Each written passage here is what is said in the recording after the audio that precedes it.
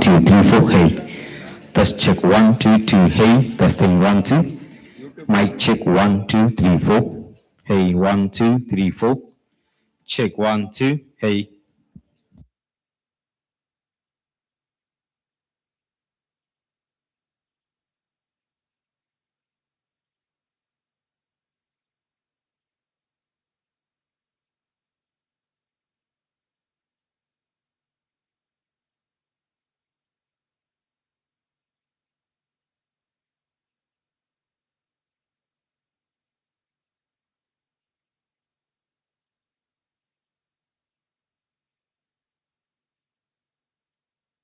Check. Hey, hey. Hey, hey. Hey, hey. Hey, check. Check 1, 2. Hey, check.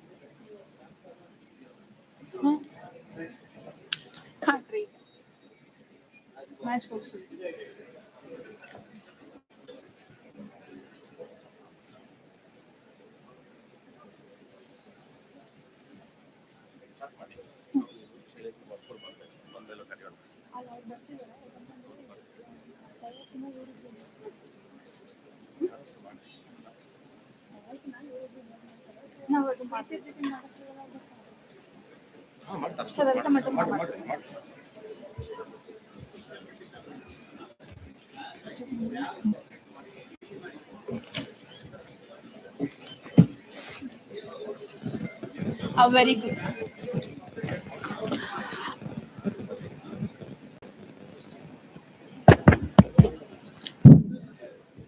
A very good morning, ladies and gentlemen, and warm and cordial welcome to the event held by Mine Safety Association Karnataka in association with Mining Engineer Association of India, organizing National Mining Conclave 2026.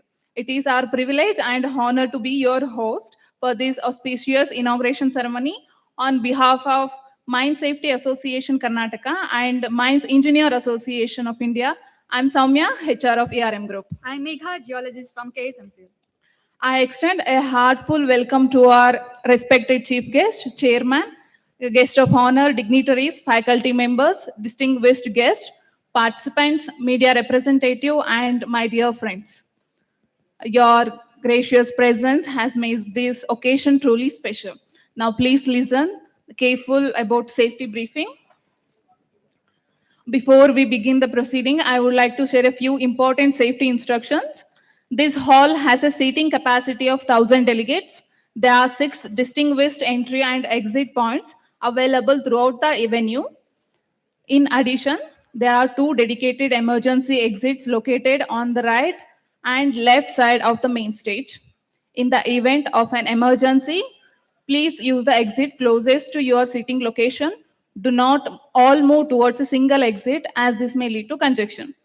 After exiting the building, please proceed calmly to the assembly point at the main entrance and await further instructions from the event officials.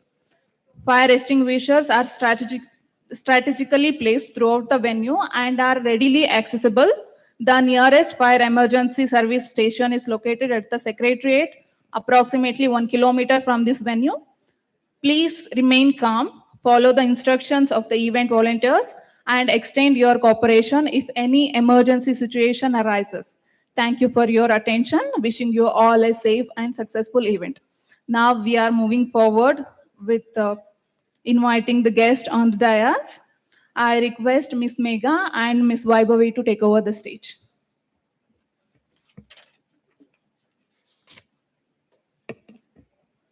Thank you, Soumya, for inviting me on the dais. Now I request Shri. Sorry. Now I request Shri Mallikarjuna Sarapur to escort Shri R. Praveen Chandra, Chairman, MSAK, and President of today's function, and hand over the bouquet to him.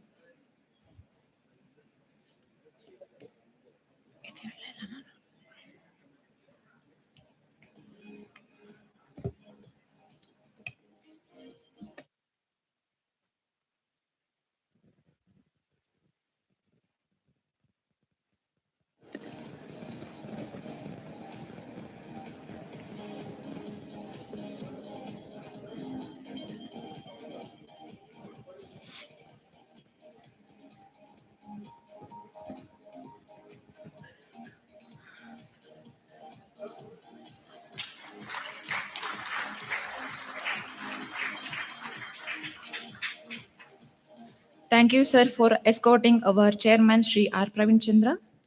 Now I request Sri Shaila Gowda, CEO, Iron Ore Karnataka Vedanta Limited, to escort Sri Ujjwal Tha, DG DGMS, Ministry of Labour and Employment, Government of India, Dhanbad, and chief guest of today's function, and hand over the bouquet to him.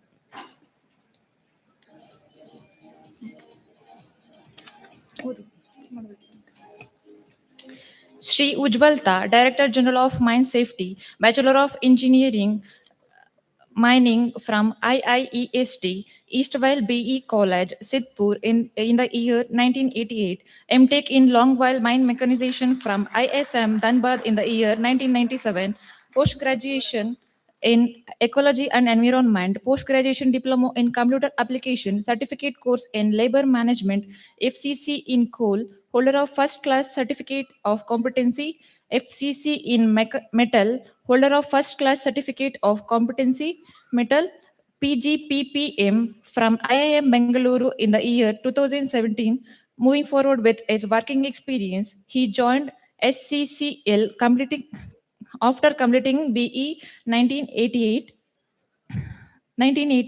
and topped in the UPSC batch and joined Directorate General of Mine Safety as Deputy Director of Mine Safety in the year 2001, subsequently promoted as Director of Mine Safety in 2012 and Deputy Director General of Mine Safety in 2019. Presently, he is working as Director General of Mine Safety in Directorate General of Mine Safety, Ministry of Labor and Employment, Dhanbad, Jharkhand since September 2024. Thank you, sir, for escorting our chief guest of Sri Ujjwal Tha. Now I request Sri Bhala Now I request Sri Bhala Subramaniam Ultratech, General Manager, to escort Sri Rangappa SIAS, Director, Department of Mines and Geology, Government of Karnataka, Bengaluru, and guest of honor of today's function, and hand over the bouquet to him.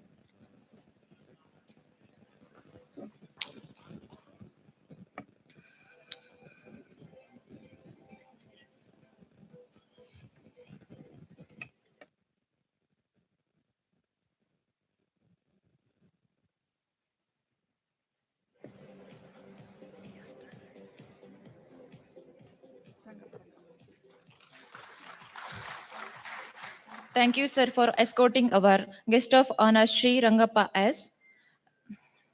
Now I request Sri Sitaram Kemannu, GM, SKME, to escort Sri Saifullah Ansari, Deputy Director General, Directorate General of Mines Safety, Southern Zone, Bengaluru, and guest of honor of today's function and hand over the bouquet to him.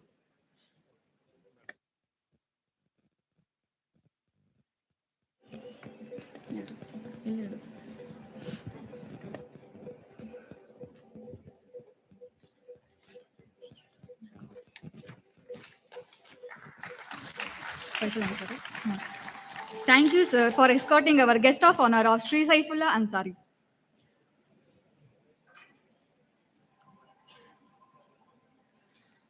Now I request Sri Sunil Singh, Vice President, JSW Steels, to escort Sri Sailendra Kumar, Controller of Mines South Zone, Indian Bureau of Mines Bengaluru, and guest of honor of today's function and hand over the bouquet to him.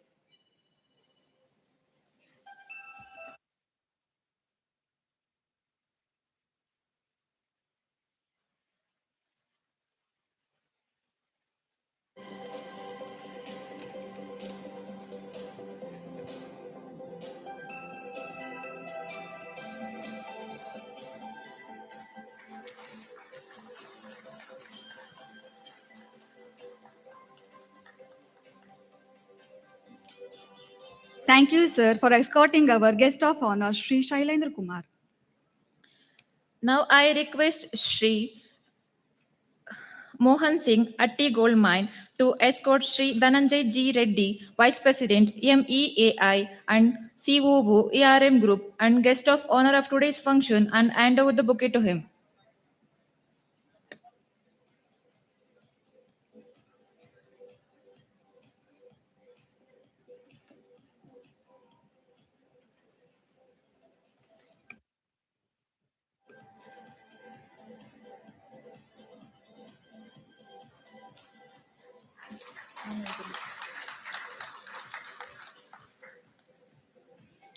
Thank you, sir, for escorting our guest of honor, Sri Dhananjay G. Reddy.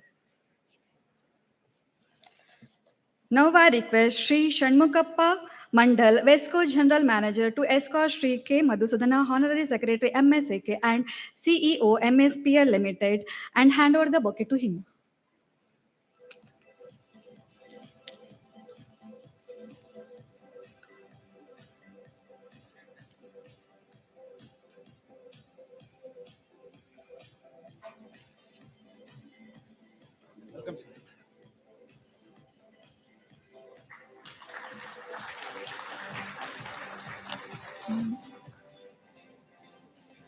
Thank you, sir, for escorting our Honorary Secretary MSAK Shri K. Madhusudana.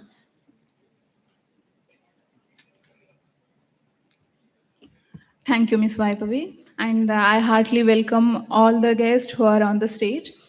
And every successful beginning is marked by hope, vision, and commitment. Today, we gather to celebrate another milestone as we inaugurate National Mining Conclave 2026. To commence this ceremony, may I request everyone to kindly rise for the national song, followed by Nadagite and DGMS song.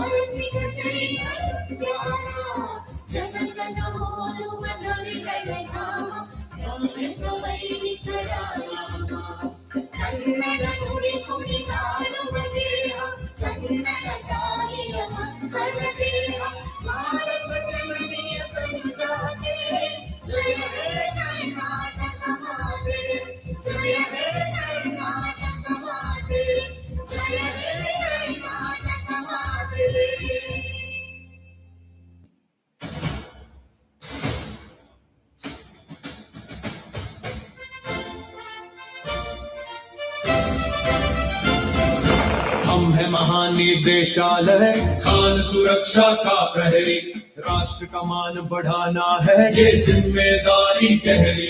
सुरक्षित खनन की राहों पर हम सबको साथ चलाते, श्रमिकों के चेहरे पर हर दिन नई मुस्कान सजाते। खान सुरक्षा हमारी पहचान, सुरक्षा से ही बड़े देश कमान। खान सुरक्षा हमारी पहचान, सुरक्षित खनन है राष्ट्र का सम्मान। कोयला, धातु, तेल और गैस हर खदान जागे प्रकाश, धरती से निकले हर खनिज से भारत का हो विकास। नियमों का पालन करके श्रम शक्ति को बल देते, सुरक्षा के हर कदम से हम प्रगति पथ पर बढ़ते। खान सुरक्षा हमारी पहचान, सुरक्षा से ही बड़े देश कमान। खान सुरक्षा हमारी पहचान, सुरक्षित खनन है राष्ट्र का सम्मान। शताब्दी के इस इतिहास में कामगारों का हम सहारा, निरीक्षण, जांच, वैज्ञानिक विधि ये संकल्प हमारा। निज स्वार्थ नहीं उद्देश्य हमारा, देश सेवा ही अभियान। सुरक्षा की लौ जलाते हम खदानों के बीच जियान। शून्य क्षति का लक्ष्य लिए हम आगे बढ़ते जाएं, श्रमिक सुरक्षा, स्वास्थ्य कल्याण संदेश जग में फैलाएं। नव तकनीक से बढ़ता भारत हम उसके सहयोगी, खनिज संरक्षण, बचाव कार्य जीवन के हम साथी। खान सुरक्षा हमारी पहचान, सुरक्षा से ही बड़े देश कमान। खान सुरक्षा हमारी पहचान, सुरक्षित खनन है राष्ट्र का सम्मान। खान सुरक्षा हमारी पहचान, सुरक्षा से ही बढ़े देश का मान। हम BGMS रक्षक इस राष्ट्र के, सुरक्षित खनन हमारा अभियान। खान सुरक्षा हमारी पहचान, सुरक्षा से बड़े देश कमान। खान सुरक्षा हमारी पहचान, सुरक्षित खनन है राष्ट्र का सम्मान।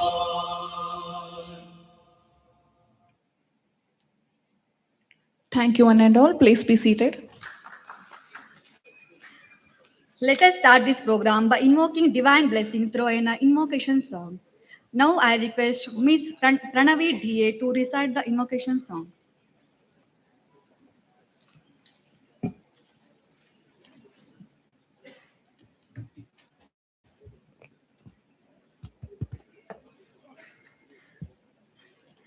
एकदन्ताय विद्महे वक्रतुण्डाय धीमहि तन्नो दन्ति प्रचोदयात् विघ्नेश्वरा निनगे प्रथम प्रणाम स्मरिसुवे निनय दिव्यनाम विघ्नेश्वरा निनगे प्रथम प्रणाम स्मरिसुवे निनय दिव्यनाम विघ्नेश्वरा निनगे प्रथम प्रणाम विघ्न विनाशक मुक्ति प्रदायक विघ्न विनाशक मुक्ति प्रदायक विद्येय नीडो हे वरदायक चरण कमल निन्न पूजिपे अनुदिन चरण कमल निन्न पूजिपे अनुदिन पावनಗೊಳಿಸೋ ಈ ಶಾಂತಿಧಾಮ ಪಾವನಗೊಳಿಸೋ ಈ ಶಾಂತಿಧಾಮ ವಿಘ್ನೇಶ್ವರ ನಿನಗೆ ಪ್ರಥಮ ಪ್ರಣಾಮ ಸ್ಮರಿಸುವೆ ನಿನ್ನಯ ದಿವ್ಯನಾಮ ವಿಘ್ನೇಶ್ವರ ನಿನಗೆ ಪ್ರಥಮ ಪ್ರಣಾಮ.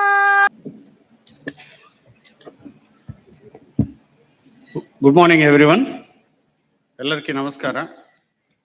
Respected dignitaries on the dais, off the dais, delegates, industry, seniors, all the government officials of different areas, students, ladies and gentlemen.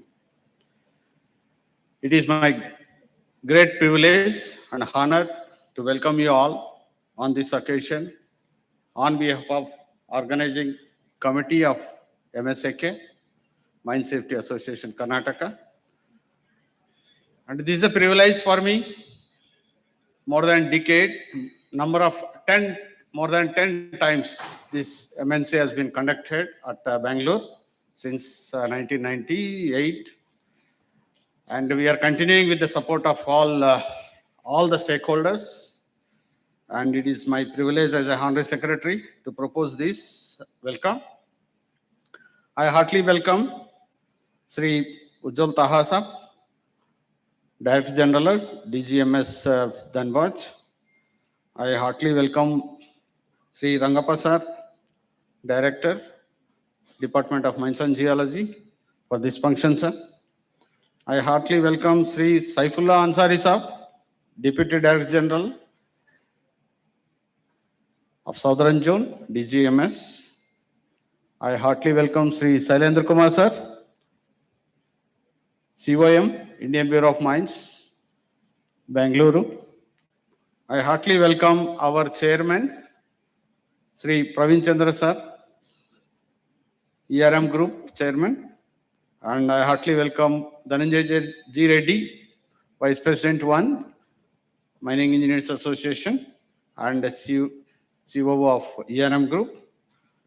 I heartily welcome other DGMS officials and IBM officials, other senior members from the MEI, industry, sponsors, exhibitors, paper presenters, students, ladies, gentlemen, and media on this for this National Mining Conclave 2026. And your gracious presence has made this event truly special, and we are delighted to bring together all the policymakers, government agencies, and industry people at one platform to discuss about the requirement of the mining industry for the future. What are the needs? What is the strategies? How to go about future? This is what we wanted to discuss here on these 2 days of this conclave. As you know, mining is a backbone of industrial growth. Basically, in India is more dependent on the mining. And we are also more dependent on the economic development on the mining industry. And you know, rapid infrastructure development and digitalization is going on at a rapid stage. To achieve that, to catch that rapid infrastructure development, we have to be enriched to that skill. We have to make our systems, technology, operations towards that goal. I think you are all coming forward and discussing once again in these 2 days. And we have a papers of almost 20 papers of 6 sessions on these 2 days of same conclave. And also technological improvements, safety aspects towards mining operations also is very, very important for us to discuss. We appreciate the government is also taking a lot of changes since 2015 onwards in their policies, methods, implementations towards growth of India. However, doing of ease of business, some areas are also affecting industry because of lot of changes, rapid changes. And it is also implementation is coming from the top, not from the bottom. This is what my personal feeling, but still some areas it has to be changed. Like is in 2015, you know, auction process has been started very well. Everybody has appreciated that system. A number of mines has been auctioned. But if you see operation status, if you see the very, very minimum, not even 25 to 30%, almost we have crossed more than a decade, but still not even. If you see already existing mines running is a different, because it was running by somebody else, it is operated by today somebody else. We are not calculating that, but if you see the new mines as a new entities, it is not even more than 20 all over India wide. This is the gray area we have to think, and policymakers, and also have to think how to change, what to change to achieve that increasing of new mines. Starting of old mines is always there. Instead of somebody operation, somebody else will be operating. But that is not our agenda. That our agenda is to improve, increase the number of new mines. This is what I feel. Their industry is lacking behind. I think policy also has to be changed a little bit here and there, wherever possibility is there, to improve that number of mines running.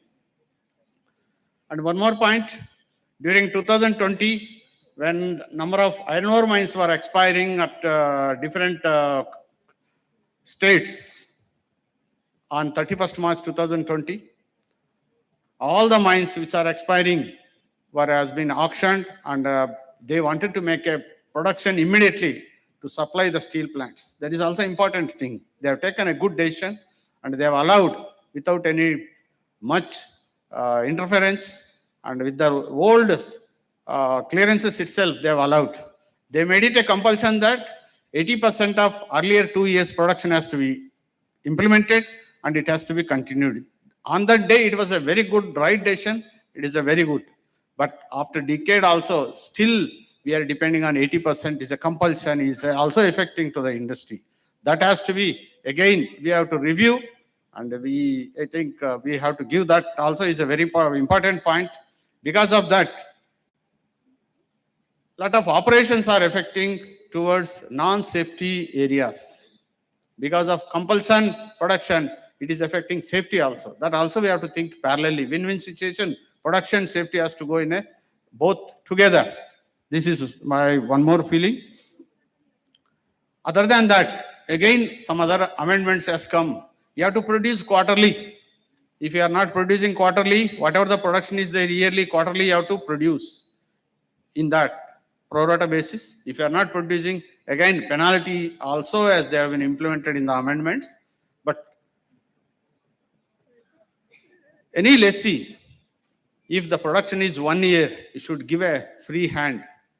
There are so many things are affecting on that because depend upon the marketing conditions, depend upon the quality requirement of the steel industry or any other industry, depend on the export or the international market.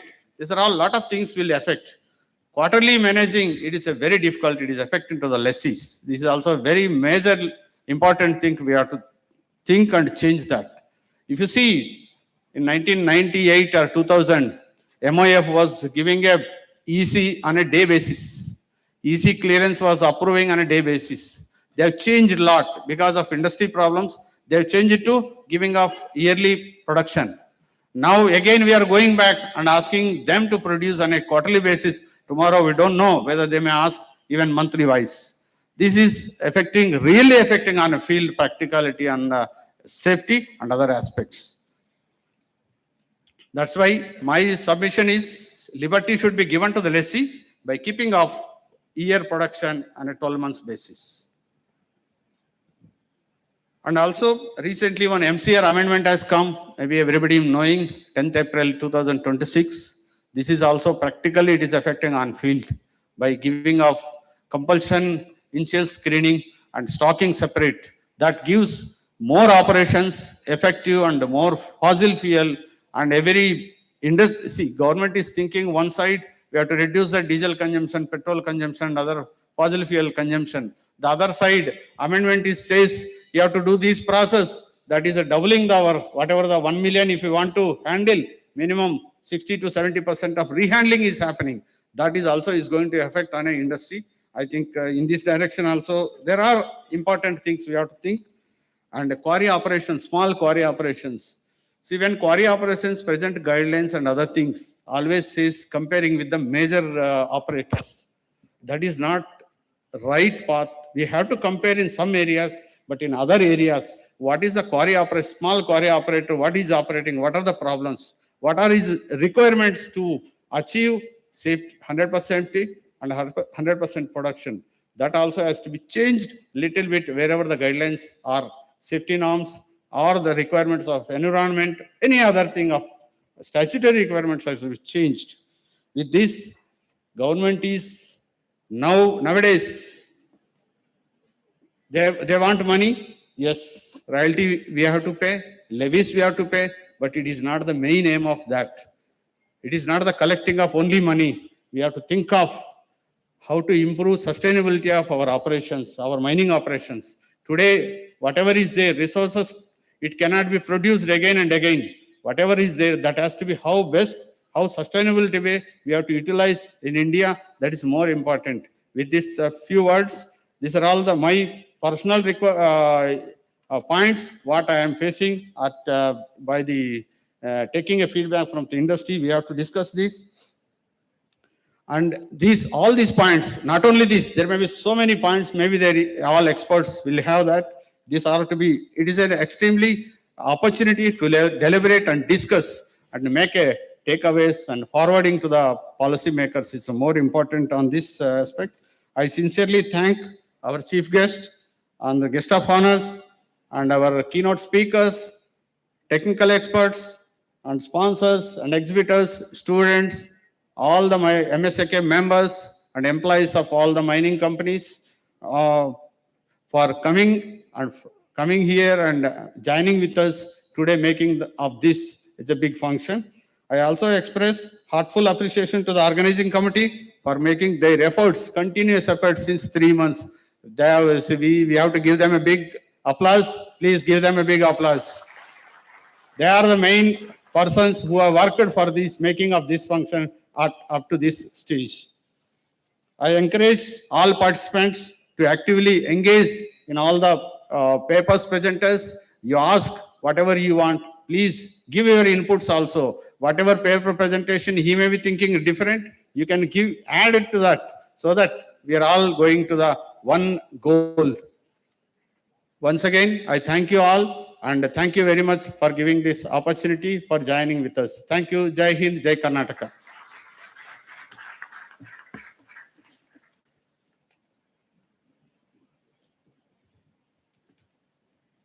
Thank you, sir. Your welcome address has made this occasion even more special.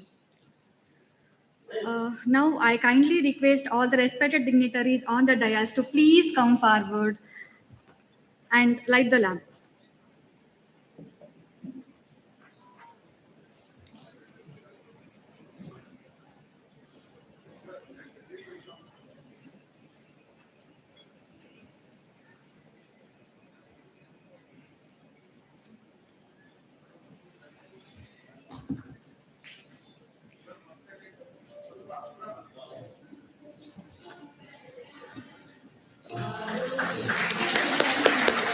The lighting of the lamp marks the beginning of our program and symbolizes the knowledge and positivity.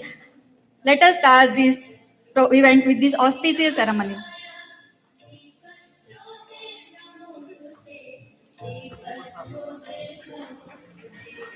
Please give a big round of applause.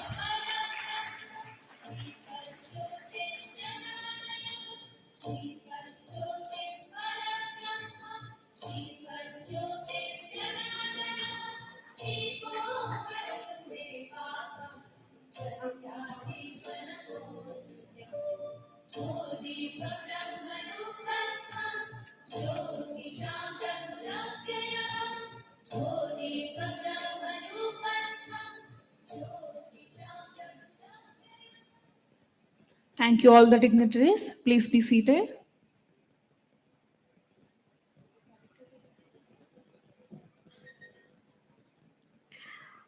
Now I invite Sri Rangappa FCAIS, Director Department of Mines and Geology, Government of Karnataka, Bengaluru, to kindly address the gathering.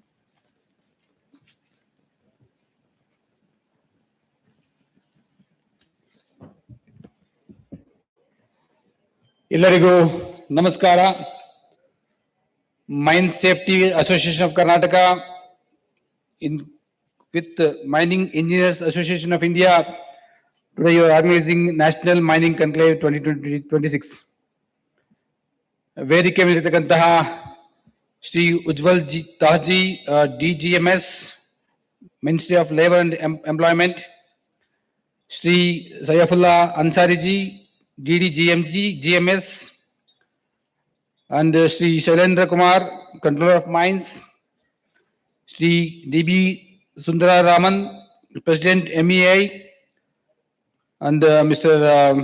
R. Praveen Chandra, Chairman MSAK and Chairman ERM Group, Sri Madhusudan ji, और Mr. Dhananjay Reddy. So ತಾವೆಲ್ಲರೂ ಸೇರಿ ತುಂಬಾ 2-3 ತಿಂಗಳ ಪ್ರಯತ್ನದಿಂದ ಈ ಒಂದು main conclave ನ ತುಂಬಾ ಚೆನ್ನಾಗಿ ಈ ಒಂದು ಜ್ಞಾನಜ್ಯೋತಿ ಸಮಾರಂಭದಲ್ಲಿ ಸಭಾಂಗಣದಲ್ಲಿ ಆಯೋಜನೆ ಮಾಡಿದ್ದೀರಾ. ಮೈನಿಂಗ್ ಇವತ್ತು ನೋಡಿ, ನಾವು ಈ ಒಂದು ಆಡಿಟೋರಿಯಂ ಅಲ್ಲಿ ಕೂತಿದ್ದೀವಿ. ಈ ಆಡಿಟೋರಿಯಂ ಅಲ್ಲಿಂದ ಪ್ರತಿಯೊಂದು ಏನು ಸಾಮಾನು ಬಳಸಿದ ಕಟ್ಟೋದಕ್ಕೆ it's everything from mining. Sand ಇಂದ ಹಿಡಿದು ಡೈಮಂಡ್ ವರ್ಗೂ ಏನೆಲ್ಲ ನಾವು ಇವತ್ತು ಪ್ರತಿನಿತ್ಯ ಯೂಸ್ ಮಾಡ್ತಾ ಇದ್ದೀವಿ, it's all because of mining. Mining ನಮ್ಮ ಡೇ ಟು ಡೇ ಲೈಫ್ ಅಲ್ಲಿ ತುಂಬಾ ಅವಶ್ಯಕತೆ ಇರ್ತಕ್ಕಂಥ ಪ್ರೊಡಕ್ಷನ್ ನಾವು ಪ್ರೊಡ್ಯೂಸ್ ಮಾಡ್ತಾ ಬಂದಿದ್ದೀವಿ.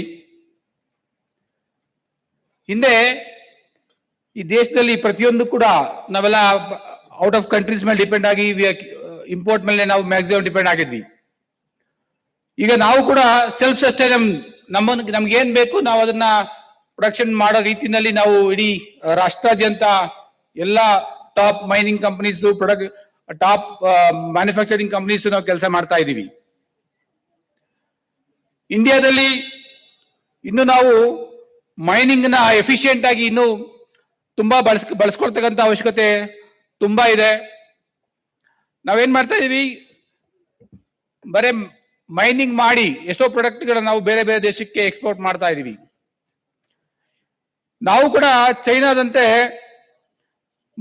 ರಾ ಮೆಟೀರಿಯಲ್ ನ ಎಕ್ಸ್ಪೋರ್ಟ್ ಮಾಡಕ್ ಬದಲು ಆಲ್ ಟಾಪ್ ಏನಾಗುತ್ತೆ, ಆ ಪ್ರತಿಯೊಂದು ರಾ ಮೆಟೀರಿಯಲ್ ಏನು ಟಾಪ್ ಮೋಸ್ಟ್ ಫಿನಿಶಿಂಗ್ ಪ್ರಾಡಕ್ಟ್ ನಾವು ಪ್ರೊಡ್ಯೂಸ್ ಮಾಡ್ಬೋದು. ಆ ಫಿನಿಶ್ ಪ್ರಾಡಕ್ಟ್ ಬಗ್ಗೆ ಹೆಚ್ಚು ನಮ್ಮಲ್ಲಿ R&D ಆಗ್ಬೇಕಾದ ಅವಶ್ಯಕತೆ ಇದೆ. ಅದು ಕಡೆ ನಾವೆಲ್ಲ ಗಮನ ಕೊಡ್ಬೇಕಾದ ಅವಶ್ಯಕತೆ ಇದೆ. ಇವತ್ತು ನಮ್ಮ ಸ್ನೇಹಿತರು ಹೇಳ್ತಾ ಇದ್ರು, ಕರ್ನಾಟಕದಲ್ಲಿ ಕೆಲವು ಪ್ರೋಸೆಸ್ ಡಿಲೇ ಆಗ್ತಾ ಇದೆ. ತಾವು ಇತ್ತೀಚೆಗೆ ನೋಡಿರ್ಬೇಕು, ಮಾನ್ಯ ಮುಖ್ಯಮಂತ್ರಿಗಳು ಕಳೆದ 2 ತಿಂಗಳಿಂದ ಈಚೆಗೆ ನಮ್ಮೆಲ್ಲರ ಸಭೆ ಮಾಡಿ, ಇಷ್ಟು ದಿನ ಏನೋ ನಮ್ಗೆ ಮೈನಿಂಗ್ ನಮ್ಗೆ ಆಕ್ಷನ್ ಆಗಿ ಪ್ರೊಡಕ್ಷನ್ ಶುರು ಮಾಡೋದಕ್ಕೆ 5 years ಟಾರ್ಗೆಟ್ ಇತ್ತು. he has given target just 1 year. 1 ವರ್ಷದೊಳಗಡೆನೆ ನಾವು ಮೈನಿಂಗ್ ಆಕ್ಷನ್ ಆದ್ಮೇಲೆ ಪ್ರೊಡಕ್ಷನ್ ಮಾಡೋದಕ್ಕೆ ಏನೆಲ್ಲ ನಾವು ಮಾಡಬೇಕು, 1 year ಒಳಗಡೆ ಕಂಪ್ಲೀಟ್ ಮಾಡಿ ಮೈನಿಂಗ್ ಆಪರೇಷನ್ ಶುರು ಆಗ್ಬೇಕು. ಅದಕ್ಕೆ ನಾವು ಈಗ ಆಲ್ರೆಡಿ ಹೆಜ್ಜೆ ಇಟ್ಟಿದ್ದೀವಿ. Most of the mining companies ತಮ್ಮ ಗಮನಕ್ಕೆ ಬಂದಿದೆ. Every week we are doing meetings. Every week we are calling our officers calling every day to each who have already got action mines and they are waiting for operationalizations. That's how every day we are following up you.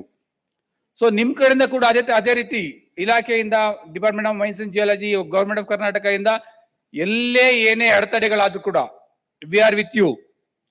Not only for running mines ಅಥವಾ already action ಆಗಿರ್ತಕ್ಕಂಥ ಮೈನ್ಸ್ಗಳಲ್ಲ, ಅದ್ರ ಜೊತೆಗೆ ಹೊಸ minings ನಮ್ಮಲ್ಲಿ ಬರಬೇಕು. ಕರ್ನಾಟಕದಲ್ಲಿ ಮುಖ್ಯವಾಗಿ only lime stone and iron ore ಮುಖ್ಯವಾಗಿ ನಾವು ಪ್ರೊಡಕ್ಷನ್ ಮಾಡ್ತಾ ಇದೀವಿ ಮೈನಿಂಗ್ ಇಂದ. ಇನ್ನೂ ತುಂಬಾ ವ್ಯಾಲ್ಯೂಯಬಲ್ ಕ್ರಿಟಿಕಲ್ ಅರ್ತ್ ಮಿನರಲ್ಸ್ ತುಂಬಾ ಕರ್ನಾಟಕದಲ್ಲಿ ಇದೆ. ಇವನ್ ರೀಸೆಂಟ್ ಆಗಿ ಫಾರೆಸ್ಟ್ ಪರ್ಮಿಷನ್ಸ್ ಕೂಡ ಮೊದಲು ಹೆಡ್ ಆಫ್ ದಿ ಫಾರೆಸ್ಟ್ ಡಿಪಾರ್ಟ್ಮೆಂಟ್ಗೆ ಬರಬೇಕಿತ್ತು ಎಕ್ಸ್ಪ್ಲೋರೇಷನ್ ಪರ್ಪಸ್ಗೆ. ಈಗ ಅದನ್ನ ಡೈರೆಕ್ಟ್ಲಿ ಮೊನ್ನೆ ಆರ್ಡರ್ ಇಶ್ಯೂ ಆಯ್ತು. DFO ಲೆವೆಲ್ ಅಲ್ಲಿ, ಡಿಸ್ಟ್ರಿಕ್ಟ್ ಫಾರೆಸ್ಟ್ ಆಫೀಸರ್ ಲೆವೆಲ್ ಅಲ್ಲಿ ನಿಮ್ಗೆ ಎಕ್ಸ್ಪ್ಲೋರೇಷನ್ ಪರ್ಪಸ್ಗೆ ಅವ್ರು ಪರ್ಮಿಷನ್ ಕೊಡಕ್ಕೆ ಆರ್ಡರ್ ಇಶ್ಯೂ ಆಗಿದೆ. ಸೊ ಈ ರೀತಿ ನಾವು ಗವರ್ಮೆಂಟ್ ಆಫ್ ಕರ್ನಾಟಕದಿಂದ ಸಂಪೂರ್ಣವಾಗಿ all mining industries, manufacturing industry ಜೊತೆಗೆ ನಾವಿದ್ದೀವಿ. ತಾವೇನೇ ಶುರು ಮಾಡಿದ್ರು ನಿಗದಿತ ಕಾಲಮಿತಿ ಒಳಗಡೆ ಆಲ್ ಪರ್ಮಿಷನ್ಸ್ ನ ಈ ಸರ್ಕಾರ ತಮ್ಗೆ ಕೊಡುತ್ತೆ ಅನ್ನೋ ಭರವಸೆನ ಮನೆ ಮುಖ್ಯಮಂತ್ರಿಗಳು ನಮ್ಮ ಮುಖಾಂತರ ನಿಮ್ಗೆ ಹೇಳಕ್ಕೆ ಹೇಳಿದ್ದಾರೆ. ಸೊ ಹಾಗಾಗಿ ತಾವೇನು ಹೊಸ ಮೈನಿಂಗ್ ನ ತಾವು ಶುರು ಮಾಡ್ಬೇಕು ಅಂತ ಇದ್ದಾರೆ. ಎಕ್ಸ್ಪ್ಲೋರೇಷನ್ ಏಜೆನ್ಸೀಸ್ ಆಗ್ಬೋದು, ಮೈನಿಂಗ್ ಓನರ್ಸ್ ಆಗ್ಬೋದು, ಹಾಗೂ ಮ್ಯಾನುಫ್ಯಾಕ್ಚರಿಂಗ್ ಇಂಡಸ್ಟ್ರೀಸ್ ಆಗ್ಬೋದು. ನಿಮ್ಗೆ ಯಾವುದೇ ಮೆಟೀರಿಯಲ್ ಕರ್ನಾಟಕದಲ್ಲಿ ಅವೈಲಬಿಲಿಟಿ ಇದ್ದು ಇಂಥ ಕಡೆ ನಾವು ಎಕ್ಸ್ಪ್ಲೋರೇಷನ್ ಮಾಡ್ತೀವಿ, ನಮ್ಗೆ ಆಕ್ಷನ್ ಮಾಡ್ಕೊಡಿ, ನಾವು ಮೈನಿಂಗ್ ಮಾಡ್ತೀವಿ, ನಾವು ಮ್ಯಾನುಫ್ಯಾಕ್ಚರಿಂಗ್ ಮಾಡ್ತೀವಿ, you are all most welcome. So ಕರ್ನಾಟಕಕ್ಕೆ ಹಾಗೂ ಈ ರಾಷ್ಟ್ರಕ್ಕೆ ಏನು ನಾವು ವಿಕಸಿತ ಭಾರತ ರೀತಿಯಲ್ಲಿ ಆ ಅಡಿನಲ್ಲಿ ನಾವು ಮುಂದೆ ಹೆಜ್ಜೆ ಇಟ್ಟಿದ್ದೀವಿ. ಅದಕ್ಕೆ ಸಂಪೂರ್ಣವಾಗಿ ಕರ್ನಾಟಕ ಸರ್ಕಾರ ತಮ್ಮ ಜೊತೆ ಇದೆ, ತಮಗೆ ಸಂಪೂರ್ಣವಾದ ಸಹಕಾರ ನೀಡುತ್ತೆ. ಇದ್ರ ಜೊತೆಗೆ ನಾವು ಮ್ಯಾನುಫ್ಯಾಕ್ಚರಿಂಗ್, ಪ್ರೊಡಕ್ಷನ್ಸ್, ಮೈನಿಂಗ್ ಜೊತೆಗೆ ನಾವು ಮುಖ್ಯವಾಗಿ ಏನು ನಾವು ಎಂಪ್ಲಾಯೀಸ್ ಸೇಫ್ಟಿ, ಮೈನಿಂಗ್ ಸೇಫ್ಟಿ ಏನು ಈಗ ನಮ್ಗೆ ಹೇಳಿದ್ರು. ಈ ಸಭಾಂಗಣದಿಂದ ಒಳಗಡೆ ಬಂದಾಗಿಂದ ಹೊರಗಡೆ ಹೋಗೋರ್ಗು ಏನೆಲ್ಲ ಸೇಫ್ಟಿ ಮೆಜರ್ಸ್ ಇದೆ, ಎಷ್ಟು ಚೆನ್ನಾಗಿ ಅವ್ರು ಎಕ್ಸ್ಪ್ಲೈನ್ ಮಾಡೋರು ಇನ್ ದ ಬಿಗಿನಿಂಗ್. ಇದೇ ಒಂದು ನಮ್ಗೆ ಕಾನ್ಸಂಟ್ರೇಷನ್ಸ್ ಕೂಡ ಮೈನಿಂಗ್ ಅಲ್ಲಿ ಇರ್ಬೇಕಾಗತ್ತೆ. ನಮ್ಮ ಎಂಪ್ಲಾಯೀಸ್, ನಮ್ಮ workers safety is at most important. ತಾವು ರೀಸೆಂಟ್ ಆಗಿ ನೋಡ್ತಾ ಇದ್ದೀರಾ, ತುಂಬಾ ಕಡೆ ಮೈನಿಂಗ್ ಆಕ್ಸಿಡೆಂಟ್ ಆಗ್ತಾ ಇದೆ. ಇವನ್ ಕರ್ನಾಟಕದಲ್ಲಿ recent 1 month back 7 were died in mining mineral mining accident ಅಲ್ಲಿ. ಸೊ ಮೇಘಾಲಯದಲ್ಲಿ ಕೂಡ ರೀಸೆಂಟ್ ಆಗಿದೆ 18 members were died in mining accident. So ಇದೆಲ್ಲ ಒಂದ್ ಕಡೆ ನಾವು ಸ್ವಲ್ಪ ಮೈನಿಂಗ್ ಸೇಫ್ಟಿ ಕಡೆ, ನಮ್ಮ ಎಂಪ್ಲಾಯೀಸ್ ಕಡೆ ತುಂಬಾ ಗಮನ ಇಡ್ತಕ್ಕಂಥದ್ದು, ಅವ್ರ ಕಡೆ ಅವ್ರ ಸೇಫ್ಟಿ ಬಗ್ಗೆ ಗಮನ ಹರಿಸ್ತಕ್ಕಂಥದ್ದು, ಟೆಕ್ನಾಲಜಿ ಬಳಸ್ತಕ್ಕಂಥದ್ದು, ಮೆಷಿನರಿಗಳನ್ನ ಬಳಸ್ಕೊಂಡು ಅವರ ಜೀವಗಳಿಗೆ ತೊಂದರೆ ಆಗದೆ ಇದ್ದಂಗೆ ನಾವು ನೋಡ್ಕೊಳ್ತಕ್ಕಂಥದ್ದು ನಮ್ಮೆಲ್ಲರ ಟೋಟಲ್ ರೆಸ್ಪಾನ್ಸಿಬಿಲಿಟಿ ಇದೆ. ಯಾಕೆಂದ್ರೆ ಇವತ್ತು ಜೀವ ತುಂಬಾ ಅತ್ಯಮೂಲ್ಯವಾದದ್ದು. ಸೊ ಆ ಕಡೆ ನಾವು ಮೈನಿಂಗ್ಸ್ ಮಾಡೋ ರೀತಿಯಲ್ಲಿ ಆಲ್ ನಾವು ಟುಗೆದರ್ ಮಾಡಿ ಅವ್ರ ಸೇಫ್ಟಿ ಕೂಡ ನಾವು ಎಲ್ಲ ಗಮನ ಹರಿಸ್ಬೇಕಾಗತ್ತೆ. ಸೊ ಈ ರೀತಿ ನಾನು ಈ 2 ಮಾತುಗಳನ್ನ ಹೇಳ್ತಾ, ದಯವಿಟ್ಟು ಯಾರು ಏನೇ ಇದ್ರು with respect to mining, explorations or productions ಸಂಬಂಧಪಟ್ಟ ಹಾಗೆ ಏನೇ ಇಶ್ಯೂಸ್ ಇದ್ರು ನಮ್ಗೆ department of mines and geology 24/7 ನಿಮ್ಗೆ ಓಪನ್ ಇರುತ್ತೆ. ನಿಮ್ಮ ಕರೆಗಳಿಗೆ ಏನೇ ಇಶ್ಯೂಸ್ ಇದ್ರು ನೀವು ನಮ್ಗೆ ಕಾಂಟ್ಯಾಕ್ಟ್ ಮಾಡಬಹುದು. ಸೊ ಇದು ತಾವುಗಳೆಲ್ಲರೂ ಕರ್ನಾಟಕವನ್ನ ಎಫೆಕ್ಟಿವ್ ಆಗಿ ಬಳಸ್ಕೊಂಡು ಇಲ್ಲಿರ್ತಕ್ಕಂಥ all minerals including minor and major minerals ಅನ್ನ ಎಫಿಷಿಯಂಟ್ ಆಗಿ, ಎಫೆಕ್ಟಿವ್ ಆಗಿ ಬಳಸಬಹುದು. ಹೊಸ ಮೈನಿಂಗ್ ಗಳನ್ನ ಶುರು ಮಾಡೋ ರೀತಿಯಲ್ಲಿ ನೀವು ಹೆಜ್ಜೆ ಇಟ್ರೆ ನಿಮ್ ಜೊತೆಗೆ ನಾವಿರ್ತೀವಿ ಅಂತ ಹೇಳ್ತಾ ನನ್ನ 2 ಮಾತು ಮುಗಿಸ್ತೀನಿ. ಜೈ ಹಿಂದ್, ಜೈ Karnataka.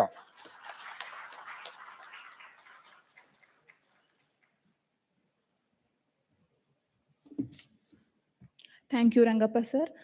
Due to his official meeting, he need to leave us, and I request our Praveen Chandra sir to hand over a memento to him.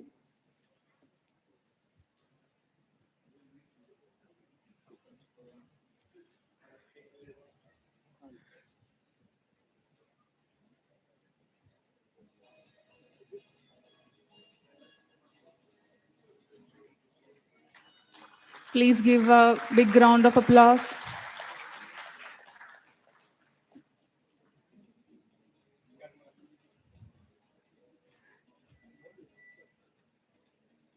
Thank you so much, sir.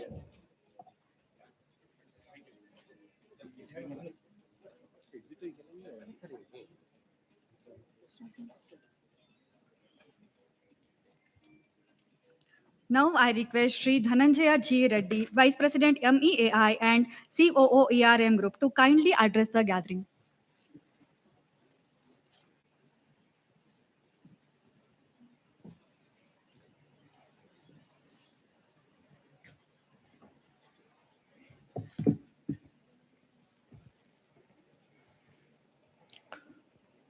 So good morning to all of you. Respected Chief Guest of today's function, Ujjwal Sahab, DDG Southern Zone Bangalore, Saiful Ansari Sahab, our Control of Mines South Zone, Shailendra Kumar Sahab, Sir Praveen Chandra, our mine owner and Chairman of MSAK, Sir K. Madhusudana, our Honorary Secretary MSAK and CEO of MSP Limited, all officials from DGMS, IBM, former officials of IBM, DGMS, DMG, Government of Karnataka, and officials who have come from other states like Telangana, and some of them from Tamil Nadu, industry stalwarts, past presidents of MEA,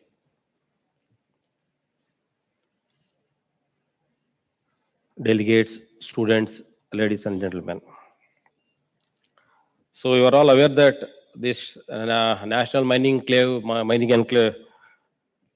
Conclave we are organizing from last 3 years in the same name from 22 onwards. Earlier we used to give different names as MSAK, even though we are organizing regularly on biannual basis, but we used to name it on different themes.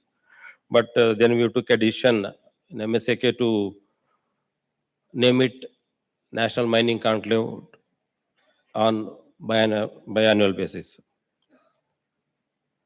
On MEA, as a professional body,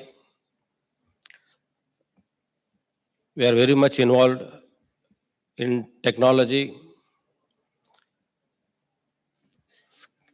skilling, upgradation of skills among the professionals. So by conducting workshops, seminars, think tank. So all these things are happening across the chapters of MEA across the country. Today, our president, Mr. Sundaraman, was supposed to be here because of his unavoidable circumstances. He could not come here. So hence I am before you. India's mining sector is entering a transformative era towards VIKSIT BHARAT by the year 2047. This is a target given by our Prime Minister. So as a nation accelerates its economic growth, infrastructure development, energy transition and manufacturing ambitions, the demand for minerals, including critical and strategic minerals, continues to grow. At the same time, the industry faces increasing expectations to ensure the highest standards of safety, environment, stewardship, technological innovation, and social responsibility. Mining today is no longer measured solely by production and profitability. It is equally judged by its ability to protect lives, preserve natural resources, foster inclusive development, and contribute to national priorities through responsible and sustainable practices. Safety must remain a cornerstone of every mining operation, supported by a culture of prevention and continuous learning and shared accountability. The National Mining Conclave 2026, organized by MSAK, aims to bring together policymakers, regulators, industry leaders, mining professionals, academia, technology providers, researchers, and students on a common platform to deliberate on the evolving challenges and opportunities before the Indian mining industry. You are all aware that normally whenever we organize safety weeks or some function, normally we used to involve only either Indian Bureau of Mines or DGMS separately, since we have two associations. But this is the platform we bring everyone together so that we can share our thoughts and share our issues together and find solutions for that. So that is the purpose of organizing such events, particularly in Karnataka. The conclave will focus on integration of advanced technologies such as artificial intelligence, automation, remote sensing, drone applications. I think you are all aware of all these things, and real-time monitoring systems create safer, smarter, and more efficient operations in the mines. These innovations have a potential to enhance productivity, strengthen risk management, improve environmental performance, and safeguard the health and well-being of the workforce and community around us. The discussions will also emphasize sustainable mining practices that balance economic development with environmental protection and community welfare. Responsible resource utilization, scientific mine planning, effective waste management, mine closure, biodiversity conservation, water management, and climate resilience are integral to future of the mining industry. Human capital remains central to this transformation, building competitiveness, nurturing leadership, promoting occupational health, strengthening emergency preparedness, and cultivating the proactive safety culture are essential to achieving the MSAK vision of zero harm. Collaboration among government agencies, industry, research institutions, and professional bodies will be critical in sharing knowledge, adopting global best practices, and accelerating innovation. The conclave seeks to serve as a forum for exchanging ideas and showcasing technology advancements. I appreciate the DGMS, the Indian Bureau of Mines, and the State Department of Mines and Geology for their support of all the activities of MEA and MSAK in conducting so many programs in Karnataka. So you are all aware that even though we are organizing, deliberating, and we are moving towards technology, innovations, adoption of digitalization in most of the mechanized or organized mines, but at the same time we are facing on, I think we are hearing particularly in the press, you might be seeing from last 1.5 2 months itself, we have seen some 3-4 accidents happening in minor mill quarries. So this is very, very alarming. Even though we are all here, we are all know how to address these issues, but we are unable to do it. Main issue is there is no coordination between the different departments or different agencies who are regulating the mining industry. Now we are working in silos. Now DGMS is working as per Mines Act, and DMGs, they are granting mining leases as per MMDR Act and as per state-specific rules framed under that. So this is leading to so many accidents, and particularly in our state, everything is reported. Most of the accidents are reported. Now we are, I think, the statistics what shared with our DDGs of Karnataka, the major contributor for fatal accidents in the country. So this is very alarming for us as an association, both as MEI and MSAK. Even though we have so much of talent, but we are unable to reduce this. And this is the occasion we should think on this, how to address these issues.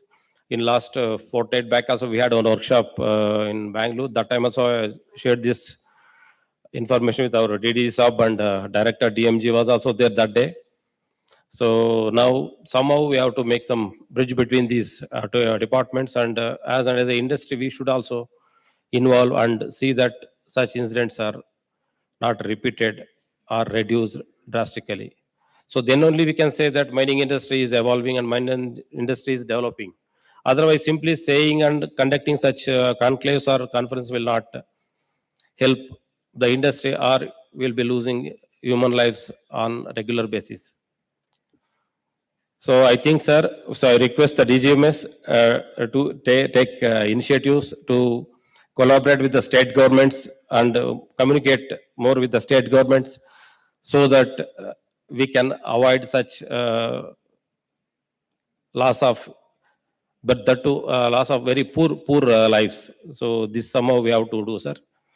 So with this, I think next 2 days you will be engaged in these technical presentations, and you can, I see that there are a lot of deliberations, and there are some safety papers also there, and so that some fruitful outcomes will come this conclave.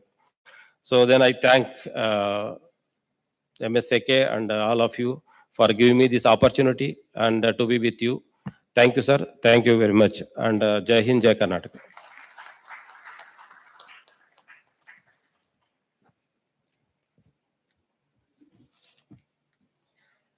Thank you, sir, for sharing your valuable thoughts with us. Now I request Sri Shailendra Kumar, Controller of Mines South Zone, Indian Bureau of Mines, Bengaluru, to kindly address the gathering.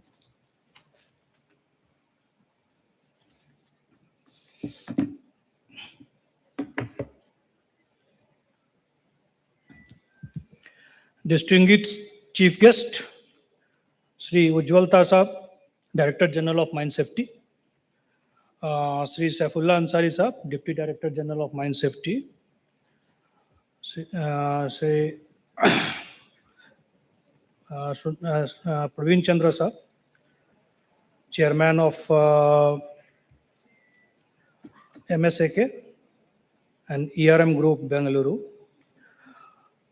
and the delegates of the mining industry, academia, research institutes, ladies and gentlemen, a very good morning to all of you.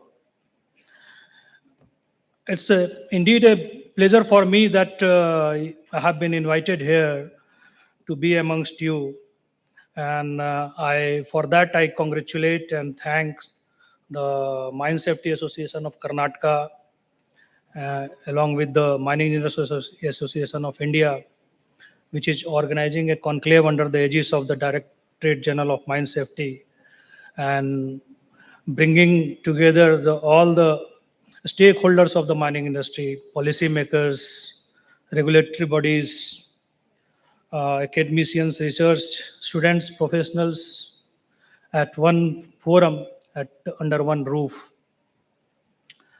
This theme is that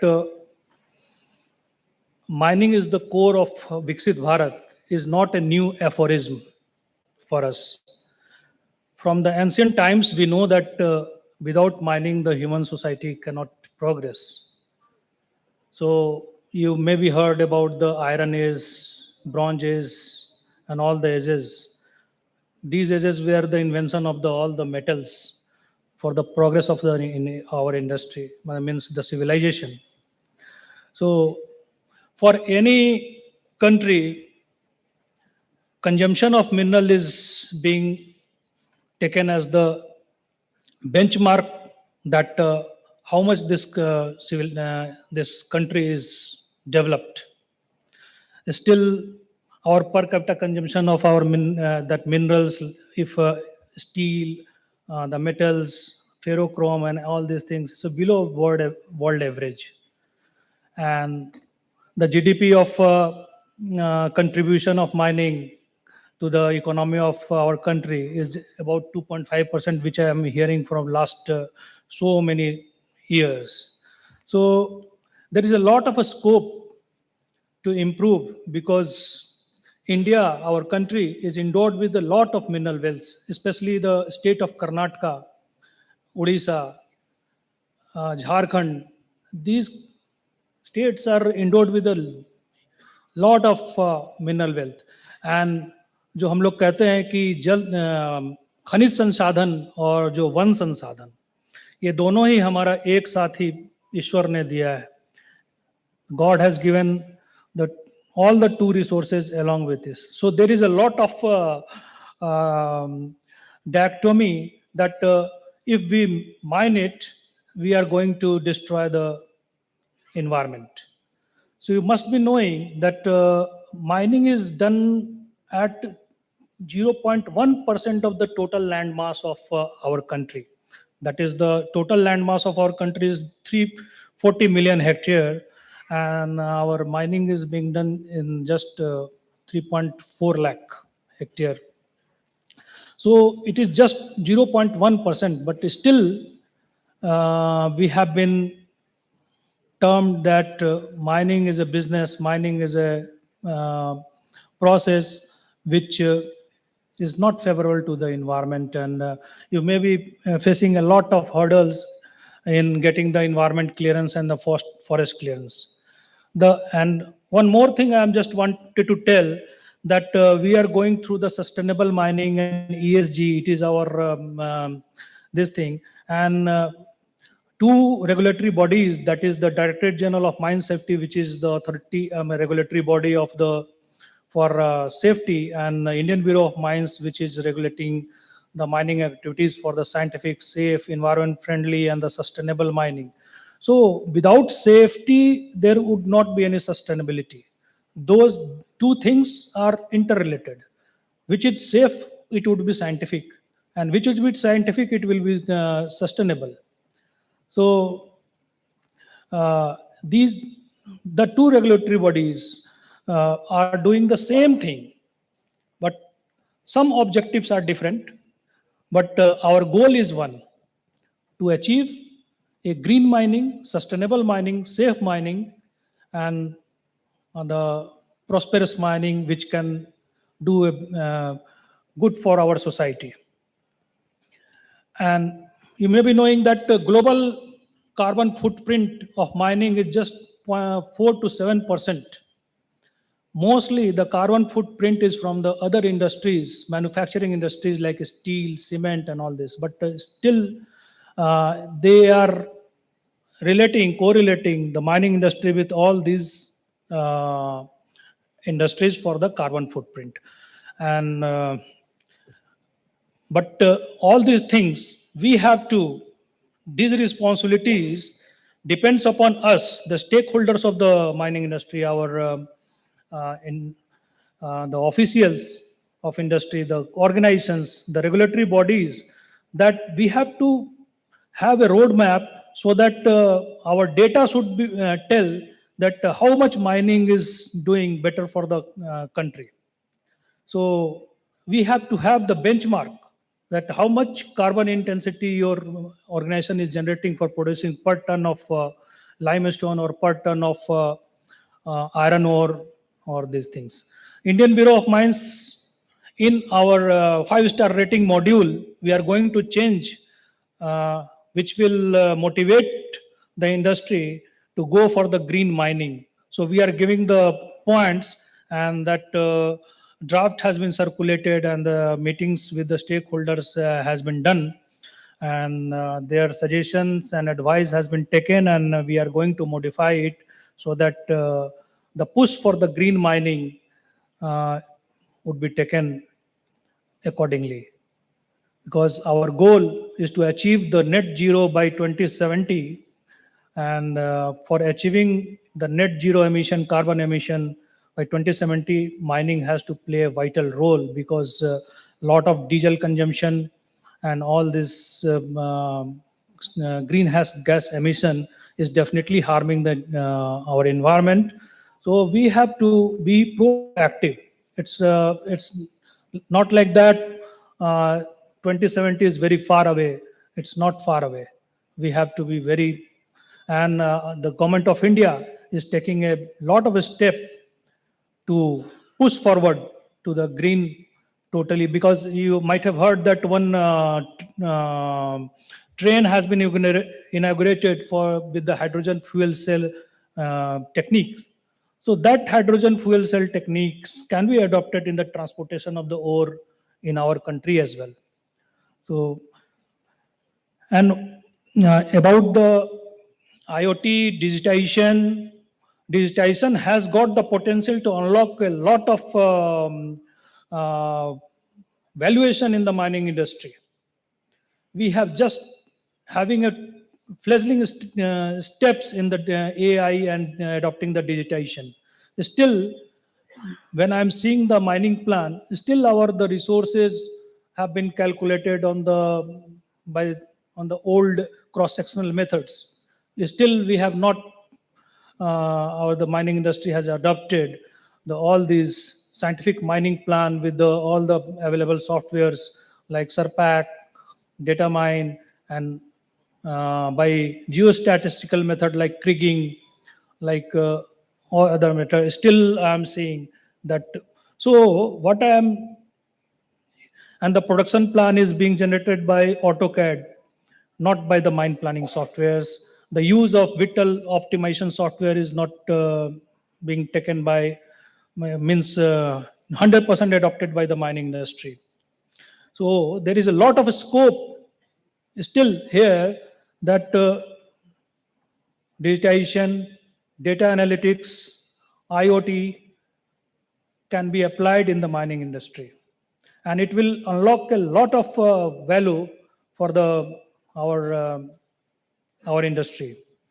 So when I been transferred, I was earlier working in MDC, and when I was transferred from the project to the Hyderabad, and in the year 2000, I saw on file that implementation of GPS-based automatic truck dispatch system. And I don't think that NMDC has still implemented this.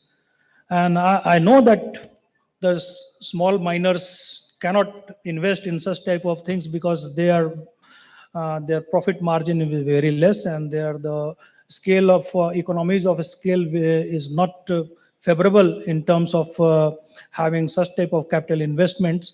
But still, from this forum, I want to motivate and pursue the organizations which is having such type of capex. They can go for that, so that the data analytics can unlock and it can increase your productivity in far way, which would be unimaginable for you. So we are very much lagging behind with the other prosperous countries like Australia and Canada in terms of the mining industry. Their exploration is 20 times more yearly than us. We are doing 0.5 million meters of exploration in a year, but they are doing 15 million meters or 20 million meters of exploration. So what I'm trying to pursue is that a lot of scope is there in our industry, and this is the forum which can deal with all these issues. I know that there are a lot of issues in our industry, and there is a problem of brain drain also because of the location of our industry in the remote places, not the very for the health, safety, and education. Many mining graduates are not coming to the industry. If they are coming, they are leaving the industry. So this is actually a loss of our industry, and now it is an onus on our shoulder that we have to make the industry so much lucrative that we can tap the brain drain. Ultimately, it will give benefit in the future to our industry in the progress of this country. So, and as far as policy is concerned, our government of India is making a lot of amendment. The brainstorming is going on and on.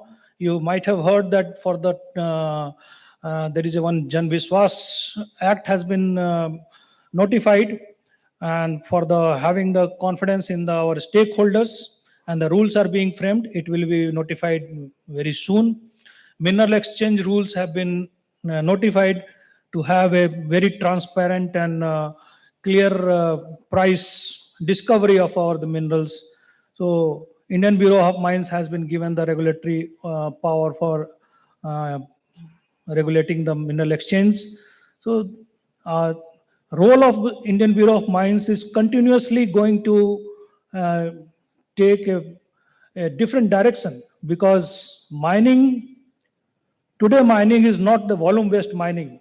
Now mining is smart mining, and we are at this point, we are at the crossroad where the mining is taking a lot of sharp turn from the volumetric mining to the mining with the productivity, safety, and the sustainability for the mining of the uh, critical minerals, because now the necessity of any country for the security, for the implementation of IT, for the electrification, the resources of rare earth and the critical minerals are very much required. And dependence on this is heavily dependent on the proactiveness of our industry. It is not only on the regulatory body, it depends upon it requires a lot of capital investment in this industry.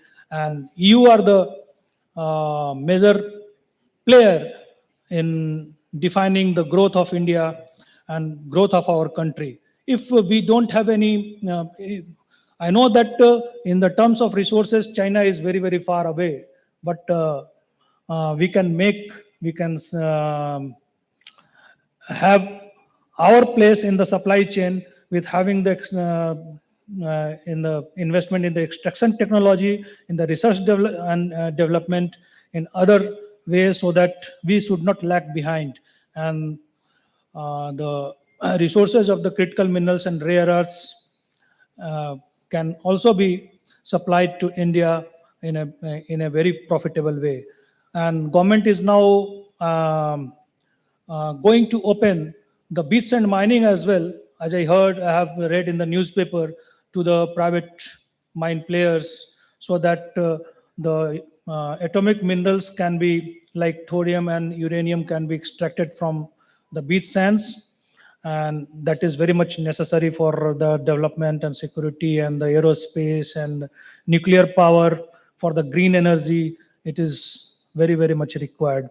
So these 2 days function deliberations, I think there are a lot of papers will be presented, a lot of brainstorming would be there, a lot of conclusions would be derived. It won't be in the only papers.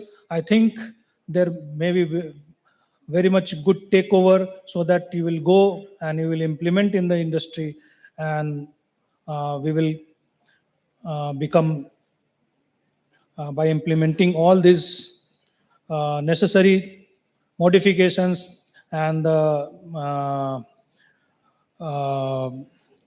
with the challenges, we can be able to develop our country, and we will achieve our goal of green mining and the VIKSIT Bharat by 2047, and the net zero country with the carbon emission by 2070. With this, I will not take your much time. I will end my deliberation. So thank you again to all the organizing body, and thank you all once again for giving me the opportunity to be here and to share my views with you all. Thank you. Thanks a lot.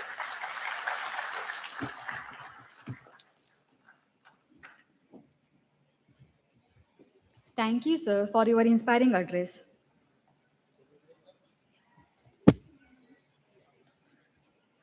Now I request Shri Saifullah Ansari, Deputy Director General, Directorate General of Mine Safety, Southern Zone, Bengaluru, to kindly address the gathering.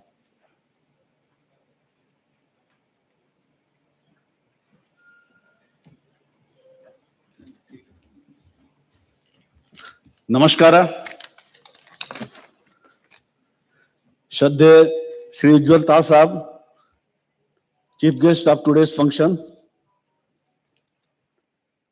Respected Rangappa Sahab, Director DMG, who has left because of the very important meeting.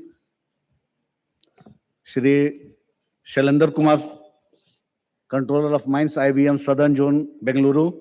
Shri Praveen Chandra Sahab, Chairman, Mine Safety Association,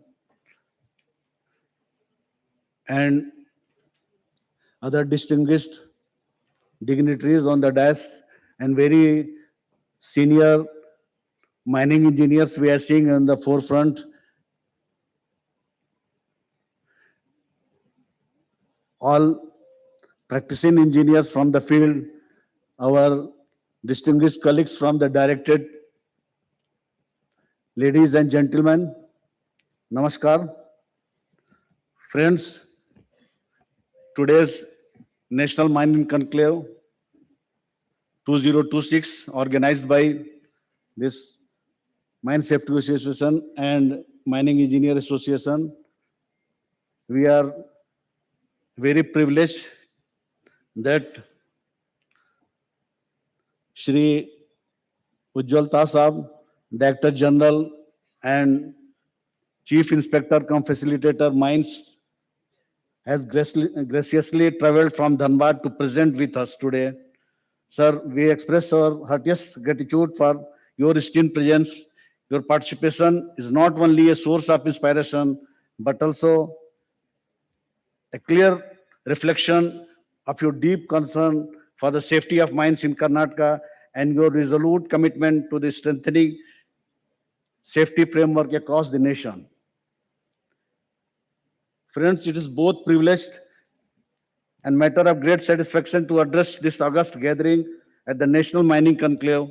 I extend my sincere appreciation to the organizers for bringing together such a diverse and knowledge group of stakeholders committed to the advancement of the mining sector in our country. As the theme is the mining at the core of VIKSIT Bharat, as we all know, as India progresses towards 2047 with a vision of becoming VIKSIT Bharat, the spotlight naturally falls on the industries like technology, infrastructure, AI, and energy. But beneath all these industry, all this flourishing industry, all these limelights, all these solar panels, all the electric vehicles, all the AC, all the light we are having here, story lies that behind within the deep underground that comes from the mines.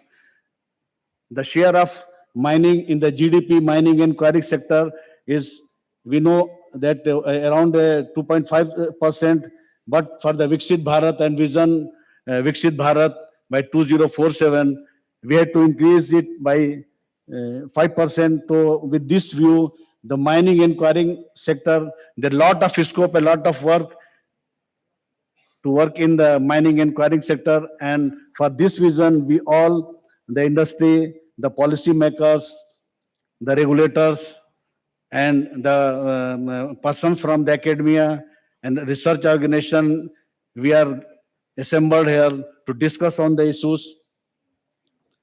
Mining always describes as the silent enabler for development is in the fact that the foundation of which our aspiration of self-resilient rest. Without secure and responsible managed mining and mineral sector, the dream of an advanced self-sufficient India would remain incomplete. DGMS is on the forefront of introduction of new technology. We in the DGMS always welcome the new technologies that is customized with the mines, but without compromising the safety. Government of India has launched so many schemes for this in line with the vision VIKSIT Bharat. And one of this is the legislative reforms. We all know that this total legislation regime has been changed. Now the Mines Act has been subsumed in the OHSWC code, OHSWC code 2020 already enforced, and the other regulations, the MMR and this VT rules, crutch rules, rescue rules, etc., all has been subsumed in this occupational safety, health and wealth and working condition center rule 2026. So all the government of India has taken a very initiatives for ease of doing business, in which there is a balance for the welfare of workmen and the ease of doing business for the employer and the industry person also. So it is one of the legislative reforms, and so many initiatives like the critical mineral missions, operationalization of the mineral block, and ease of doing business, and first mile connectivity, development of infrastructure. All these steps has been taken in view of this vision VIKSIT Bharat to enrich the mining sector.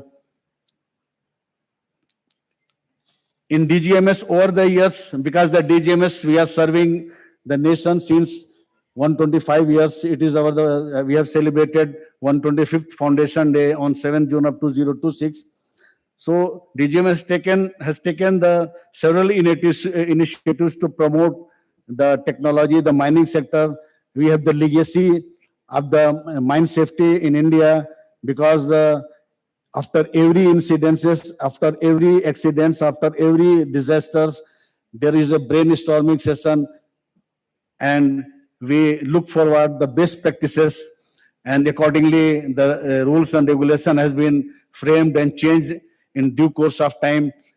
Presently, the CMR, MMR and OMR is going to be changed in line with the Occupational Safety, Health and Working Condition Code.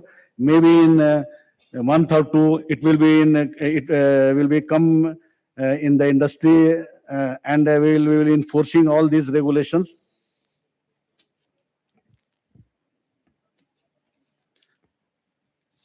For this conclave, I would like to commend the Mine Safety Association Karnataka for its sustained efforts since its inception in promoting the safety awareness and professional excellence within the mining fraternity. Such institutions plays a crucial role in bridging the gap between the policy practice and people. Going forward, it is essential that all stakeholders, regulators, mine management, workers, technology provider, and academia works in close coordination. Compliance must not be seen as an obligation, but as a commitment to the human life and dignity. Let us strive to build a mining ecosystem that is not only the productive and efficient, but also safe, sustainable, and socially responsible. Friends, as we all know that we have very incidences in Karnataka in 2005 and 2026. This year also we have faced so many accidents in mining sector. In 2026 itself, from January to up to the 23rd of this July, we have faced the 7 mining accidents in which we have lost around 15% workmen from the mines. So this is the forum as we are advancing the mining, but because of the safety, the sustainable mining and the responsible mining cannot be. So by this forum, we request all stakeholders to please look after the safety initiatives which has been carried out in your mine, so that these type of incidences we are not going to repeat in the future. I'm confident that this conclave will serve as a catalyst for strengthening the mining sector and aligning it with the national goal of VIKSIT Bharat. With these words,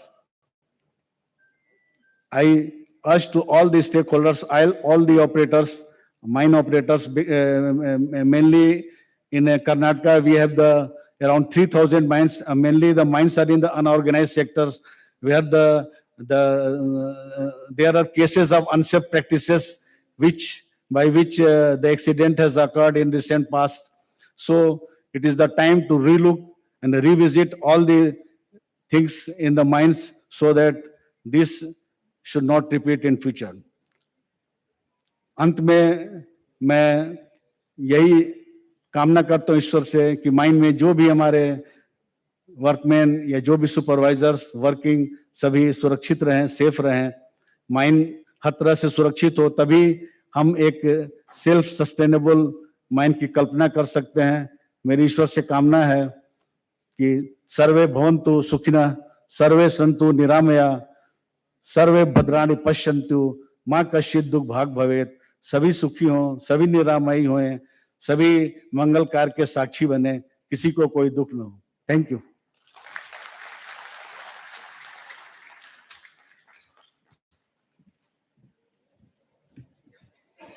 Thank you so much, sir, for your words.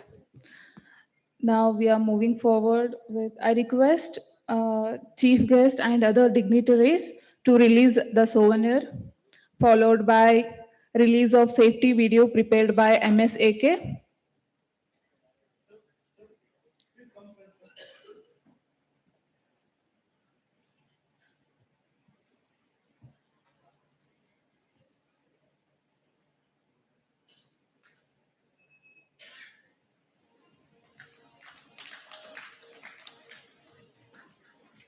Please give a loud applause.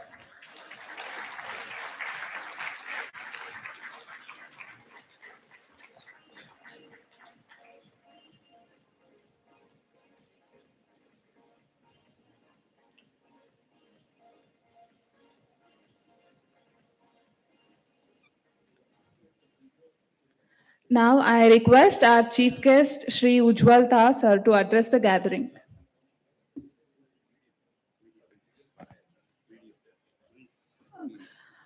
Please present the video.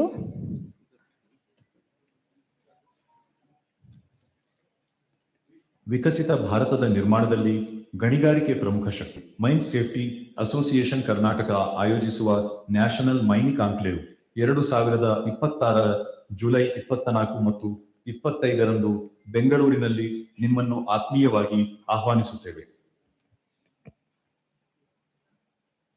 ನಮಸ್ಕಾರ. ಇದು ಕರ್ನಾಟಕದ ಒಂದು metal quarry. ಎಂದಿನಂತೆ ಕೆಲಸ ಆರಂಭವಾಗ್ತಿದೆ. ಆದರೆ ಇಬ್ರು ವರ್ಕರ್ಸ್ಗಳು ಸುರಕ್ಷತಾ ಕ್ರಮಗಳನ್ನು ಪಾಲಿಸ್ತಾ ಇಲ್ಲ. ಬ್ಲಾಸ್ಟಿಂಗ್ನ ಮೊದಲ ಹಂತ ಡ್ರಿಲ್ಲಿಂಗ್. ಈ ಪ್ರದೇಶದಲ್ಲಿ 32 ಮಿಲಿಮೀಟರ್ ಬ್ಲಾಸ್ಟ್ ಹೋಲ್ಗಳನ್ನು ಕೊರೆಯಲಾಗ್ತಿದೆ. ಆದರೆ ಕಾರ್ಮಿಕರು ಅಗತ್ಯವಾದ ವೈಯಕ್ತಿಕ ಸುರಕ್ಷತಾ ಉಪಕರಣಗಳನ್ನು ಧರಿಸಿಲ್ಲ. ಡ್ರಿಲ್ಲಿಂಗ್ ಪೂರ್ಣಗೊಂಡ ನಂತರ ರಂಧ್ರಗಳ ಆಳ ಮತ್ತು ಅಂತರವನ್ನು ಪರಿಶೀಲಿಸಲಾಗುತ್ತಿದೆ. ಡ್ರಿಲ್ಲಿಂಗ್ ಪೂರ್ಣಗೊಂಡಿದೆ. ಈಗ ಬ್ಲಾಸ್ಟಿಂಗ್ ಕಾರ್ಯದ ಮುಂದಿನ ಹಂತ ಆರಂಭವಾಗುತ್ತಾ ಇದೆ. ಆದರೆ ವರ್ಕರ್ಸ್ ಇನ್ನೂ ಸುರಕ್ಷತಾ ಕ್ರಮಗಳನ್ನು ಪಾಲಿಸುತ್ತಾ ಇಲ್ಲ. ಗುಡುಗು ಮಿಂಚಿನ ಎಚ್ಚರಿಕೆ ಸ್ಪಷ್ಟವಾಗಿದೆ. ಇಂತಹ ಸಂದರ್ಭದಲ್ಲಿ ಕೆಲಸವನ್ನು ತಕ್ಷಣ ನಿಲ್ಲಿಸಬೇಕು. ಆದರೆ ವರ್ಕರ್ಸ್ ಕೆಲಸವನ್ನ ಮುಂದುವರಿಸ್ತಾ ಇದ್ದಾರೆ. ಮಿಂಚು ಸಮೀಪಿಸುತ್ತಿದೆ. ಇಂತಹ ಸಂದರ್ಭದಲ್ಲಿ ಕ್ವಾರಿಯನ್ನು ತಕ್ಷಣ ಖಾಲಿ ಮಾಡಬೇಕು. ಆದರೆ ವರ್ಕರ್ಸ್ ಇನ್ನೂ ಅಲ್ಲಿಯೇ ಉಳಿದಿದ್ದಾರೆ. ಗುಡುಗು ಮಿಂಚು ಆರಂಭವಾಗಿದ್ದರೂ ಅವರು ಡ್ರಿಲ್ ಮಾಡಿದ ಬ್ಲಾಸ್ಟ್ ಹೋಲ್ಗಳಲ್ಲಿ ಇನ್ನೂ ಚಾರ್ಜಿಂಗ್ ಮತ್ತು ಸ್ಟೆಮ್ಮಿಂಗ್ ಕಾರ್ಯವನ್ನ ನಿಲ್ಲಿಸದೆ ಮುಂದುವರಿಸುತ್ತಿದ್ದಾರೆ. ಎಚ್ಚರಿಕೆಯನ್ನು ನಿರ್ಲಕ್ಷಿಸಿದ ಪರಿಣಾಮ ಮಿಂಚು ಕೆಲಸದ ಪ್ರದೇಶದ ಮಧ್ಯೆ ನೆಲಕ್ಕೆ ಬಡಿದಿದೆ. ಕ್ಷಣಾರ್ಧದಲ್ಲೇ ಧೂಳಿನ ಮೋಡ ಆವರಿಸಿ ಪರಿಸ್ಥಿತಿ ಅತ್ಯಂತ ಅಪಾಯಕಾರಿಯಾಯಿತು. ಗುಡುಗು ಮಿಂಚಿನ ಸಮಯದಲ್ಲಿ ಸುರಕ್ಷತಾ ಕ್ರಮಗಳನ್ನು ಪಾಲಿಸದ ಕಾರಣ ಈ ಕ್ವಾರಿಯಲ್ಲಿ ದುರ್ಘಟನೆ ಸಂಭವಿಸಿತು. ಸರಿಯಾದ ಸಮಯದಲ್ಲಿ ಕೆಲಸ ನಿಲ್ಲಿಸಿ ಸುರಕ್ಷಿತ ಸ್ಥಳಕ್ಕೆ ತೆರಳಿದ್ರೆ ಈ ಘಟನೆ ತಪ್ಪಿಸಬಹುದಾಗಿತ್ತು. ಸರಿಯಾದ ಸುರಕ್ಷತಾ ಉಪಕರಣಗಳನ್ನು ಧರಿಸಿ ಹವಾಮಾನವನ್ನು ಪರಿಶೀಲಿಸಿ ನಂತರ ಕೆಲಸದ ಸ್ಥಳವನ್ನ ಸಂಪೂರ್ಣವಾಗಿ ಪರಿಶೀಲಿಸಿದ ಬಳಿಕವೇ ಸುರಕ್ಷಿತವಾಗಿ ಕೆಲಸ ಆರಂಭಿಸಬೇಕು. ಕೆಲಸ ಆರಂಭಿಸುವ ಮೊದಲು ಹವಾಮಾನವನ್ನು ಪರಿಶೀಲಿಸುವುದು ಅತ್ಯಗತ್ಯ. ಗುಡುಗು ಮಿಂಚಿನ ಲಕ್ಷಣಗಳಿಲ್ಲವೆಂದು ಖಚಿತಪಡಿಸಿಕೊಂಡ ನಂತರವೇ ಕೆಲಸ ಆರಂಭಿಸಬೇಕು. ಕೆಲಸ ಆರಂಭಿಸುವ ಮೊದಲು ಕೆಲಸದ ಸ್ಥಳವನ್ನು ಸಂಪೂರ್ಣವಾಗಿ ಪರಿಶೀಲಿಸಿ. ಸಡಿಲ ಕಲ್ಲುಗಳು, ಅಸ್ಥಿರ ಮೇಲ್ಮೈ ಅಥವಾ ಇತರ ಅಪಾಯಗಳಿಲ್ಲವೆಂದು ಖಚಿತಪಡಿಸಿಕೊಂಡ ನಂತರವೇ ಕೆಲಸ ಆರಂಭಿಸಿ. ಡ್ರಿಲ್ಲಿಂಗ್ ಕಾರ್ಯವನ್ನು ಸುರಕ್ಷಿತ ಅಂತರ ಕಾಪಾಡಿಕೊಂಡು ಸರಿಯಾದ ಕಾರ್ಯವಿಧಾನವನ್ನು ಅನುಸರಿಸಿ ನಡೆಸಬೇಕು. ಪ್ರತಿಯೊಂದು ಬ್ಲಾಸ್ಟ್ ಹೋಲ್ನನ್ನು ನಿಖರವಾಗಿ ಮತ್ತು ಸುರಕ್ಷಿತವಾಗಿ ಕೊರೆಯುವುದು ಅತ್ಯಂತ ಮುಖ್ಯ. ಯಾವುದೇ ಬ್ಲಾಸ್ಟಿಂಗ್ ಕಾರ್ಯದಲ್ಲಿ ಸುರಕ್ಷತಾ ನಿಯಮಗಳನ್ನು ಕಟ್ಟುನಿಟ್ಟಾಗಿ ಪಾಲಿಸಿ ತಂಡದ ಸಮನ್ವಯದೊಂದಿಗೆ ಮತ್ತು ನಿಗದಿತ ಕಾರ್ಯವಿಧಾನದಂತೆ ಮಾತ್ರ ಕೆಲಸ ನಿರ್ವಹಿಸಬೇಕು. ಸ್ಟೆಮ್ಮಿಂಗ್ ಕಾರ್ಯವನ್ನು ನಿಧಾನವಾಗಿ ಮತ್ತು ಎಚ್ಚರಿಕೆಯಿಂದ ನಿರ್ವಹಿಸಿ. ಮರದ ಸ್ಟೆಮ್ಮಿಂಗ್ ರಾಡ್ ಮಾತ್ರ ಬಳಸಿ. ಸುರಕ್ಷತಾ ನಿಯಮಗಳನ್ನು ಕಟ್ಟುನಿಟ್ಟಾಗಿ ಪಾಲಿಸುವುದು ಸುರಕ್ಷಿತ ಬ್ಲಾಸ್ಟಿಂಗ್ಗೆ ಅತ್ಯಗತ್ಯ. ಬ್ಲಾಸ್ಟಿಂಗ್ಗೆ ಮೊದಲು ಅಪಾಯದ ಪ್ರದೇಶ ಸಂಪೂರ್ಣ ಖಾಲಿಯಾಗಿದೆ ಎಂದು ಖಚಿತಪಡಿಸಿಕೊಳ್ಳಿ. ಎಲ್ಲರೂ ಸುರಕ್ಷಿತ ಸ್ಥಳಕ್ಕೆ ತೆರಳಿದ ನಂತರವೇ ಮುಂದಿನ ಕ್ರಮ ಕೈಗೊಳ್ಳಬೇಕು. ಎಲ್ಲರೂ ಸುರಕ್ಷಿತ ಸ್ಥಳಕ್ಕೆ ತೆರಳಿದ ನಂತರವೇ ಬ್ಲಾಸ್ಟಿಂಗ್ ನಡೆಸಬೇಕು. ಸುರಕ್ಷಿತ ಅಂತರ ಮತ್ತು ನಿಯಮಗಳ ಪಾಲನೆಯೇ ಅಪಘಾತಗಳನ್ನು ತಡೆಯುವ ಪ್ರಮುಖ ಕ್ರಮವಾಗಿದೆ. ಬ್ಲಾಸ್ಟಿಂಗ್ ನಂತರ ಧೂಳು ಸಂಪೂರ್ಣ ಶಾಂತವಾದ ಮೇಲೆ ಮಾತ್ರ ಪರಿಶೀಲನೆ ಆರಂಭಿಸಿ. ಸುರಕ್ಷಿತ ಅಂತರದಿಂದ ಸ್ಥಳವನ್ನು ಪರಿಶೀಲಿಸಿ ನಂತರವೇ ಮುಂದಿನ ಕಾರ್ಯಕ್ಕೆ ಮುಂದಾಗಬೇಕು. ಪರಿಶೀಲನೆ ಪೂರ್ಣಗೊಂಡು ಪ್ರದೇಶ ಸುರಕ್ಷಿತವೆಂದು ಖಚಿತವಾದ ನಂತರವೇ ಕೆಲಸವನ್ನ ಪುನರಾರಂಭಿಸಿ. ಸುರಕ್ಷತಾ ನಿಯಮಗಳ ಪಾಲನೆಯೇ ಯಶಸ್ವಿ ಕಾರ್ಯದ ಆಧಾರವಾಗಿದೆ. ಸುರಕ್ಷತೆ ಎಂದರೆ ನಿಯಮಗಳನ್ನು ಪಾಲಿಸುವುದಷ್ಟೇ ಅಲ್ಲ, ಒಬ್ಬರನ್ನೊಬ್ಬರು ಕಾಪಾಡಿಕೊಳ್ಳುವ ಜವಾಬ್ದಾರಿಯೂ ಹೌದು. ಸುರಕ್ಷಿತವಾಗಿ ಕೆಲಸ ಮಾಡಿ, ಸುರಕ್ಷಿತವಾಗಿ ಮನೆಗೆ ಮರಳಿ. ಗಣಿ ವೃತ್ತಿಪರ ತರಬೇತಿ ನಿಯಮಗಳು 1966ರ ಪ್ರತಿಯೊಬ್ಬ ಕಾರ್ಮಿಕನಿಗೂ ಕೆಲಸ ಆರಂಭಿಸುವ ಮೊದಲು ಸುರಕ್ಷತಾ ತರಬೇತಿ ಕಡ್ಡಾಯವಾಗಿದೆ. ಉದ್ಯೋಗಕ್ಕೆ ಸೇರುವ ಮೊದಲು ಕಾರ್ಮಿಕರ ವೈದ್ಯಕೀಯ ತಪಾಸಣೆ ಕಡ್ಡಾಯವಾಗಿದೆ. ಉದ್ಯೋಗಸ್ಥರ ಆರೋಗ್ಯ ಮತ್ತು ಸುರಕ್ಷತೆಯನ್ನು ಕಾಪಾಡುವುದು ಉದ್ಯೋಗದಾತರ ಪ್ರಮುಖ ಜವಾಬ್ದಾರಿಯಾಗಿದೆ. ನಮಸ್ಕಾರ. ಸಣ್ಣ ಕಲ್ಲುಗಣಿಯಲ್ಲಿ ಸ್ಫೋಟಕ ನಿರ್ವಹಣೆ. With the advice of our Saiful Ansari sir, during our discussions last 1 month back, he has advised us whatever the accidents have happened, there is analysis, reports are there, conclusion, what is the reason, how we have to avoid these accidents.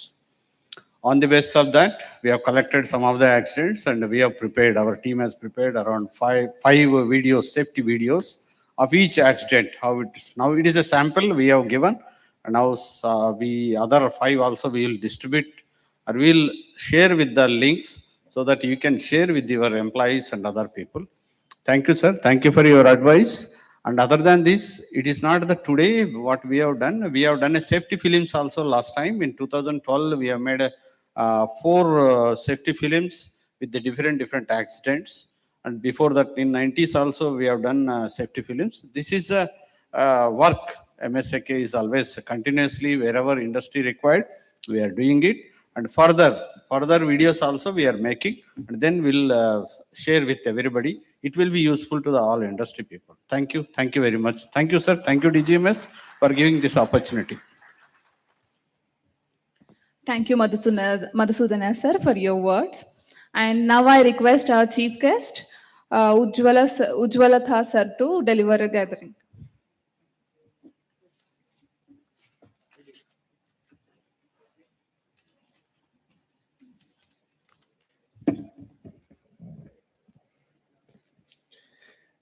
It is past noon, but still I wish good morning everybody. Present dignitaries in the dais, of the dais, Sri in the dais, Sri Rangappa sir, Director DMG in his absence, and Sri Praveen Chandra Sahab, Chairman MSAK and Chairman ERM Group, Sri Shailendra Kumarji, this Controller of Mines, Bangalore region, my colleague Sri Saifullah Ansari, DDG Bangalore, Sri Dhananjay Reddy Garu, MEI Bangalore, and Sri Madhusudan Ji, Secretary MSAK. My dear colleagues, seniors, Sri Meghraj Sahab present here, Sri Pradhan Sahab I can see, my very senior stalwarts of the mining industry, delegates, and also members of Mine Safety Association of Karnataka, students, ladies and gentlemen, and media, both print and electronic media present here.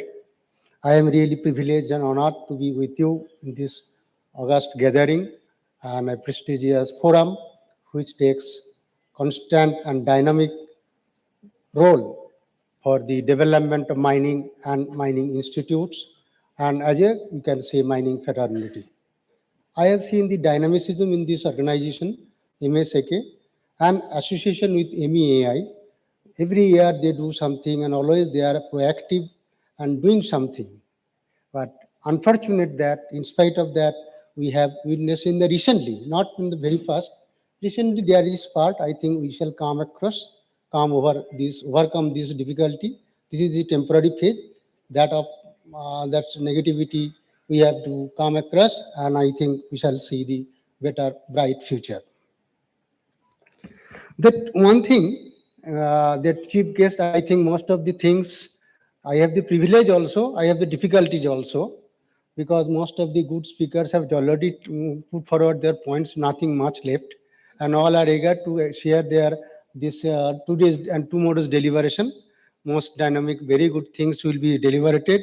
I think these sessions will be very much beneficial for the stakeholders, and some takeaways will be taken, and that will be circulated for the better good of for the our mining fraternity in general. As you see, that mining that Mr. Shailendra Kumar was telling, it is really not only, I think mining is the backbone of civilization, not economic only. I can say that when she was telling this, our age are named after mineral, the stone age, copper age, iron age. It is really true. I agree fully with him. And in the future, we can see that this is we are asking for this critical mineral age. I can say so. But whenever we see the role of mining, you cannot do much more to be need to be emphasized that any industry, mining is a core industry, I think core to the core.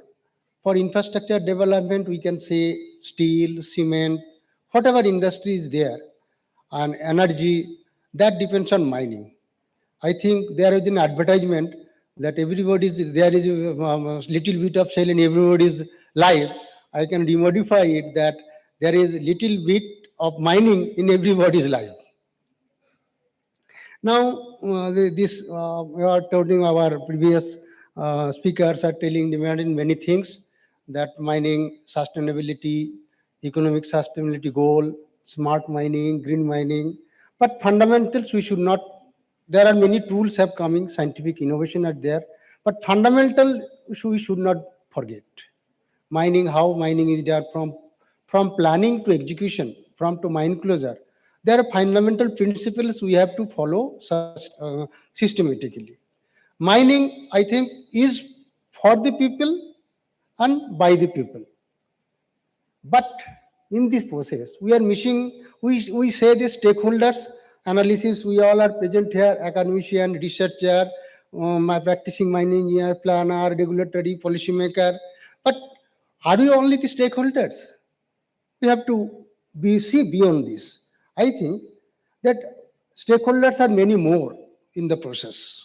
We have to identify, we have to take cognizance of those stakeholders also.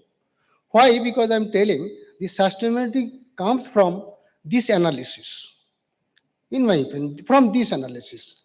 This, I think, this plant and trees, the air, the water, the soil, the flora, the fauna, the birds, the animals present in the system, ecosystem, they all are also the stakeholders.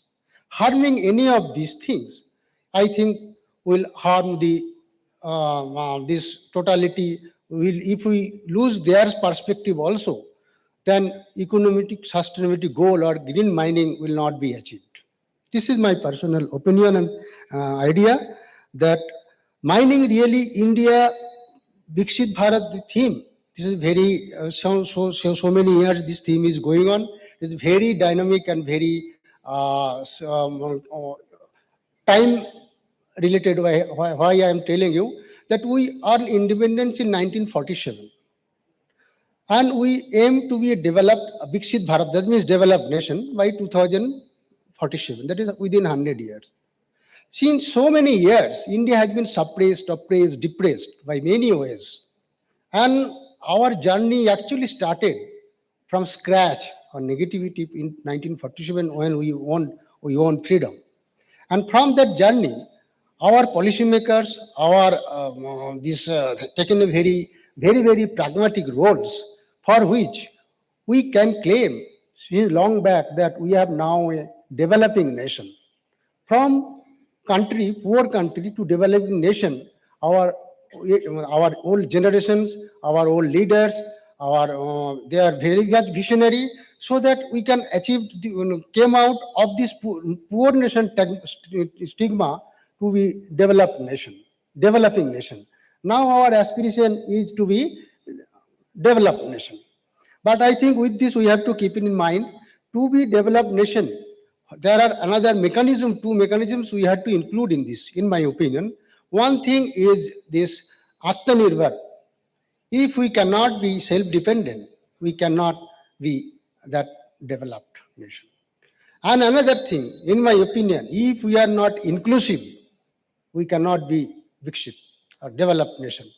Atmanirbhar, if we can little bit elaborate, by Atmanirbhar I means this Never program Make in India.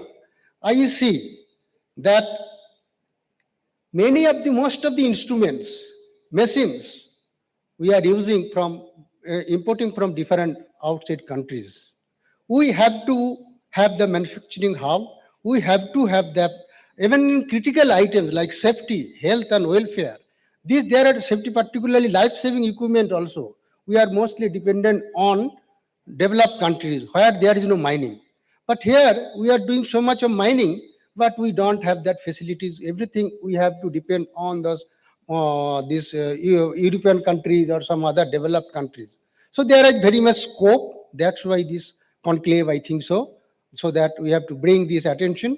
And there is a very much scope for investing and towards this to be self-reliant. Another thing, this inclusiveness. हमारा देश का एक तो नारा है जो कि सबका साथ सबका विकास. I think this inclusiveness means by this. If we cannot take the cognizance of the other stakeholders and also particularly other fellow brothers or sisters of other surroundings or India, citizens, other citizens, if we are not sensitive, if we are not empathy, we have no empathy towards them, I think we cannot be VIKSIT Bharat. So, to be VIKSIT Bharat, to be this vision by 2047, we have to depend on these two things also. Now, it is my perspective, when we see that mining, when started, we had no rules, regulation, legislation. We did not have any idea of scientific and systematic mining. We are just mining and witnessed so many disasters, so many accidents. We are working for the people, but if people are killed, then we are losing the purpose. During the earlier stages, we have seen so many disasters and we have just a silent spectator. One after another, we could not do anything. Hundreds of people are getting killed. Hundreds. In one disaster, there are 374 people died. So we are helplessly seeing that we do not have any legal framework. We do not have scientific attitude, scientific mining, systematic approach. But with this bringing up of this mining legislation, particularly Mines Act, earlier we are working on the basis of British law. Now, subsequently, when Mines Act was implemented, first brought into place, this 1901, and out of this DGMS born in 1902. This is our 125 years journey. Just we also gone through many ups and downs. We have seen. That's why you see there is no other industry you will find this multi-level structure of supervision. There are 3 levels of supervision: management supervision, and these supervisors, and also junior supervisors. No other industry given that much importance. What we see consecutively, one after another, we have brought rules, regulations, and this scientific and systematic approach into this legislation. What we see as a rule, we have found that accident rates have been reduced drastically. Accident rate, number of accidents, though we have achieved much through production, productivity, and economic development. And how it has been possible? This has been possible with the collaborative approach you played. For this, on behalf of DGMS, I congratulate to all the persons present here and their predecessors, particularly the mining fraternity, management, and workers, representatives, all the stakeholders who have taken this collaborative approach and role to bring this, reduce the accident, and what do we are mining, we are able to now claim or see that future of we want to be VIKSIT Bharat. That's all role played by all our predecessors. So we must salute them. And this, while we see that our Mines Act has been now subsumed, and it has been this occupational safety health codes have been implemented. Now with these 4 codes have been there, not only mines, occupational safety health codes. There are 4 labor codes it talks about. That is, this is security, that is industrial relation code, then social security code, occupational safety health code. These 4 codes has been admin as called as 4 labor codes, and this is all are in various stages of formulation and implementation. We have to make our update to be VIKSIT Bharat. We have to self regulated. Just earlier we are telling that we are regulator, but we cannot say now so. We are facilitator also. Though as a DGMS has been playing a very big role for facilitation since 1960s. So by different means. That's why the perception of the mining has endorsed, this route had gone to the grassroots level of mining. That mining is not only for development, it has also very potentiality for employment generation also. Now, as organized sectors, as a sensible and educated people, we have a better role to, mining engineers have a better role to play for the future to be VIKSIT Bharat. How? Not only through this your organization, there are many people in that is only, I can say, in our portal, only about 19,000 unorganized mines are registered, and coal mines, metal mines, coal mines, some 450 somethings. But if we see the scenario, if we look into the go back, we see that more than actually we do not have how many mines are there in India. We do not know. Every state had the specific role, data, but as a whole, I cannot say, though I am heading this DGMS organization, and different forces, we can say that more than 60,000, somebody says it is more than 1 lakh mines. I think there are so many mines are not registered at all. So you can see the benefit of Mines Act rules regulation. It has reached up for the organized people, organized sector persons, but it has not reached to that extent to the unorganized sector. So handholding of this unorganized sector is of prime importance. They do not get the benefits of accident compensation. They are not getting health checkup. They are not trained. That's why we see now and then we find that number of accidents are taking place, particularly in the unorganized sector and in a massive scale. And they are not registered. We say it is some the illegal mining also there, rat hole mining in there, particularly in the northeastern states. We find so many such incidents, and it becomes a media glare because today is the juge of this information age. So everything cannot be suppressed. So in the mining fraternity is being defamed, not only in India, in outside also. So to get this VIKSIT Bharat tag, to develop tag, we have to have sensitize those people. We have to have empathy towards our fellow citizens. We have to have this approach where we can say that we are mining, doing sensible mining, we are inclusive, and we are Atmanirbhar. And for this, you see, if we look into the accident states, though this employment potentiality of our country, as much if we do this proper structured manpower realignment, as in organized sector, if organized sector are being tapped, many people, unemployed people will be getting the employability. There are very much scope that including such will be achieved.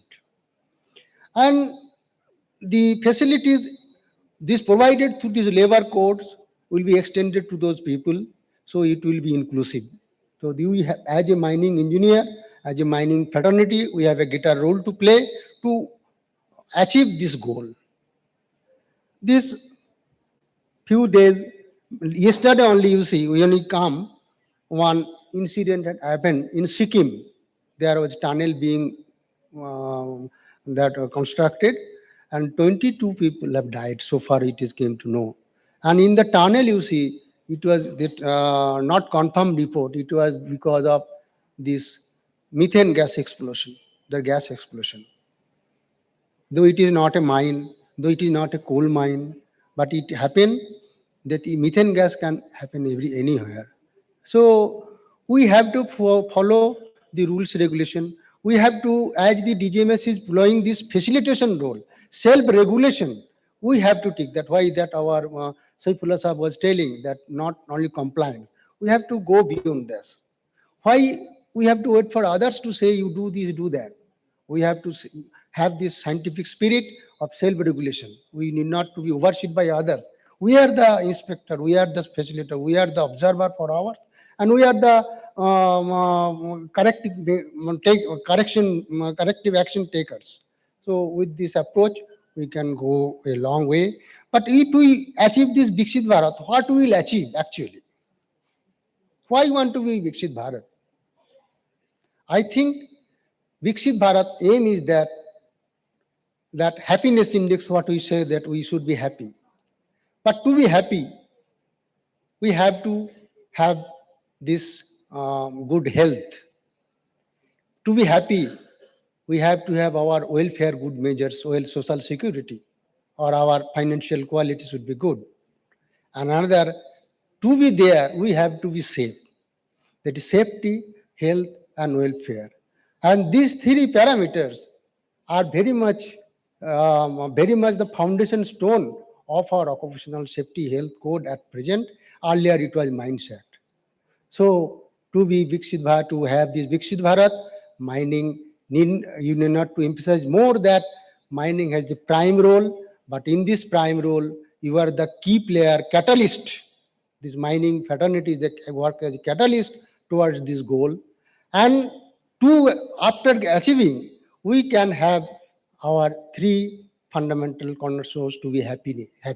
Safety, health, and welfare. Not for only us, but for the health, safety, and health of the our environment also, other stakeholders also.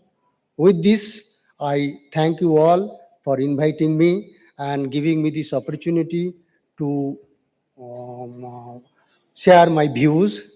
And with this, I again wish this session should be very much interactive, fruitful, and some key takeaways will be taken there. And we wish the event great success. Jai Hind, Jai Karnataka, Jai Bharat.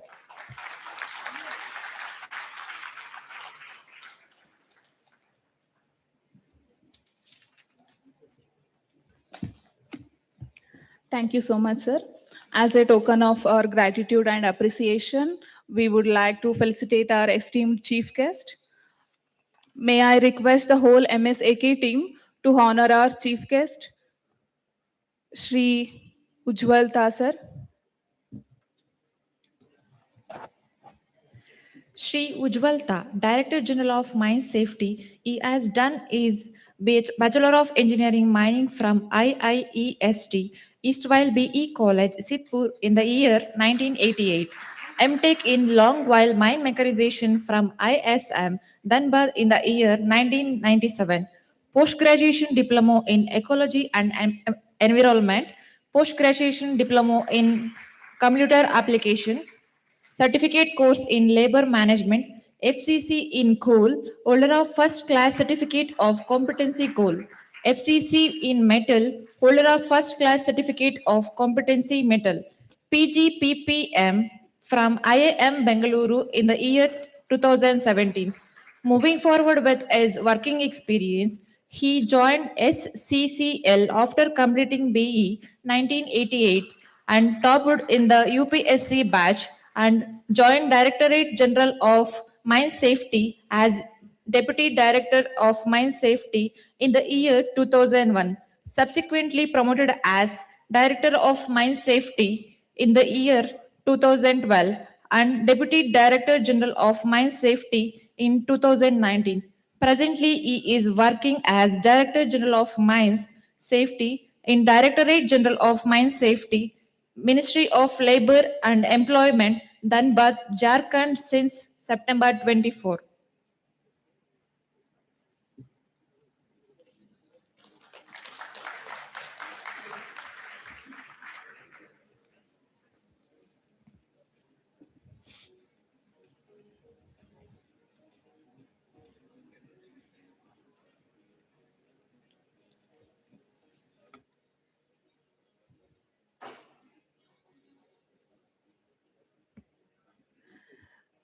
Thank you, the whole team.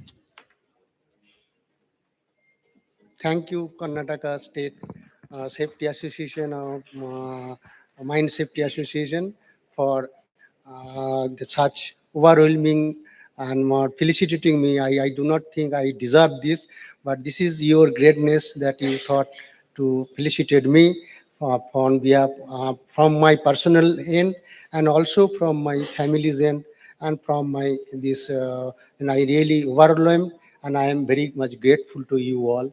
And this is the best thing what I am, you have felicitated me. This is my favorite place. You can say that which is the called Indian Silicon Valley of India, which is the hub of innovation. And this conclave being organized, such a place for the VIKSIT Bharat, where we can say that hub of innovation. So there is much more scope for to go further, and we have the future ready for VIKSIT Bharat. VIKSIT Bharat, if we achieve, we shall be the future ready also. We cannot sing only through the land mining. We should go for seabed mining, and also in the future we can go for asteroid mining also. That is space mining. With this hope, I can say that last year we have achieved a very good milestone that we have shifted this regime change from electrical detonator to electronic detonator, and DGMS has been a very good enabler in this thing. And another thing we have did since last 10 years, every year we publish this annual report. Last 10 years, we could not publish because of the lack of data. Our officers and all staffs have taken a great pain, and with your cooperation that we have published volume statistics. It was stopped for publication, which will be very good for industries and also for the students, particularly for analysis. And it is good analysis for our data-driven decision making. And in this process, I request you all mine managers and all the mine owners to submit the data timely with accuracy, so that our decisions are also this quality decision we can check. And with this again, I thank Karnataka State Mine Safety Association and also Mining Engineer Association of India and the people of Karnataka and present here you all from on my behalf and my family's behalf. Thank you. Thank you so much, sir. This is also our honor to felicitate you. And now I request, please be seated, sir. Now I request our chairman of this event, Sri R. Praveen Chandra, sir, to present the presidential address.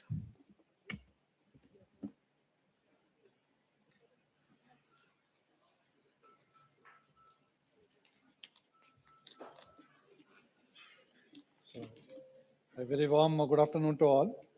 Respected chief guest, distinguished guests of honor, esteemed representatives from the government, regulatory authorities, industry, executive committee members, zonal secretaries of MSAK, representative of member mines, ladies and gentlemen, a very good afternoon. It is my privilege to welcome you all to the National Mining Conclave 2026, organized by MSAK in association with MEAI here at the Gnanajyoti Auditorium, Bangalore. We are privileged to welcome our chief guest, Shri Ujjwalta, Director General of Mine Safety, Ministry of Labor and Employment, Dhanbad, Government of India, whose visionary leadership continues to guide the mining fraternity in strengthening regulatory governance, enhancing safety culture across the country, and advancing sustainable mining practices in the nation. We are very grateful to you, sir, that in spite of your very hectic and busy schedule, you are able to come to this and grace the occasion. Indeed, we are very grateful, sir. We are equally privileged to have with us our distinguished guest of honor, Sri Saifullah Ansari, Deputy Director General of Mine Safety, Southern Zone, Sri S. Rangappa, Director, Department of Mines and Geology, Government of Karnataka, Sri Shailendra Kumar, Controller of Mines, South Zone, Indian Bureau of Mines, and Sri D.B. Sundaraman, who could not make it to the function due to some changes, unavoidable some circumstances last minute. Sri Dhananjay G. Reddy, CEO ARM Group and Vice President MEI, and Sri Madhusudan sir, Secretary MSAK. Now, everyone has spoken and in detail about the the necessity of DGMS role and IBM together in the course forward to achieve VIKSIT Bharat. And here we have in this room all the experts, our stalwarts in the mining field, and we expect the next 2 days to be filled with technical sessions, and also the right takeaways from this will be like what we will propose, say, from our thoughts from this 2 days of discussions and paper presentations. Any good thoughts, good takeaways which we can give to the government in the interest of safety and sustainable mining. Now, mining is not merely an industry, it is the bedrock upon which nations are built. Without minerals from our earth, there can be no roads, no power, no steel, and definitely no progress. For nearly 6 decades since its establishment in 1968 by late Sri S.C. Mohanty, MSK has championed mine safety, technical excellence, and knowledge sharing. We are privileged to partner with MEI, established in 1957, and today representing more than 7,000 mining professionals across the country. Together, we remain committed to promote safe, scientific, and sustainable mining. Your presence reflects our shared vision of building a safe, sustainable, and globally competitive mining sector in the country. Mining, the foundation of VIKSIT Bharat. India stands at a defining moment today, guided by VIKSIT Bharat 2047 initiatives like PM Gati Shakti, Make in India, Atmanirbhar Bharat, and the National Critical Mineral Mission are driving unprecedented growth in the country. Behind every railway corridor, steel plant, renewable energy project lies one indispensable sector, mining. Without mining, there is no infrastructure, no energy transition, and no developed India. Karnataka has been a proud contributor to India's mining heritage, from the Kolar goldfields to the iron ore belts of Ballari and Sandur. As a mineral-rich state, it continues to play a significant role in national development. Now, policy reforms, critical minerals, and technology, the strategic pillars of the country. The Indian mining sector has undergone significant transformation through reforms under the MMDR Act, the National Mineral Policy, the transparent auction mechanisms, and the digitalization of approvals. These initiatives have created a more transparent, investment-friendly, and scientifically driven mining ecosystem where reinforcing environment responsibility has become the main thing at stake. The growing importance of critical minerals for electric mobility, clean energy, semiconductor manufacturing, and strategic industries has made resource security a national priority. India's National Critical Mineral Mission is therefore a significant step towards achieving Atmanirbhar Bharat and strengthening the country's long-term economic resilience. Technology is transforming mining through AI, automation, digitalization, and data-driven decision-making. These advancements are improving productivity, operational efficiency, and most importantly, workplace safety. A significant milestone has been introduction of the Occupational Safety, Health, and Working Conditions Code 2020, replacing the Mines Act 1952 with a modern framework that reinforces our commitment to the safety, health, and well-being of every mining professional. Safety, our greatest responsibility. While we celebrate progress, we must never forget nothing is more valuable than a human life. Behind every successful mine are hundreds of dedicated workers, engineers, geologists, and safety professionals. Their contribution often goes unnoticed, but they are the true strength and the champions of our industry. Every miner carries the hopes of a family waiting for their safe return. No production target is more important than their well-being. I place on record our deep appreciation to DGMS and IBM for their continued guidance in strengthening scientific and mining practices in the country.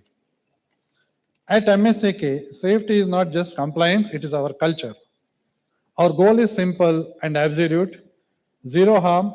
Our philosophy guides us daily: think safety, talk safety, and practice safety.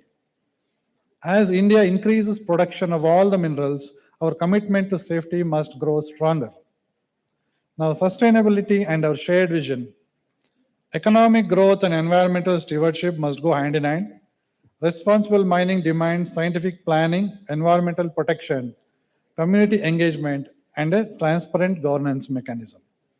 Over the next 2 days, experts will deliberate on mine safety, critical minerals, sustainable mining, digital transformation, skill development, automation in our mining sector, artificial intelligence and its applications in mining, and other issues which will shape the future of our industry in the country.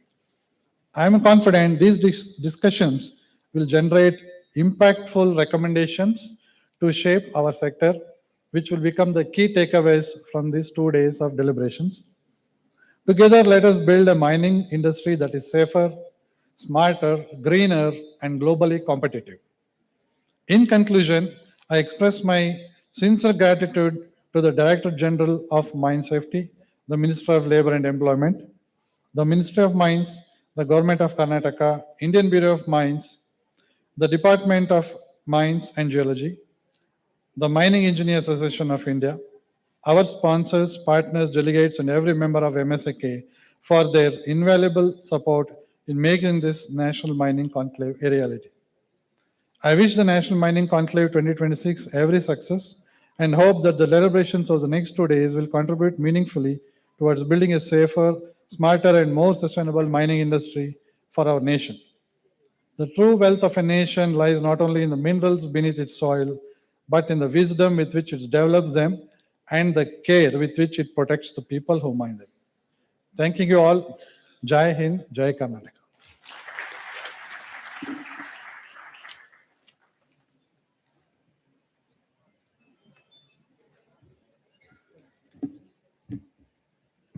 Thank you so much, sir, for your words.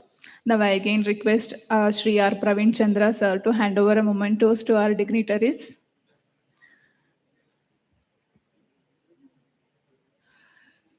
Shri Ujjwal Thasar, Director General, Directorate General of Mine Safety, Ministry of Labor and Employment, Government of India, Dhanbad.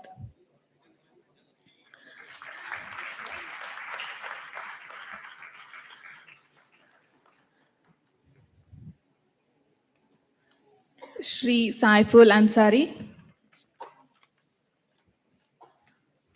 Deputy Director General, Directorate General of Mine Safety, Southern Zone, Bangalore.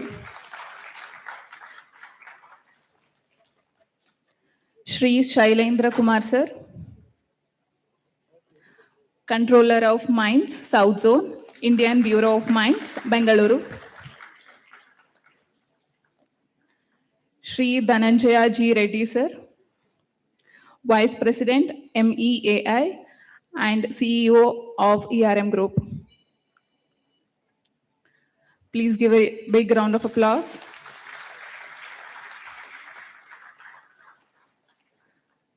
Now, Shri Madhusudana K, Honorary Secretary of MSAK and CEO of MSPL Limited.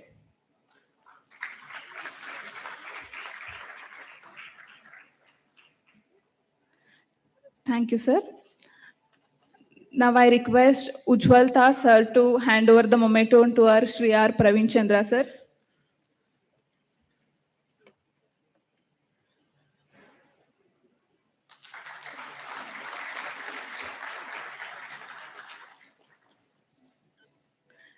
Thank you, one and all. Please take your respective seats.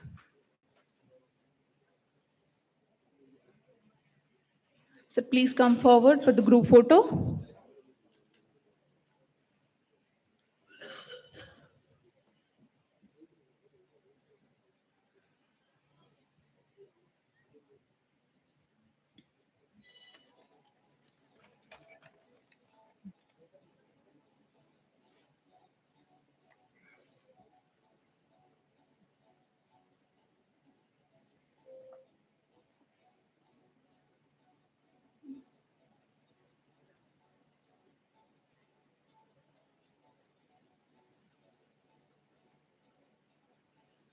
Now I invite Shri SHM Mallikarjun, Treasurer MSAK, General Manager Mines, JSW Steel Limited, to deliver the vote of thanks.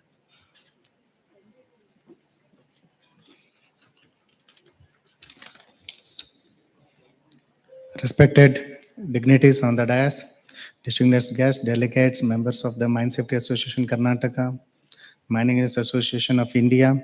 Ladies and gentlemen, good afternoon. It is my proud privilege to propose the vote of thanks on behalf of the organizing committee of the National Mining Conclave 2026. First and foremost, I express our heartfelt gratitude to our chief guest, Sri Ujjwal Tha, Sir, Director General of Mine Safety, Ministry of Labor and Employment, Government of India, for gracing this occasion with his esteemed presence. Sir, your inspiring word, address, and valuable insights on mine safety and sustainable mining have truly motivated us all, sir.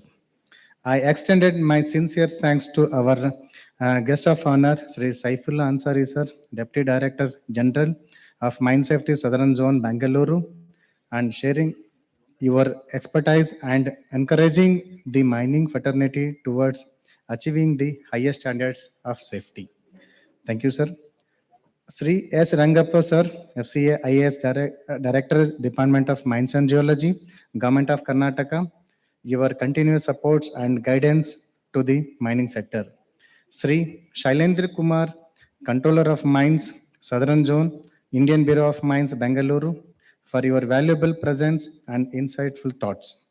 Our sincere gratitude goes to our respected President of the function, Sri R. Praveen Chandra, sir, Chairman, MSAK, and Chairman of ERM Groups, Bangalore, for his visionary leadership and constant encouragement in making this conclave a grand success.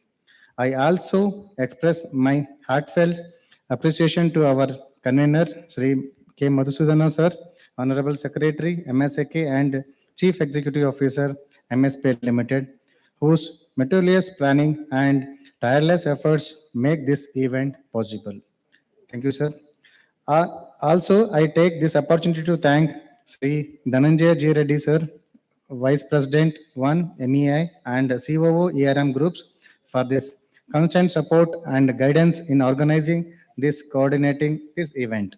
Finally, I extend my sincere thanks to each one of you for your gracious present, encouragement, and support in great beginning of this conclave. Thank you, Honor. Jai Hind and Jai Karnataka, sir.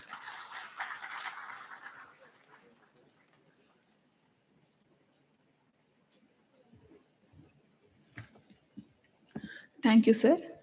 High tea has been arranged beside the hall. Kindly take a 15 minutes of break and come back soon as we are going to start a technical session once.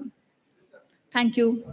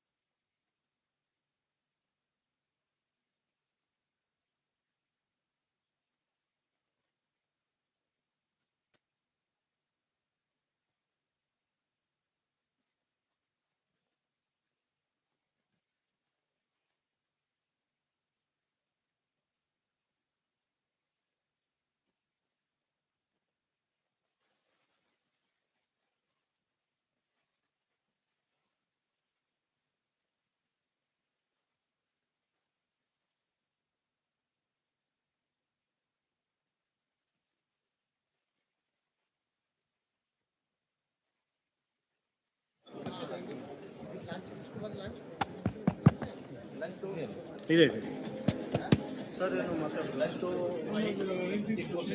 arrange sir here, that's fine.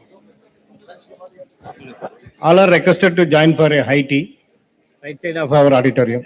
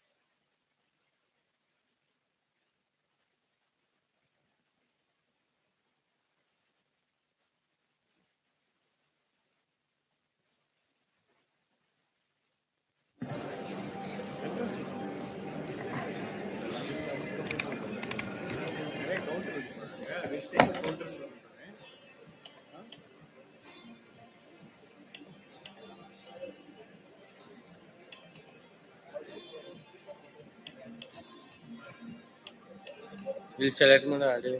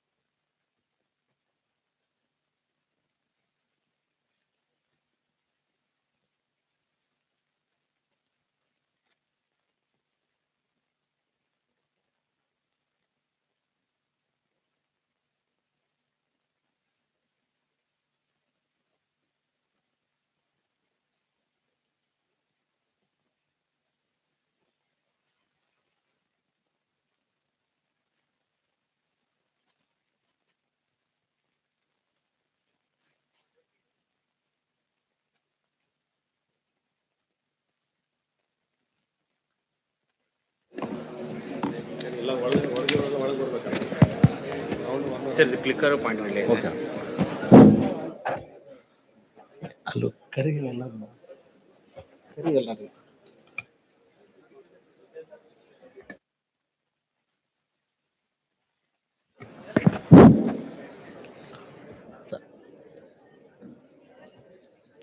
Jitendra Reddy, sir.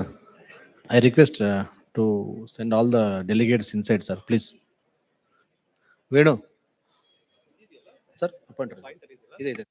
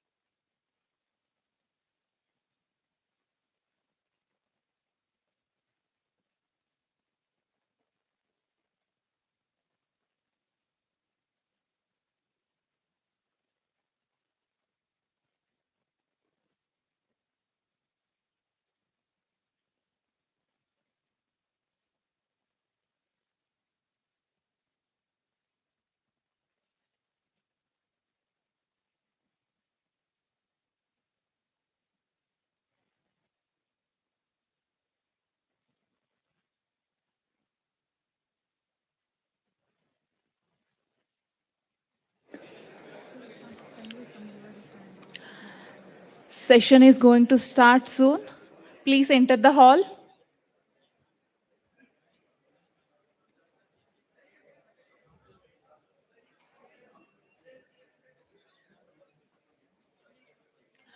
I request all of you to take your respective seats.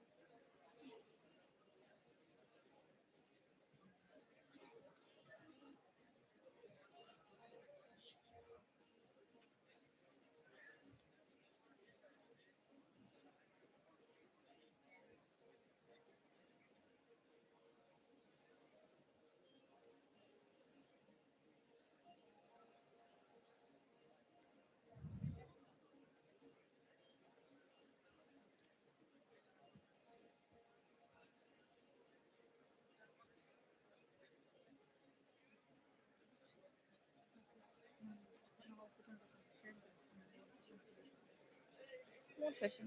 More session. 1, 2, 3. 1, 2, 3. On this topic, more session. Technical session ಅಂತಾನೆ ಹೇಳ್ತಾರಲ್ಲ. Technical session ಅಂತಾನೆ ಮಾಡ್ತೀನಿ ನಾನು. Session 2 ಇಂದ session 3 ವರೆಗೂ. ಅದೇ ನಾನು ಅದೇ ಹೇಳ್ತಿದ್ದೀನಿ, ಹೇಳೋದು ಹೇಳ್ತಾ ಇಲ್ಲ. ಇಷ್ಟೇ ಹೇಳಿದ್ರು ಬರೋದು ಅಷ್ಟೇ, ನೀ ಹೇಳ್ಬೇಡ ನಿಮ್ಗೆ ಹೌದಮ್ಮ, ಇದು ಆಯ್ತಲ್ಲ ಇವಾಗ. ನೀವು ಇದನ್ನು ಕೇಳಬೇಕು ಅಂತಂದ್ರೆ ಸೇಮ್ ಡೈಲಾಗ್ ಹೇಳಿ ಕೇಳು. ಎಲ್ಲ ಮುಚ್ಚಿ ವೇಟ್ ಮಾಡ್ತೀಯ.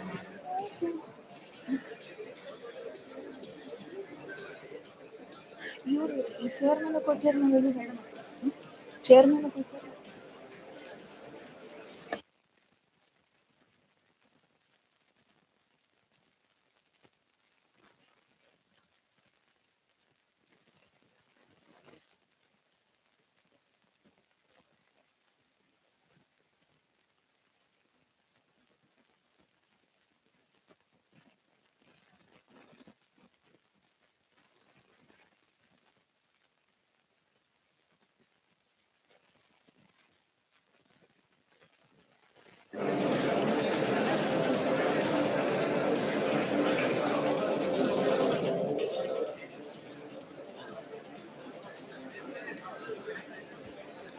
We are going to resume the event.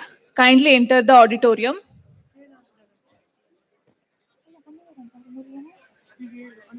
ವೇದಾಂತ ಕಡೆ ಇದ್ದಾರೆ ಸರ್, ವೇದಾಂತ ಕಡೆ phone.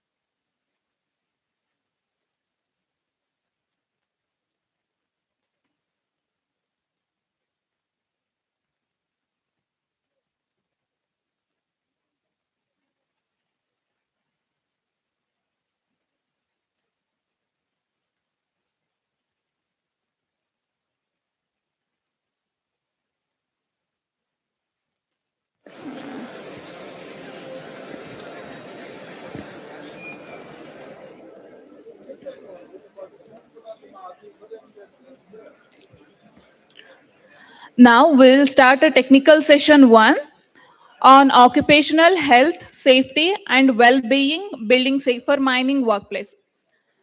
Now I welcome this session chairman, Dr. Medha Venkataya, sir, on the stage.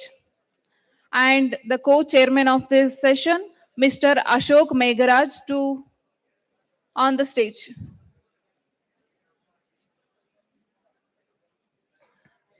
I request Medha Venkataya, sir, and Mr. Ashok Megharaj, sir, on the stage.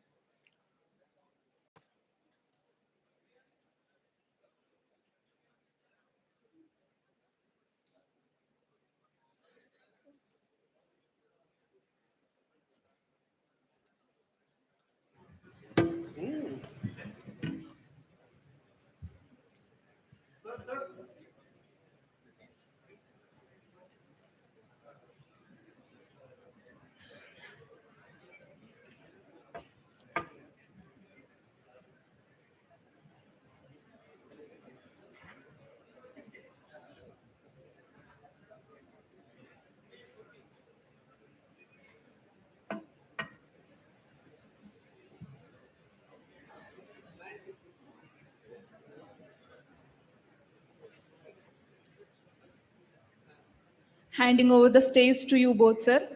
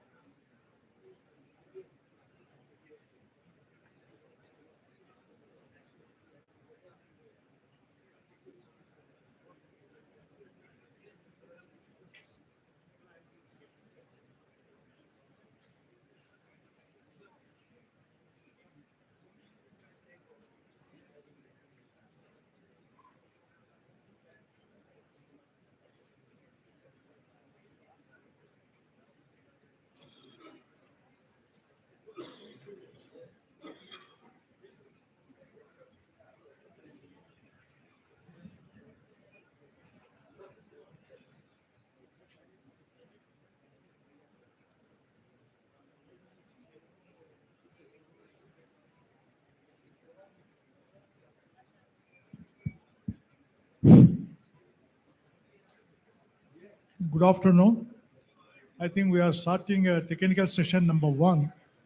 Now I invite the speakers to come to the dais and take the chairs.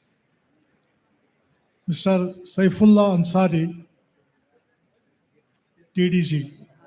He is speaking on the mine safety in India, control of accidents with the goal of zero harm. Please come. Then Sri Saroj Banerjee from Tata Steels. His title of the paper is Integrating Safety Leadership, Engineering Control, Digital Technology and Inclusive Workforce Practices.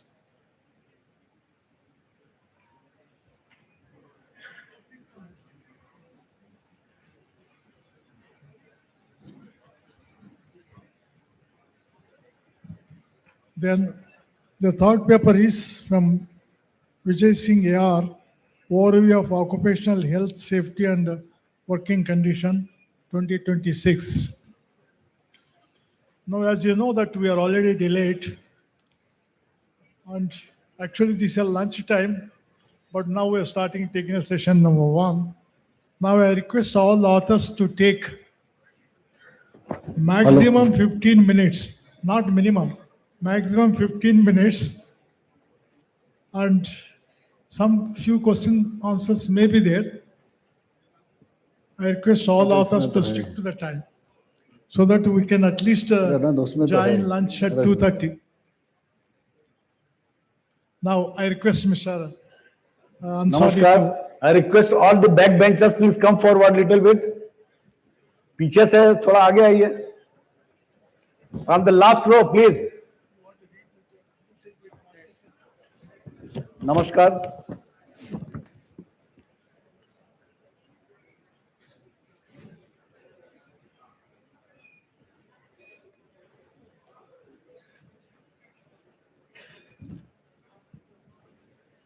In this session, I will discuss about the core function, that is the safety core function of DGMS, that is the safety.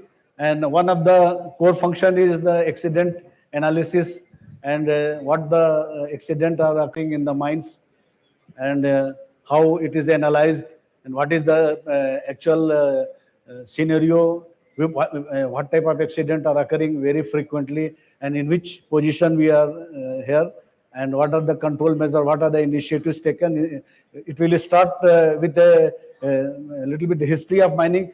As we all know that the history of mining is from the time immemorial, but however as the recorded history it is concerned, the first coal mine was started in 1774 when the East India Company gave the permission to one British company, and the first gold mine was started in 1880, and the first oil well was drilled in 1866, just after 7 years after the first oil well was drilled in USA in 1856.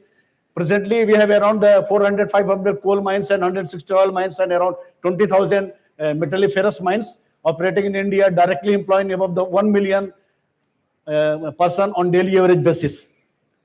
And this is about the brief about the how this mining legislation evolved and how the safety evolved in the safety regulation evolved in India. In 1895, Government of India appointed a committee to frame the general rules applicable to the mines, and the first initiative to frame the legislation. It started from the 1895, but when in 1896 the Kolar goldfield there was accident killing around 52 persons, followed by the Khosh coal mine disaster in Balochistan, killing about 47%. These two disasters hastened the process of formulation of safety, and the first Mines Act was established in 1901, and the Mines Act in 1901 was superseded in 1923, then 1952, and now the Mines Act 1952 applies to all the offshore mining and these land mines all around the country. And we all know that this Mines Act 1952 had been subsumed in Code 2020. So the journey of DGMS, as we talk about, the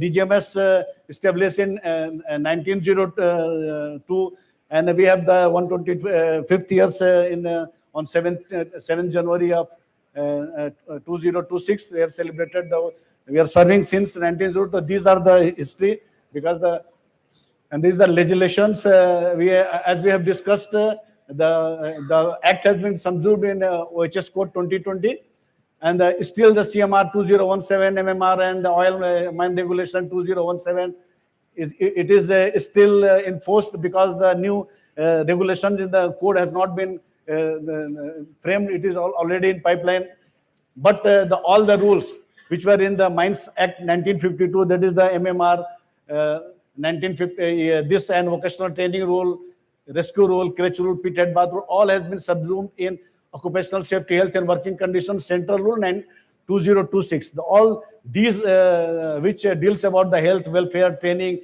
emergency preparedness, welfare issues, all has been subsumed in Central Rule. And this we also administer this Central Electricity Authority Regulation 2023 and some portion of the Factory Act and the Coal Mines Conservation and Development Act 1974. These are the today's topic is the safety issues in mines and the accident analysis. As we all know, the mining continues to be is hazardous and continues to be hazardous industry. The person employed in a mine are exposed to the numbers of hazards at workplaces like dust, noise, heat, humidity, vibration, and so many. About 600 coal mines and 160 oil mines and more than 20,000 metalliferous mines employing around 1 million person on daily average basis. And the present scenario is that in every year we faces on average 70 fatal accidents per year and serious accident about 150 per year. And occupational diseases, mainly the silicosis, core worker pneumoconiosis, etc. So with this background, the safety in mines is a very complex subject. But since 1902, all the accidents are analyzed in the DGMS, critically analyzed, and we have the data since 1901. And this is the trend in the decadal average fatal accident and fatality rate per 1,000 person. Because the mining is a labor, it was the labor intensive. The fatality rate has been determined on a basis of the per 1,000 person employed in a mine. So this is the decadal average of the fatality rate from 1901 to 1910 to it is the 2021 to 25. If you see this fatality rate, the fatality rate has been decreased from in coal sector. It has been decreased from 0.93 to 0.16, and in the non-coal sector, it has been decreased from 0.67 to 0.21. This is the decreasing trend of the fatality rate from 1901 to 2025. This is the fatal accident in coal, metal, and oil mines from 2014 to 2025. We are seeing that the trend is decreasing, but still it has reached to it has stagnant to certain level. That is the serious accident. In the case of serious accident also, it has stagnant to 117, 119, 150, 27, 27, 24, 8, 5, 4. It has stagnant in both coal, metal, and all sector at a certain level, and it is not going down beyond that. So the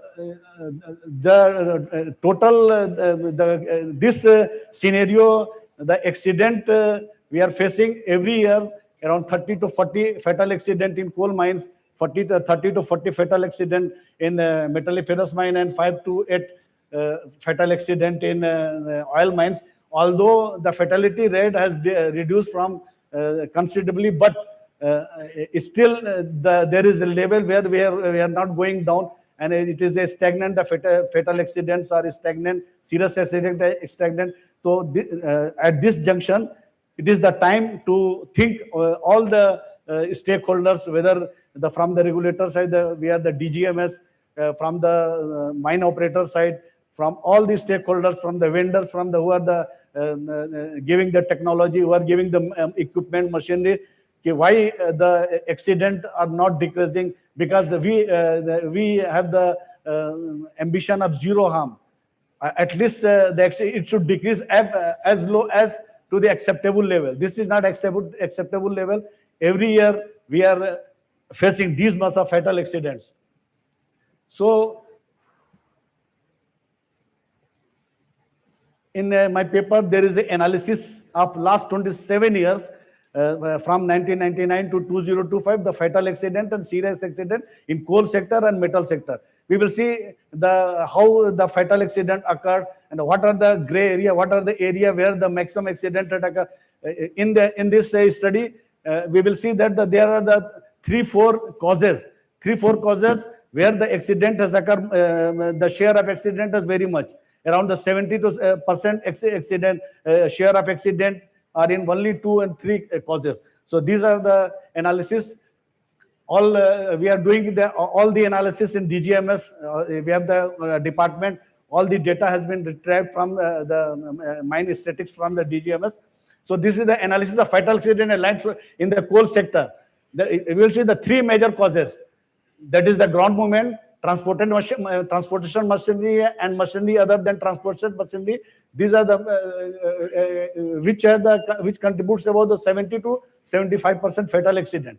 In all in 25 also, 26 also, this trend always is there, because the ground movement in underground mines and open cast mine, it includes both underground ground movement and open cast ground movement. That is the slope stability. It contributes around 25%. This is the number.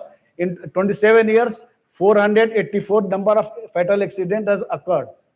This is the share is 25%.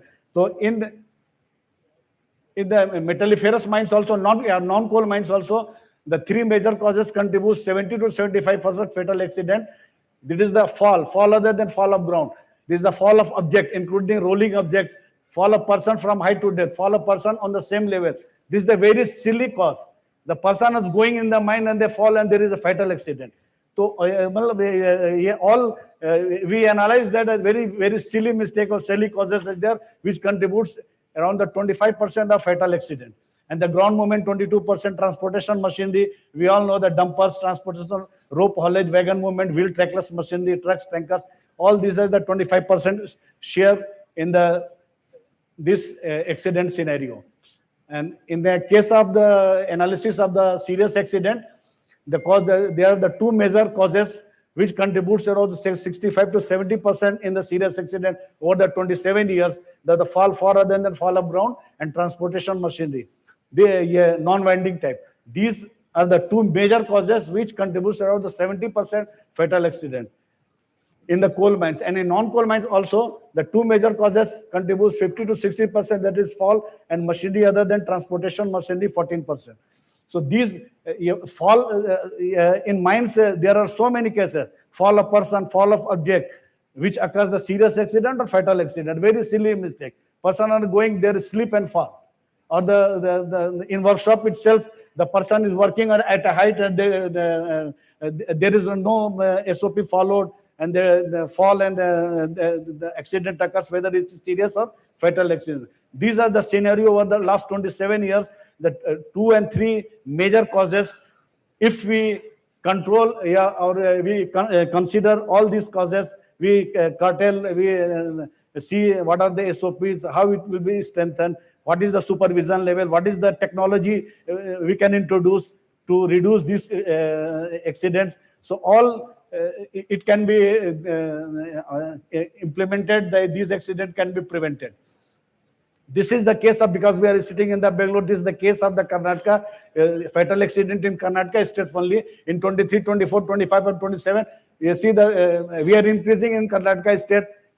In 25, there were the 7 fatal accident involving the 7 fatalities, and these were the causes: fall of overhand, fall of person, explosive, fall of site, wheel trackless truck, tripper, premature blast due to lightning. These are the main causes of the 25. And in 26, up to the 23rd July, we have faced the 7 fatal accident involving the 15 person. It also involves these type of causes: wheel trackless machinery 3, cutting machines 1, fall of site, fall of drill machine, etc. So this is the picture. This is the just I'm showing to know all where we are sitting, how the accident are occurring, how it can be prevented. So as far as these are the major causes in the 25. 50% the cause in Karnataka was the fall of site fall, whether it is the bench overhang or fall of person. 50% accident occurred, out of 7, 4 occurred due to this cause. So there are so many intervention. We are making so much effort from the employer side, from the owner side, from the regulator side, from this technology providers, machine providers. So many efforts are being taken, but still we are facing 70 fatal accident per year and 150 serious accident per year. So it is the time to think over. As far as the DGMS is concerned, we are regularly all accident, whether it is serious or the fatal, it is critically analyzed, and we are recommending in form of the SOP, in form of the DGMS circular, in form of the other guidelines, in form of the interactive session. This is one of the our proactive measures that we are sitting here or talking about this accidents and the safety issues. So so many we all know that in a recent past in CMR and because the MMR 1961 has not been this amended so long, but in the circular form so many guidelines has been issued, which is the major are the risk assessment and hazard identification, the safety management plan, and the planning of mine on the scientific basis. You plan the mine, you first conduct the scientific study, whether the mine is very large mine or big mine, because in not in Karnataka, in India, we have the manual mines also, and you have the large mines in underground, the long wall mine, and in open cast, like the bucket wheel excavator, dig line. So whatever the mine you have, your capacity, whether it is small or the large mine, customize, you think about your safety. It may be very little improvement required in certain area because the floor is slippery. If you make the steps, there may be we may curtail this chances of the fall of person, etc. So these are the small things. Other this legislative reform from the DGMS side, we have done the starter control and monitoring plan scheme. We know all the this coal mines and metalliferous mines in form of this circular. And as there is a major 40% share in every year, 35 to 40% share is due to the transportation machinery. In open cast mine, mainly the share is 40%. For this, so many regulations has been introduced in CMR 2017 for the safety features in mines, and in this Gazette notification form also, the safety features and devices to be provided in HEMM, including the truck, tipper, and dumpers. So many guidelines have been introduced, and no doubt the safety feature is being introduced in the mine. But the question is their maintenance, the challenge of their maintenance. Once this dumper, tipper are new, all the safety features are working, but in the due course of time, because of the less supervision, less training, less knowledge, we are not maintaining along the while running in the mines. So these are the in regulation itself, the phasing of the manual loading in coal mines already, introduction of man riding system has been introduced, tele-monitoring system, inquiry into each fatal accident and disaster occurrences, recommending the circulars and strengthening the SOP. And we have also, it is our, in proactively, we have introduced the theme-based inspection or impact inspection in the mine, because if any accident occurred in one type of accident occurred in any mine, we make the theme-based inspection and we sensitize the different mines, all the mines in our area, our jurisdiction, to look over this type of accident and occur, and these are the do's and don'ts. These are the rules, regulations, safety laws we have to follow to reduce these accidents. And we all know there's in a code, DGMS is functioning as an inspector cum facilitator is the major initiative, and proactively we are, although since inception of the DGMS, we are doing as a facilitator, but it is not mandatorily we are doing as a facilitator here. So these are the emergency preparedness. We although all these has not been introduced in MMR 1961, but friends, it is very clear that in a month or two, the new metalliferous mines regulation 2026, occupational safety, health and working condition metalliferous mines regulation 2026 will be enforced in a month or two, and all these whatever guidelines has been given in form of DGMS to reduce the accident, these we have which I have discussed, all things has been introduced in the MMR 2026. So already in the form of regulation, this circular we are implementing, and all these things has been introduced in this central rules, and already we are this were in the form of the guidelines and the rules and regulations, best practices for vocational training and mine workers. We have the legacy of 125 years, and since we have faced so many accidents since 1901. So many disasters.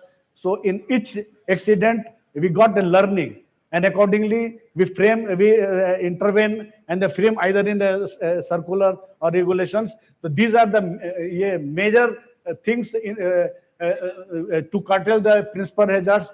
These are the major intervention best practices given by the DGMS to prevent the principal hazards at workplaces, whether it is inundation, whether it is explosion of fire, roof fall, side fall, and in underground mines, roof fall, side fall in open cast mine, or blasting explosives.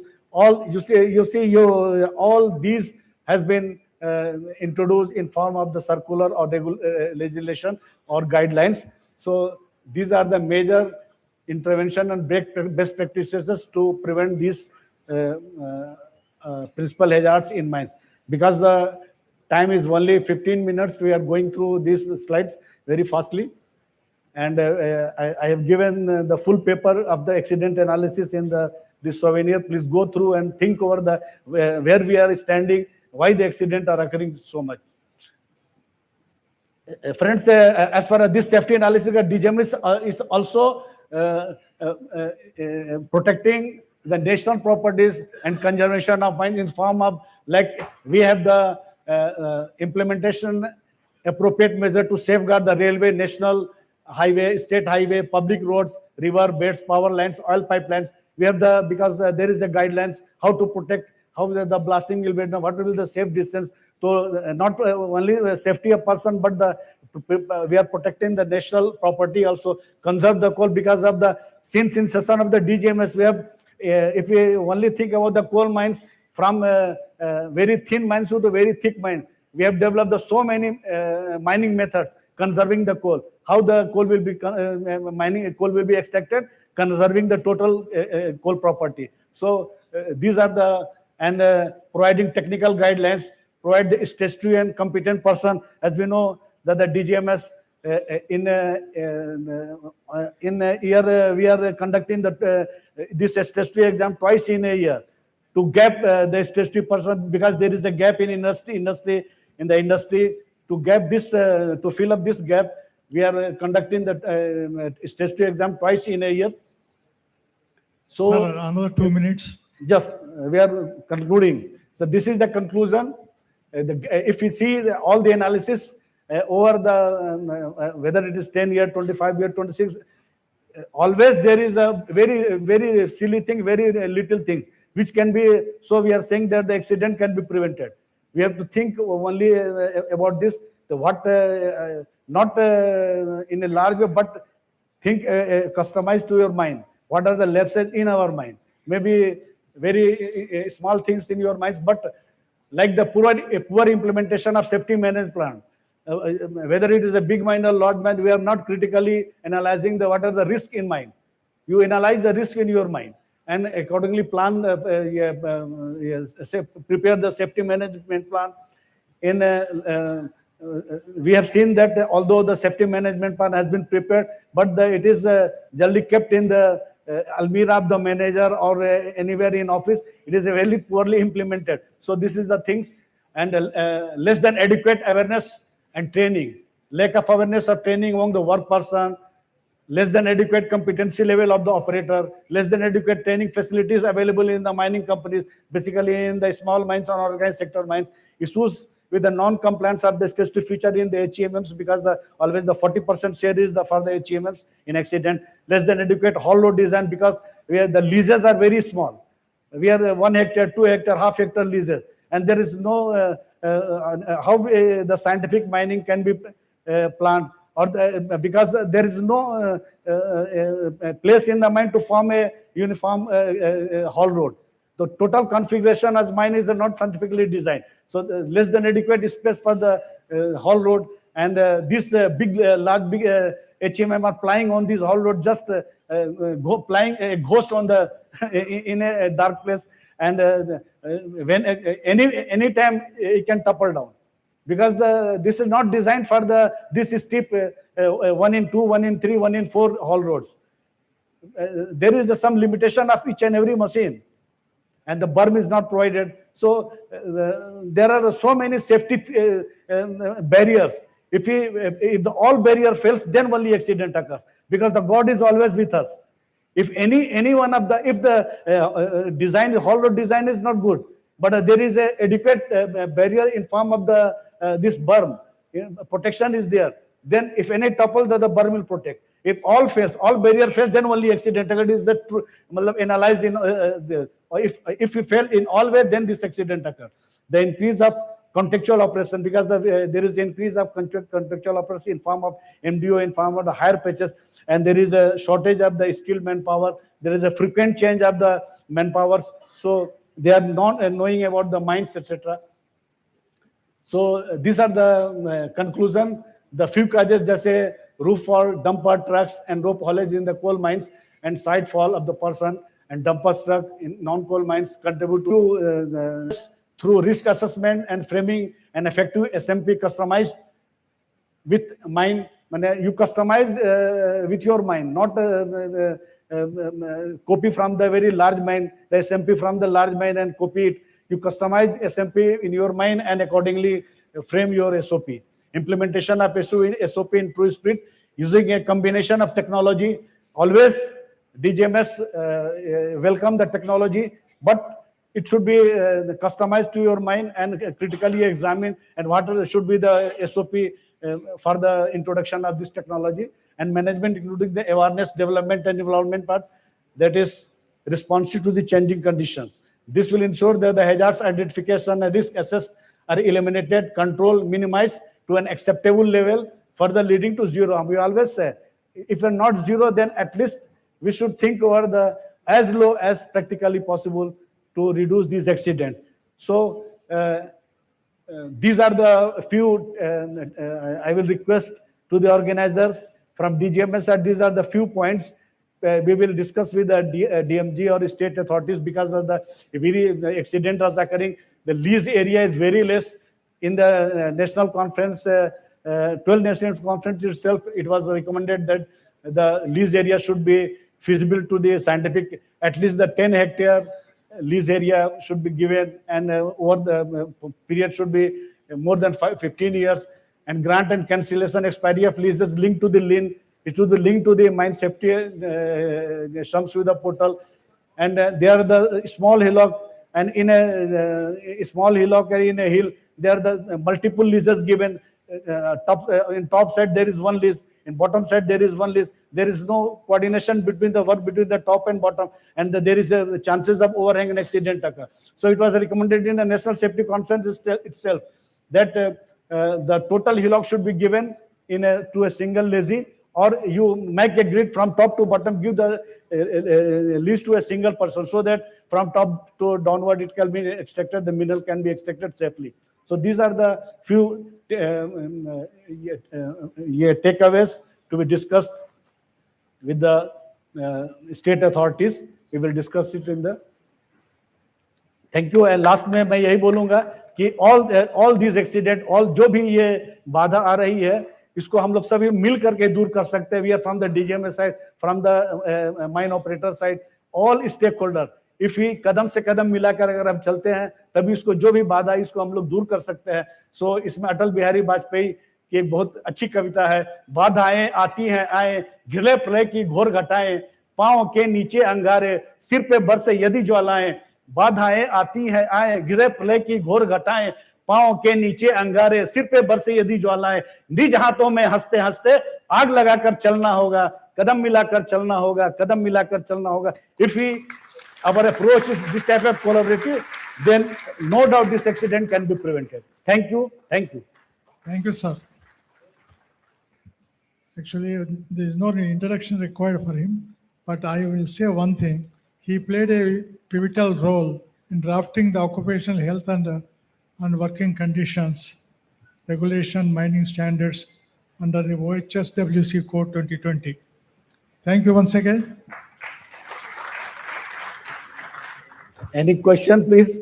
You are always welcome in Southern Zone, DDG's office, Southern Zone. Anyone can, you are most welcome. Any query, any facilitation part, we are always available in the Southern Zone, our officers. in Chennai region, in Bellary 1, Bellary 2 region, and Bangalore region. We are always in forefront to facilitate any question. There are so many issues, so many things in your mind. Please come. You are always welcome. We will facilitate you for the sake of the safety. Thank you. Sir, excuse me, sir. I have only one small question. I will not take much time. As we know that we have an unwanted record of highest fatal accidents in Karnataka, especially in small quarries. With due respect to DGMS, I wanted to know, DGMS has conducted any analysis to find out such reasons for such accidents, and what are all the remedial measures is suggested, sir? Yes, yes. This is the paper. Since 1902, we have critically analyzed each fatal accident. Although the all disaster has been inquired by the court of inquiry, but it is on part of the DGMS also. And you will see for each every DGMS circular, there is a background note which reflects the how it comes into picture. Analysis. We have I have given the 3 major causes in coal mine, 3 major causes in metalliferous mines, for the 2 major causes in serious accident. This is based on this accident analysis. We have the figure how we are recommending how it can be prevented in different forums. If you pinpoint any cause, and you go through the MMR or any regulation, any accident, any cause, that there the solution are in regulation itself. You go through the regulation. कोई भी आपका जो cause है उसका solution regulation में और या guidelines के फॉर्म में है. You see these regulations, you will get that had it been followed up, this accident could have been prevented. Always there is a study and there is a recommendation. If you are going to any cause, you please come, we will give the remedy. But इच्छा शक्ति, there should be, सबसे जरूरी है will power. You have to be will power कि हमको इसको रोकना है. There should be इच्छा शक्ति, then only it can be prevented.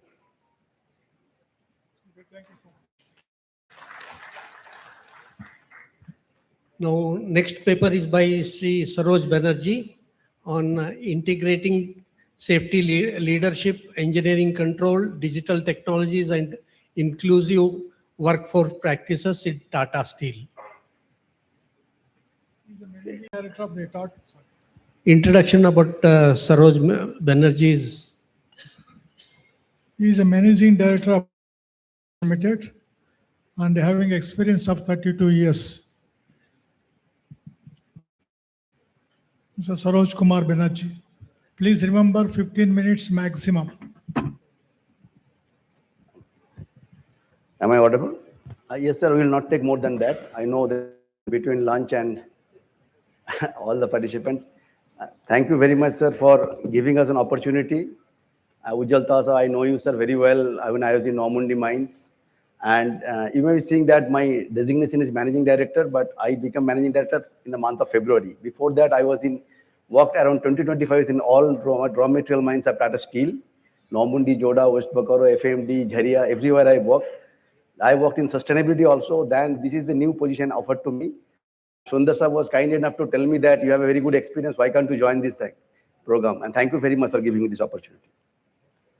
So what I tell sir, what Sarah has told lightly that in Tata Steel also, I was chief of safety and I was looking after steel as well as mines. And always used to say that because of Director General Mine Safety and the guidelines, if I want to one agency in sector that Director General Mine Safety, the way we are getting guidance is really fabulous. And that's why some of the practices in steel plant also we are practicing in Tata Steel. And that's the reason, sir. But what I want to tell here that it is something like all of us, most of us here are engineers. And I am sure that all of us passed in a very big examination like IIT, NIT, etc., and lot of engineering entrance. We have got to get 90 easy. If I want to get 90 out of 100 I can get, but if you tell me 99 or even 100 is very difficult. That's why I'm telling what Sarah has told correctly, same thing steel plant also. We have done anything, but each and every day, one bad second, one fatality happens. then everything becomes zero. That's why in safety, there is no other target apart from zero. And zero means, it is 100 means mathematics to me. And we have always crossed 95, 96, but 99 and 100 that is the area to work. That's why I thought, apart from engineering control, what Director General Mine Safety has guided us, we should think something differently to really, if the way we are doing, if we do that like this, something, one or two things will happen, and at the end, all of us will be very disturbed. So what I was trying to say that this is the 8th strategy. One is leadership, digital, contractor safety, road rail, competency, process safety, and occupational health. These are the 7 strategy we follow in Tata Steel. I will go just little bit one by one. You will see why I'm telling leadership capability. All of us know, we know that people are charismatic leaders, somebody is innovative leader, someone is multiple leadership style. But have we seen a person who is a very failed leadership on safety? Why I am telling this failed leadership, it is important. It is something like, first, I have to follow. I do not know, I can ask one question to all of you. Why you are talking about the workers who are driving a vehicles, very 100-ton dumper or working in underground mines, they are doing very high-risk jobs. But as an individual, all of us sitting here, what high-risk job we are doing? If I tell me that I am only driving a car, which is a high-risk job, can anyone tell me that some of us, not within our 100, so many years, I have not made any accident? That means accident can happen if I don't follow. What I'm trying to say that as a leadership, we have to prove that whether our people, because if I say some workers also seeing me. I can only ask you, just imagine yourself, how many of you have wear safety belt today while coming to here? I do not know the answer, but we can internally understand that have we wear a simple safety belt? When I'm taking a safety belt to our truck driver or dumper operator, are we using it now? If answer is no, that means something we have to see from ourselves.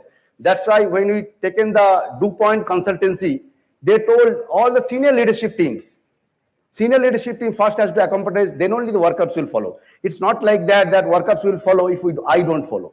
That's why leadership is important. We have very good leadership development center in Tata Steel. I just go to the thing, this point is very important. Doing, being seen and being believed. My only point, people do not hear what you say because they are different by what you do. The first is the leadership. And that's why when I invited some of the DuPont experts in Tata Steel, one of the best guest house in Normandy, they have given me 64 observation. Then I thought, how can I happen? I am seeing each and every day my guest house. I can see observation. Why others people can see me? And if I really see the auditorium, it's a fantastic auditorium. But if you tell me, I can also do audit and I can see some of the opportunity for improvements. That's the safety I has to develop by everybody. I think that is the mission. That is the way we have to work. This is the things I know. I am sure all of you do. We are maybe in the dependent or independent stage. We have to go to the interdependent. That's why leadership will come. This is the again slide, just time, leadership, culture, behavior, and results. I am sure these are the things, walk the talk. This is the lot about leadership I am telling. And why this digital is important. And that's why Mr. Sundaraman told me that when in raw material mines, we have around a number of mines. In steel plant, we have made a IRMC, Integrated Remote Monitoring Center. I can tell you, we have around 20,000 camera in Tata Steel, by which I can see from my office. Otherwise, as the chief safety of Tata Steel, how can I control? We have around 20,000 camera. There is a control room. There are different control rooms where we are monitoring there. And each observation comes, there are people, worker also know somebody is monitoring from Jamshedpur. If my worker know in Normandy that somebody is operating from Jamshedpur and BPRM, Mr. Sundaraman is observing, they will be very careful. That's why this is a very, very good result. We have got this Integrated Remote Monitoring Center. And you can see that these are the observation connected workforce. Everybody has been tracking. We have defined high risk zone, low risk zone, different area has been mapped through digitally. If somebody go not authorized to one area, if one authorized in mining, he cannot go to his processing plant. Something like that scheme we have maintained.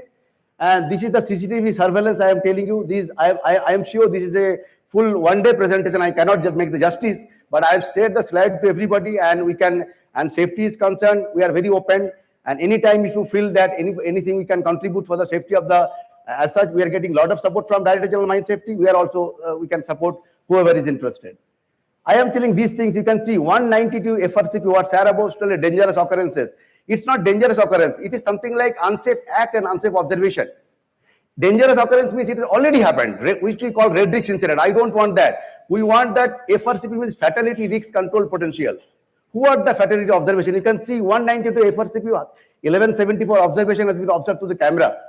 I don't know, it may happen, one incident could have turned to a fatality, but at least we can tell that as an entire team, we have identified these and eliminated. These are the things, you can see that boulder detection system, this is a very high hazard area, we have used AI systems there, and these are the very good case study of in mining. These are all boulder detection systems I have already told you. Second is the organizational competence and capability, here also very important. Why I am telling competency and capability is important, because we have driven all the vendors who are working in Tata Steel, they have to be minimum 3-star criteria. Earlier 3-star, now we are telling you have to 4-star. And all the workers, maybe company employee, maybe contractor employee, they have to categorize in 3 categories: silver, gold, platinum. Initial was silver, now we are telling we have to all high risk of actual minimum gold and platinum. These are the competency, and entire technical team, they are working in that. The how to make my, like let us suppose in Tata Pigment, I have taken over in the month of February, I have around 4,000 workers, and I have 2,000 in silver. I have given a target, you have to make around 1,000 at least to gold and platinum. That's the why we are driving. This is the behavior program. Lot of people tell that safety is all about engineering or behavior. I can tell, obviously, engineering control, what actually DJMS is helping us, but I can tell you behavior safety is also equally important, because whatever engineering control you do, one bad day, one bad second. I give an example to all of us. When I was in 93, I was an engineering graduate, I was in government engineering college. I gone multiple times without helmets with my friends and colleagues, and go to the different in the cities without helmet. But can I think today, what has happened within me within 20-25 years? My risk perception has changed. In the 22 years, I was not aware. Today, my risk perception has changed. But how quickly? If I tell I took 20 years to change my risk perception, that is not possible today. We have to do some module, something, so that I can change my risk perceptions of the workers working in the company. That's why it's very important, this training program. We have a very good safety leadership development center where we are working, and you can, I am always inviting you, can come, I can facilitate all of you if you are interested to come to Jamshedpur. This is the risk management. I have told that all the high hazard job 4-5-star vendors, e-permit, though we have a discussion that even Director General Mine Safety told you people are doing e-permit, I don't, there's a lot of debates, but then what we are doing, we are trying to be more the things also, because there's advantage, disadvantage. If you want to have a high risk area, then you have to do the electronic permit. But there's a debate going on. Sometimes we feel that manual permit was better, but still this is the area of debate, but we are working on that with the help of DJMS. Process safety, I have told in the underground plants. What Sir was telling, the safety management plan, it's actually in a risk management plan. I am telling this red, yellow and green. It's the same thing. There's no difference between safety management plan and the risk management plan. I have to understand what are the high risk activity. If you come to my plant, I will tell you this is my 10 high risk activity. And I have these barriers, I have this control. If we continuously audit barriers and controls, nothing will happen. But that sometimes we miss. This railroad safety is very important. I am just coming, all the photographs, these photographs are there. We can see some photographs, we can see what are the injury control we have done. Driver fatigue monitoring, I am sure everybody is doing all these log, altitude, everything. That is the guidance we got from Director General Mine Safety. This is for different photographs, I am sure you can see, but for the paucity of time, if you tell me only one slide to present in the seminar, I will present these slides. Top one is actually what DJMS is asking us. You have to reduce the risk in your workplace. But whatever you do, until you make a improving risk perception of the workbench, you cannot make a risk intelligent organization.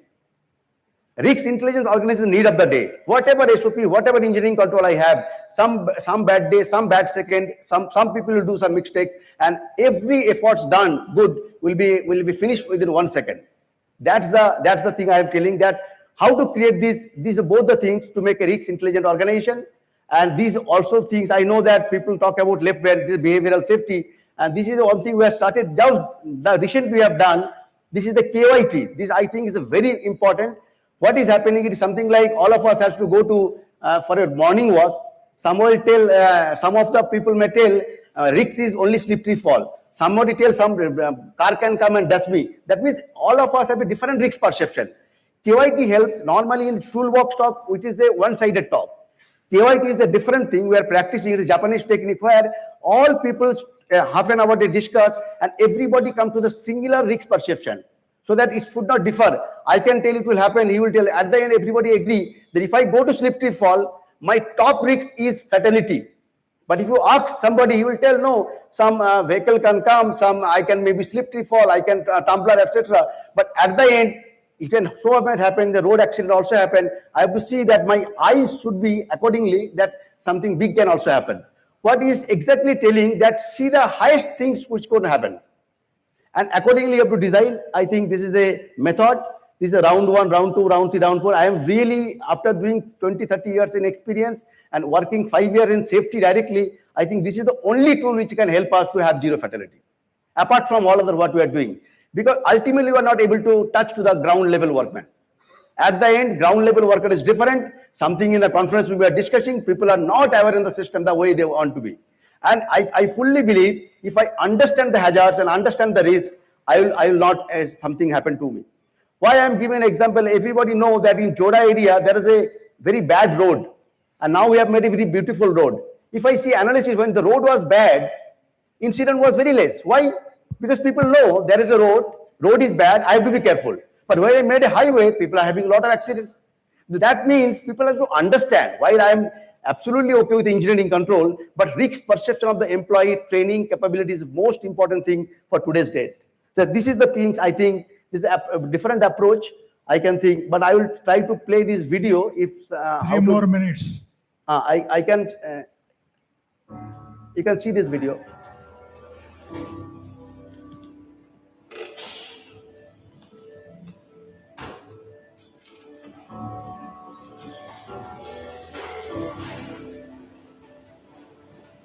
Hey bro. Victor, Anis.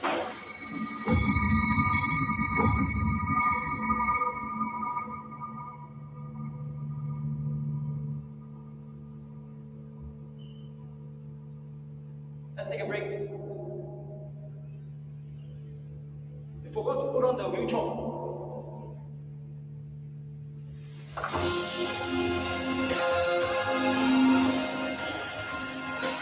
Take time to take care of your safety and health at work and get home safely to your loved ones.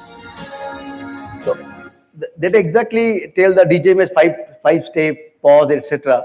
I'm telling this is actually interdependent culture. When if I do something wrong, people will tell me, yes, you are doing wrong, and let's take a pause. I think this example is very important. I thought I will show. This is the one thing, sir, we have implemented very well. I know these all are we doing, but this life-saving rule, I will show another video also, then I will pause. I think let's see this video and then I'll show that because जानते ही हैं कि किसी भी काम को बार-बार करने से वो हमारी सेकंड नेचर बन जाता है और ऐसा होने पर हम कभी-कभी बिना सोचे समझे भी ये काम करने लग जाते हैं and before you know it you are on autopilot danger से बिल्कुल बेखबर और फिर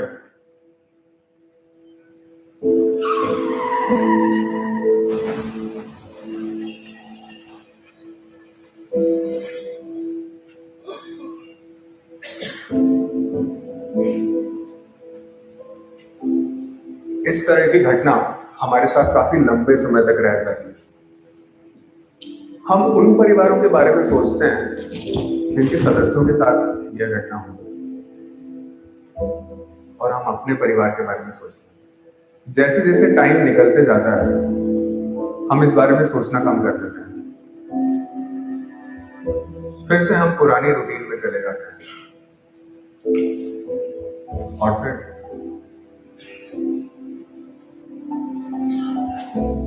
आखिर कितनी घटनाएं होंगी जब हमें यह समझ आएगा कि हम बिना प्रॉपर इंस्पेक्शन के ऑटो पायलट पर जा नहीं सकते। आज आप सभी लोगों को टाटा स्टील के लाइफ सेविंग रूल्स से अवगत किया जा रहा है। वह रूल्स जो हमें यह बताते हैं कि किसी भी काम को करने का सही तरीका क्या है। पिछले कुछ सालों में हम लोगों ने देखा कि लाइफ सेविंग रूल्स सेफ्टी में कई सारे इंप्रूवमेंट्स लेकर आए हैं और अब वक्त आ गया है कि हम इन रूल्स को रिफ्रेश और सिंप्लीफाई करें।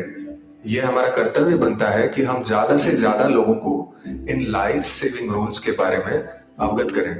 मोर इम्पोर्टेंटली हमें इस बात का ध्यान रखना होगा कि यह रूल्स हर एक काम में फॉलो किए जाएं।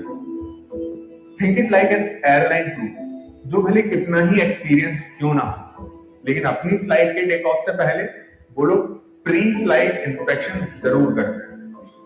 भले ही उन्हें ये काम रोजाना क्यों ना करना पड़े, लेकिन वो इसे अपना कर्तव्य समझते हैं और पूरा मन लगा करके ये काम करते हैं। और अगर उन्हें कुछ भी आशंका लगे तो उनके पास पूरी अथॉरिटी होती है फ्लाइट को रोकने की। एक बार के लिए ये सोचिए कि एयरलाइन क्रू फ्लाइट का इंस्पेक्शन ही ना करें, सिर्फ ये सोच करके कि ये काम तो इन्हें रोज करना पड़ता है। क्या आप अपने परिवार के साथ इस फ्लाइट में बेझिझक बैठ पाएंगे? हमें भी इसी तरह पूरी जांच और प्लानिंग के बिना अपना काम स्टार्ट नहीं करना चाहिए। Why shouldn't we have the same safety criteria as pilots, air traffic controllers and technicians? Why wouldn't our safety rules and procedures be ingrained in our routine like it is theirs? हमारे पास SOP है जो हमें काम करने का सही तरीका बताती है। इक्विपमेंट है जो हमारी रक्षा करने के लिए ही बने हैं, और अब हमारे पास है लाइफ सेविंग रूल्स जो हमें हजार्ड्स का आइडेंटिफिकेशन करने में मदद करते हैं और हमें रिस्क लेने से रोकते हैं। नो मैटर आवर जॉब और सीनियरिटी, टाटा स्टील परिवार के हर एक सदस्य के पास अनसेफ जॉब को रुकवाने की पूरी अथॉरिटी है। Please conclude. In life saving rules को हमें एक नया जॉब समझने के बजाय अपने ही काम का एक महत्वपूर्ण हिस्सा समझना होगा, तभी तो ये हमारी आदत बनेगी। We must ensure that everyone goes home safe. I think it is done, sir. But I'm only telling this. Mr. Sundaramon is very clear. These two parts that if there is a life-saving violation, people have to take action. Parallelly, we also think we have to reward recognition. Both you have to do together. I'm sure, giving me an opportunity, I'm sure I have taken some more time, sir. But this is the way, and my number is there. And thank you very much for giving me this opportunity. Thank you very much, sir.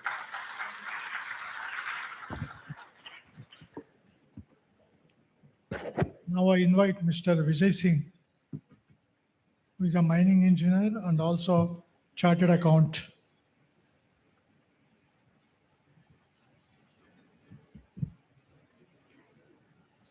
For you also 15 minutes, because I'm afraid.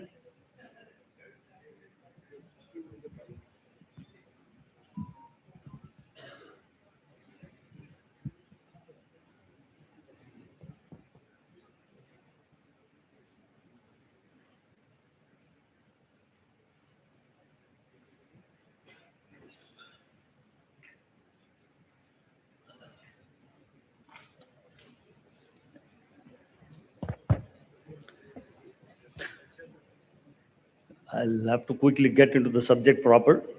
Dignitaries on the dais and off the dais. Namaskara ellarigu. Now, a little bit for the given time that I have, we will little bit scratch the surface of the new code, OSH and WC Code 2020 and its rules. Now, if you see the Mines Act 1952, which is completely repealed now, there's no more Mines Act 1952. In fact, the last major amendment in the Mines Act 1952 was in 1983, which was implemented on 31st of May 1984, more than 40 years back. Maybe some of the youngsters would not have been born also. But now, this is what the new law we have. Somewhere in January 2019, there's a big media report saying that employment of women, it's allowed everywhere in the mine. So we were thinking that maybe the government has carried out certain amendment to the to the Mines Act 1952. But unfortunately, nothing of that has happened. If you go to section 46 of the Mines Act 1952, even today, it says women are not allowed to work below ground.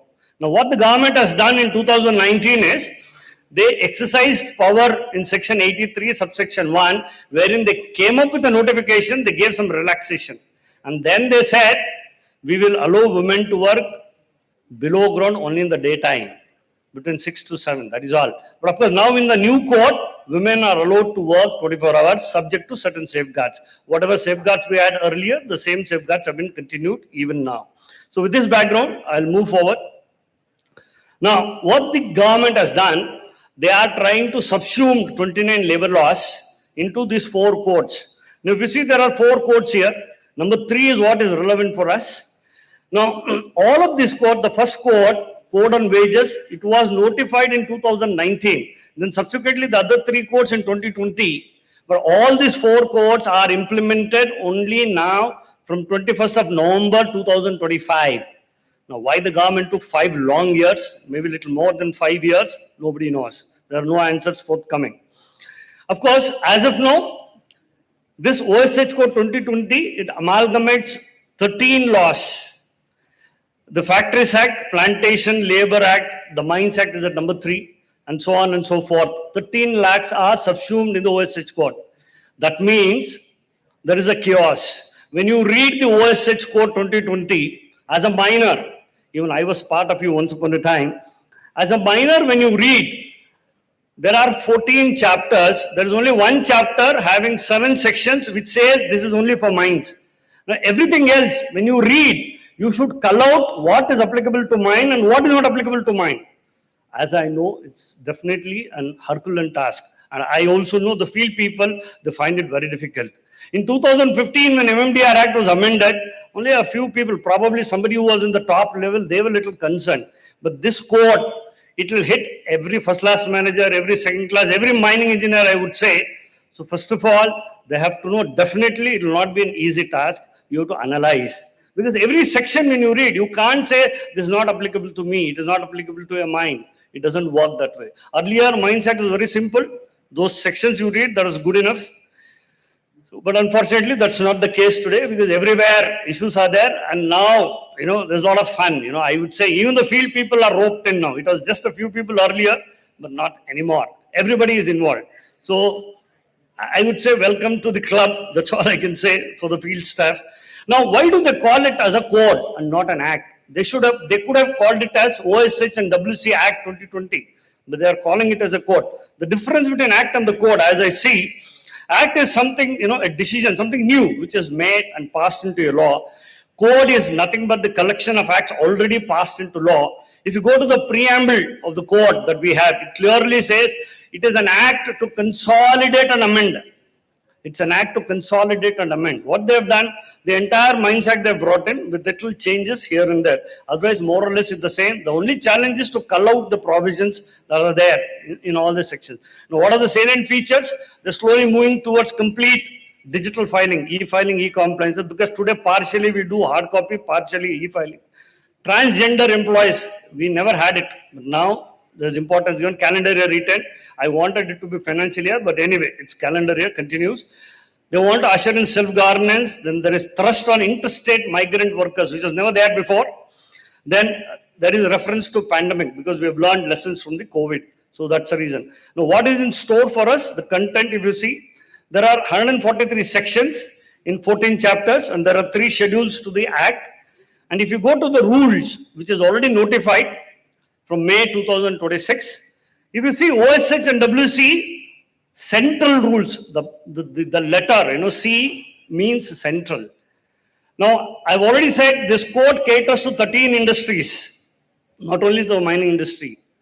Now, the Act, the code is the same code, but the rules, they have given powers to the respective state governments. For example, you take a factory. Suppose I have a factory in Karnataka, I need to comply with the state rules. Act will be the same, the code, whereas I need to comply with the rules made in the state. Suppose I have a factory in Maharashtra, yes, I need to comply with the state rules there. But as far as mines are concerned, it will always be central rules. If you go to the code, there's a definition of appropriate government, and as far as miners are concerned, it will always be central government. So that way we are saved. So across the country, we will have the same code, we'll have the same rules, and going forward, we'll also have regulations. So that's why it is central rules. So it's very clear the state also will have its own rules in the time to come, but definitely not applicable to mines. Even by constitution, they cannot do it. There are about 186 rules. There are 7 annexures, and 1 annexure has a lot of forms in it, and there are no schedules as of now to the rules. Now, lot of seniors, I put this slide only for the seniors. Now, earlier we were very familiar with B register, Form B. Till about 2017, then we have a new rule. They removed Form B, then they said it will all be Form A. And now what they are saying, instead of Form B, Form A, now it will be Form 13. So we have to get used to the new forms now. All things are gone. Now, there are about 27 forms here, and most of them are applicable to a mining setup. And let me tell you, it is not only this 27, there will be more forms. I think you have to start looking into the notifications that are uploaded on the DGMS website.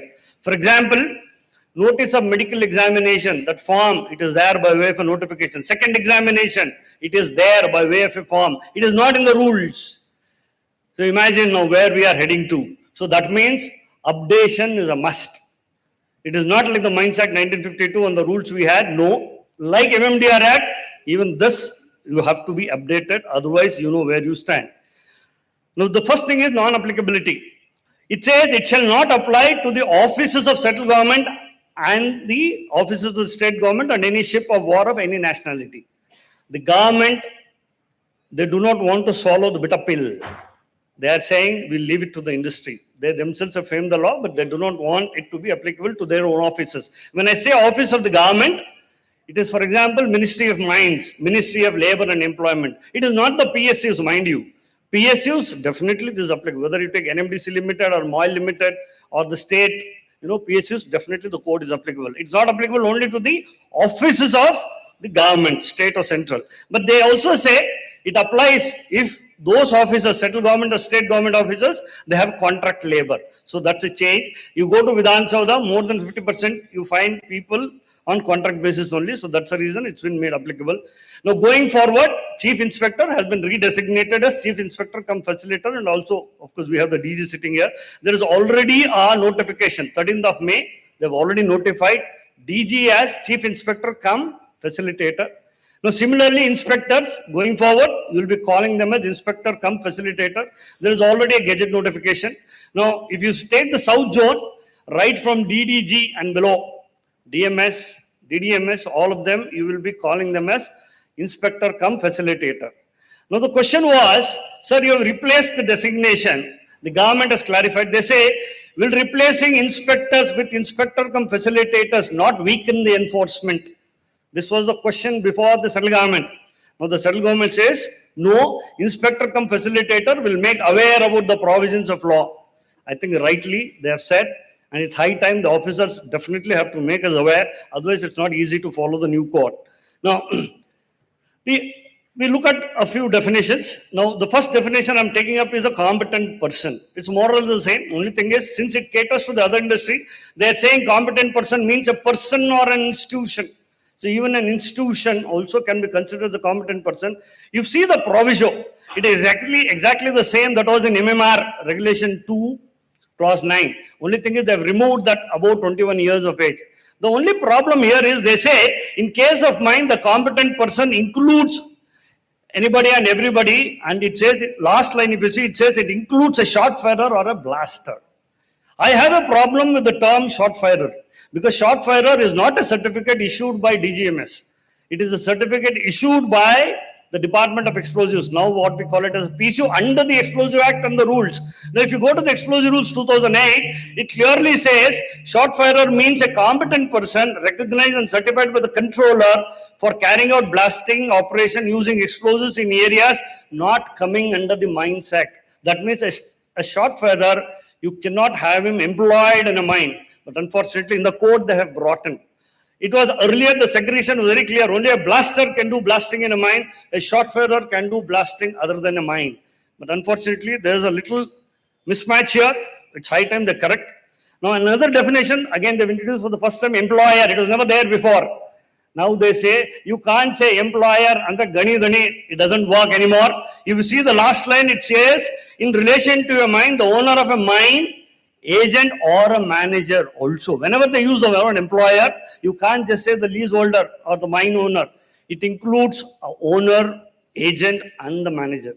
All three put together. Earlier in the Mines Act, they were segregating owner, agent or manager, but now they say employer, period. You can't just say that employer under my mine owner. It doesn't work that way. Conclude But yes, sir. As far as principal employer, they are saying only the agent, owner, the agent. Now, one last definition is the worker. Again, this was never there. They have introduced now. They are saying you have to know the difference between an employee and a worker, because the sections are drafted in such a manner. And worker, they say manual, unskilled, technical operation, etc. If he is in a supervisory capacity, they say if he is getting a salary of more than 18,000. Now, why this is important? Because certain provisions are applicable only to a worker. Certain provisions are not applicable to a worker. For example, you take first aid, you take ambulance, you take a canteen. There's a specific number given there, a threshold. Only if those many workers are there. Now, sir, I think I'll take another 5 minutes, sir. I think with the permission. I'll take 5 and close, sir. No, 2 minutes, conclude. All right. Yeah, I know, sir, but anyway, it's lunchtime. I think they'll manage another 5 minutes. Now, again defining the term establishment. No, we can't say it doesn't include a mine. It includes a mine also. Because when you read the code, there are a lot of provisions saying establishment, and it clearly says establishment. The last one, if you see, a mine. The moment you get a lease, you become a mine. Once you become a mine, you are also part of the establishment. So all provisions are applicable that are meant for an establishment is applicable to a mine also. And there is no threshold of number of workers for a mine. If you see the first place, they say, where any industry, trade, business, manufacturing is carried on, in which 10 or more workers are employed, only then it becomes an establishment. But as far as mine is concerned, there is no such criteria. You have to have. No, definition of the mine is just the same. There is no change, except that they have also added a mine owned by a government. There are 11 subclauses. It continues even today. There's no change, absolutely no change. But only thing is they now say mine owned by the government, as I know. There are provisions in the MMDR Act wherein a government also can get a lease. But practically it doesn't happen. If a government wants to get into the mining sphere, they will incorporate a PSU, a company or a corporation, and the lease is granted. Now, prescribed, they say it has to be by way of rules only. Whereas the earlier law, they said prescribed means by rules, regulations, or bylaws. Now, let's go to appointment of managers. Earlier section 17, now it is section 67. It clearly says every mine should be under a sole manager having prescribed qualifications. And when they use the word prescribed, it has to come by way of rules only. It cannot come by way of regulations or any notifications, etc. Now, what they have done, if you go to Rule 107, of course, I am speaking only on metalliferous mines because in Karnataka there are no coal mines. So, underground metalliferous, now they are saying average output in excess of 1,250 tons or below 1,250 tons, first class or second class unrestricted. If it's open cast, here they have changed, they are saying 20,000 cubic meters above or below, first class and second class. Now, what is missing here is a permit manager. There are thousands of people having this permit manager certification across the country. Now, what will happen to them? Now, earlier in MMR, it was there, they had allowed, but unfortunately, they have omitted. Now, what will happen to permit manager? Nobody knows, so we have to wait. Now, what will happen? Earlier, it said if you are working with deep hole, if you are having achievement, they said mandatory first class, but no such thing is there now. They have moved to the output. Now, what the government is trying to do, we have this draft regulation. The regulations are not yet notified. Through the regulation, they want to introduce the concept of manager's permit. Now, earlier, foreman was getting.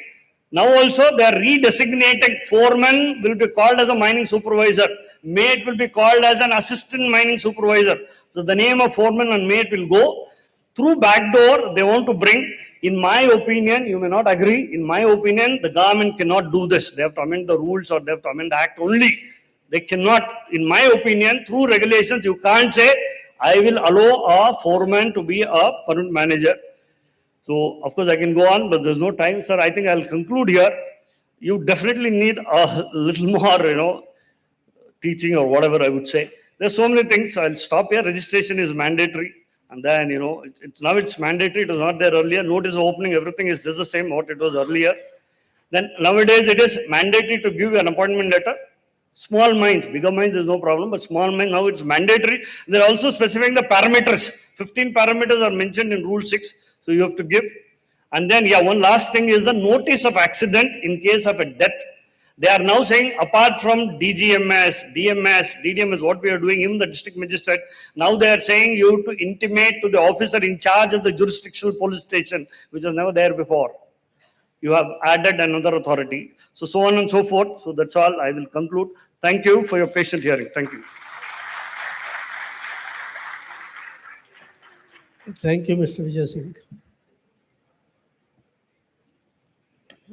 Any questions?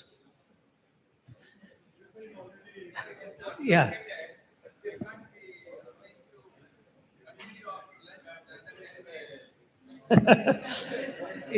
This is this is interesting subject. You may like to here, then we can have a different session so that you can listen to Mr. Singh. No, but I think we should respect the other speakers also, na, sir? Yeah. Because you schedule somebody after lunch. No, if they are ready to sit beyond time.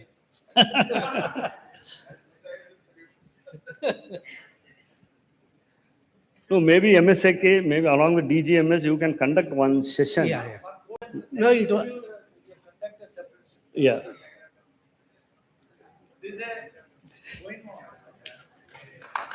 Okay. Thank you.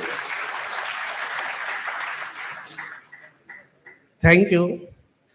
We had very excellent session, and this was very important session as far as mine safety and mines are concerned.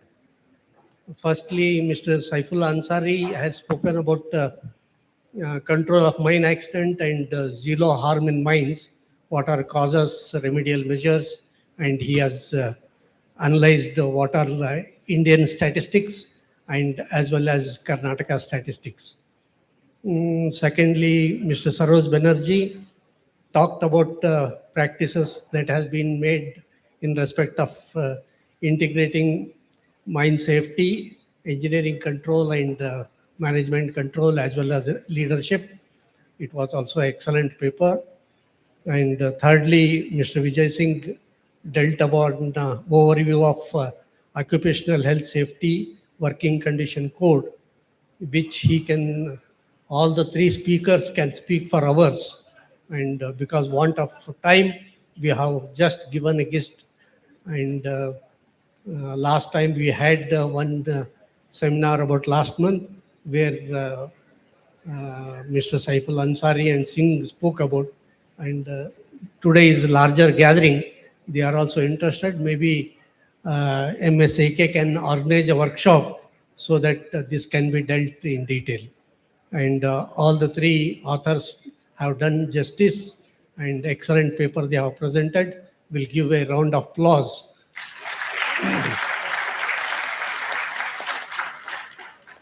Mr. Vedavantak. Huh? Okay. Thank you all the participants for presenting the papers, and thank you Chairman sir and Co-Chairman sir for heading the session. I request our Chairman Mr. Veda Venkataya sir to hand over the memento to our participant Sri Saifullah Ansari, Director General of Mine Safety, Southern Zone, Bengaluru.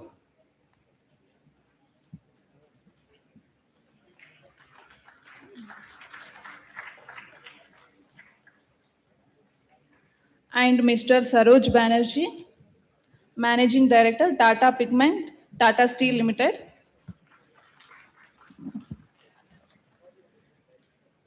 Thank you, Venkataya sir. And I request our co-chairman, Mr. Ashok Megharaj sir, to hand over the memento to Mr. Vijay Singh,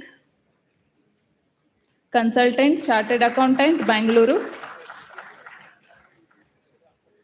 Thank you, sir. And I request Shri Dhruva Kumar sir to hand over the memento to our chairman sir and co-chairman sir.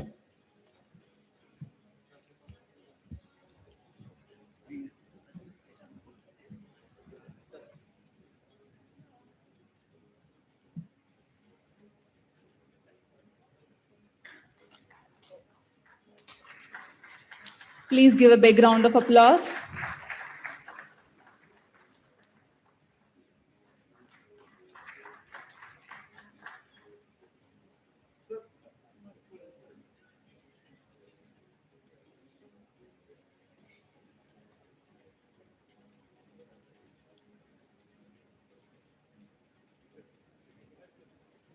Thank you, one and all. Now we have a lunch break. Kindly have your lunch and come back soon. We'll start a technical session too.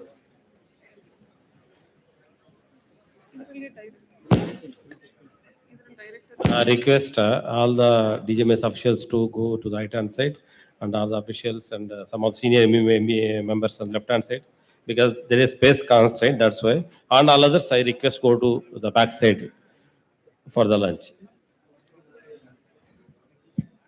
Yeah, next technical session will start at 3:15. I request everyone to please be here by 3:15.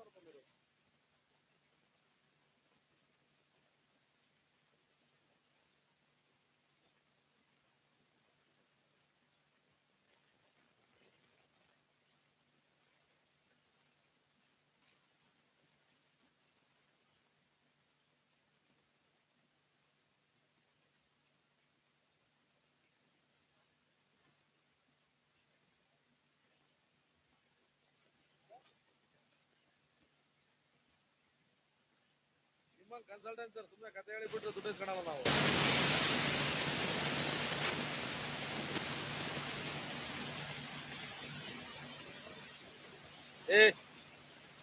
ಹೊಸ sir ಬರ್ರೋ, ಬರ್ರಪ್ಪ ಹುಡುಗರು, ನೀವು ನಮ್ಮ future of mining Vikshith ಬರೋದು.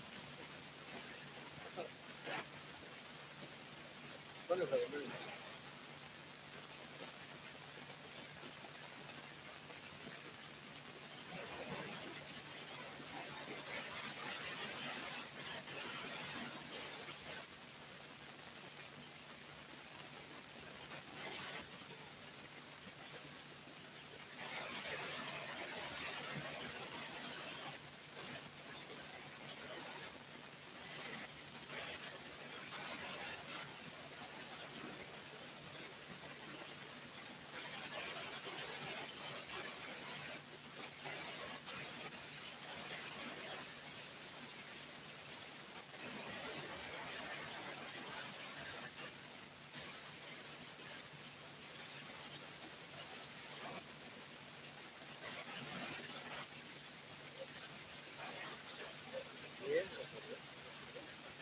ಮಾಡಿದ್ರೆ ನಮಗೆ ಅದು ಮನೆ ಬೇಜಾರಾಗುತ್ತೆ.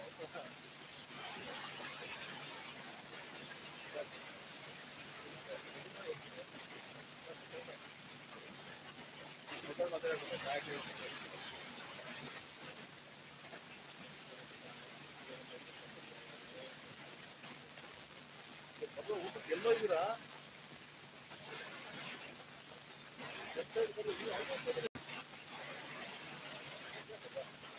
ಆಯ್ತು, ಮಾಡ್ಬೋದು.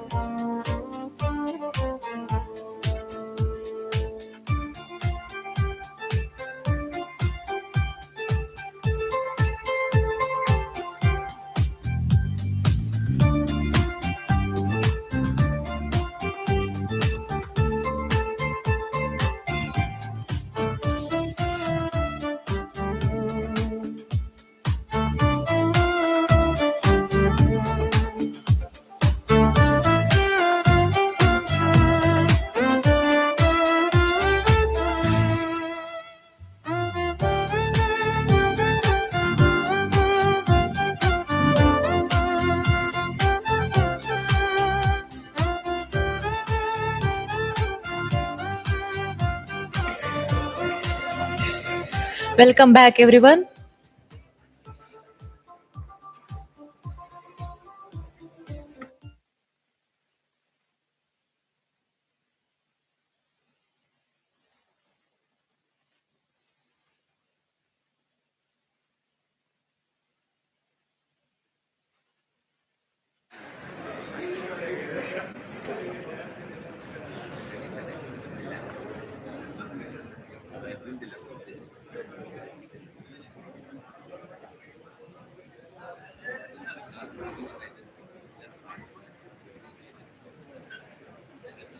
Please assemble, everyone.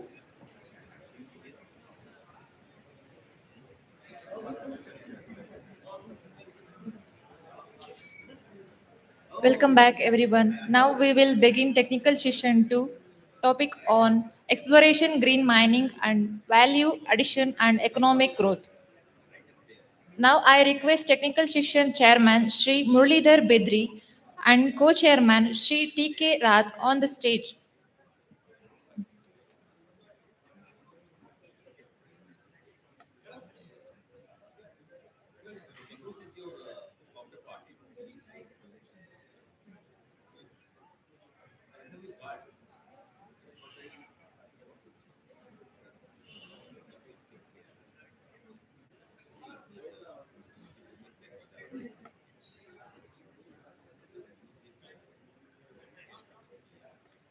Now again I request technical session chairman Sri Muralidhar Bedri and co-chairman Sri T.K. Rath on the stage, please, sir.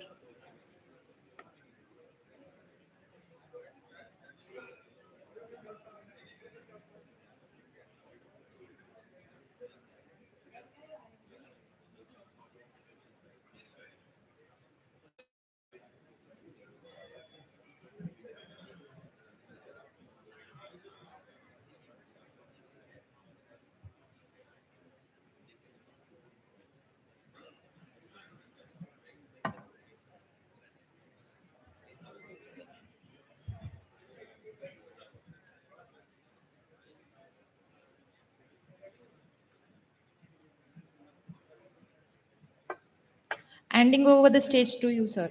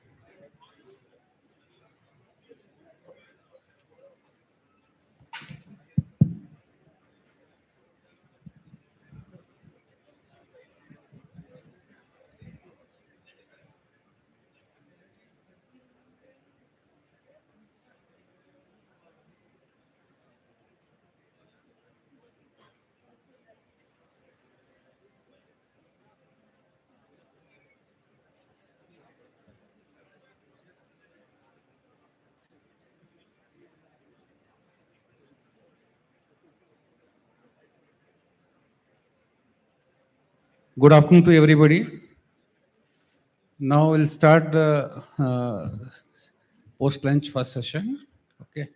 Now I request the speakers, authors, Sri Dattatreya Jiresab, GSI Director.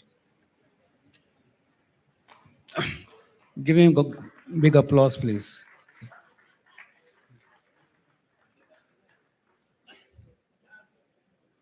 Next, I request Dr. Mahantesha P. and Sri Niranjan Sinha, IBM, Junior Mining Geologist and Assistant Controller of Mines, respectively. Come on to the stage. Thank you. Give them big applause, please. Now I request Sri Ganeshmurthy sir, kindly come over to the stage for his paper on scientific query on sustainable for mining safety. Give him applause.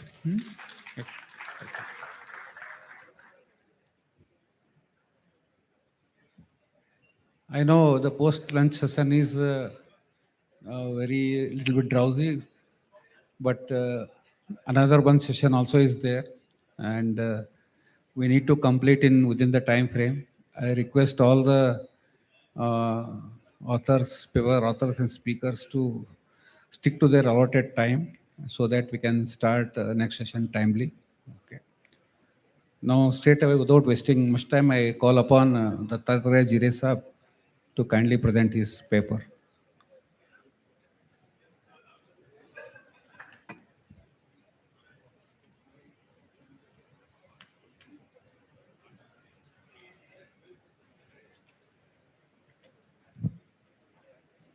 Sri Dattatreya is a geologist in GSI.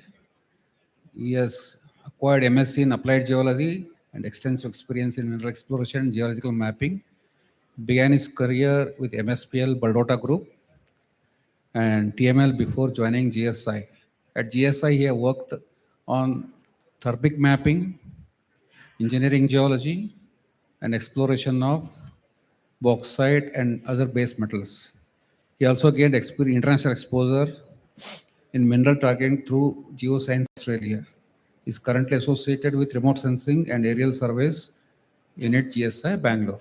Thank you, sir. Thank you, Chair. Thank you, gentlemen. Good afternoon. I'll be sharing some new interesting things which are coming as a critical minerals. As we know, the major minerals, it's fine. We can identify in a mine, we can see it, we can catch the ore. The critical minerals are those, they are invisible, highly valuable, and we are likely to miss them. And there is no any specific deposit style for a particular critical mineral. Of course, for some majority of the critical minerals, they occur in association with the major deposit. So it carries an important significance to look for our own deposits and their alteration areas around a mine to focus and not to miss any critical mineral in a existing environment. So I'll be quickly briefing a small science part and their importance and what data can help us to look for it. So here is a gist. In June 2023, there were about 30 critical minerals. They got published by Ministry of Mines. Here, alphabetically, they are kept as antimony, beryllium, bismuth, cadmium, cobalt. In this series, it's quite difficult when we look at the elements like selenium, copper, germanium, and as such, we don't have mines. We haven't seen ores. But when we take these 30 minerals, try to group them, they fall in 7 different categories. They are paragenetically associated. In general, they occur together. So nickel, cobalt, PGE, they are associated with mafic, ultramafic system. Wherever we have chromite mines and layered intrusions, we are likely to get them together. Wherever we are mining chromite, look for the surrounding areas for these minerals.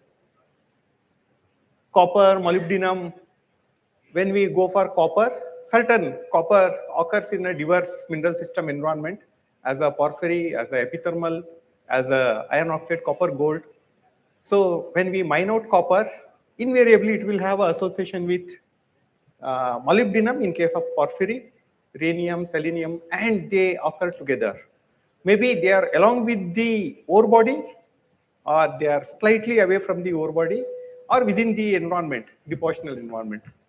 Similarly, the RE, it goes with phosphorite in many places. Then cadmium, indium, gallium, germanium, they fall in one category. Especially gallium and germanium. Gallium, we can get it with our bauxite deposits. Zirconium, hafnium, silicon, they are into one category. Like this way, the last category is graphite. Wherever we have graphite, in most of the cases, Indian scenario, we do get vanadium there.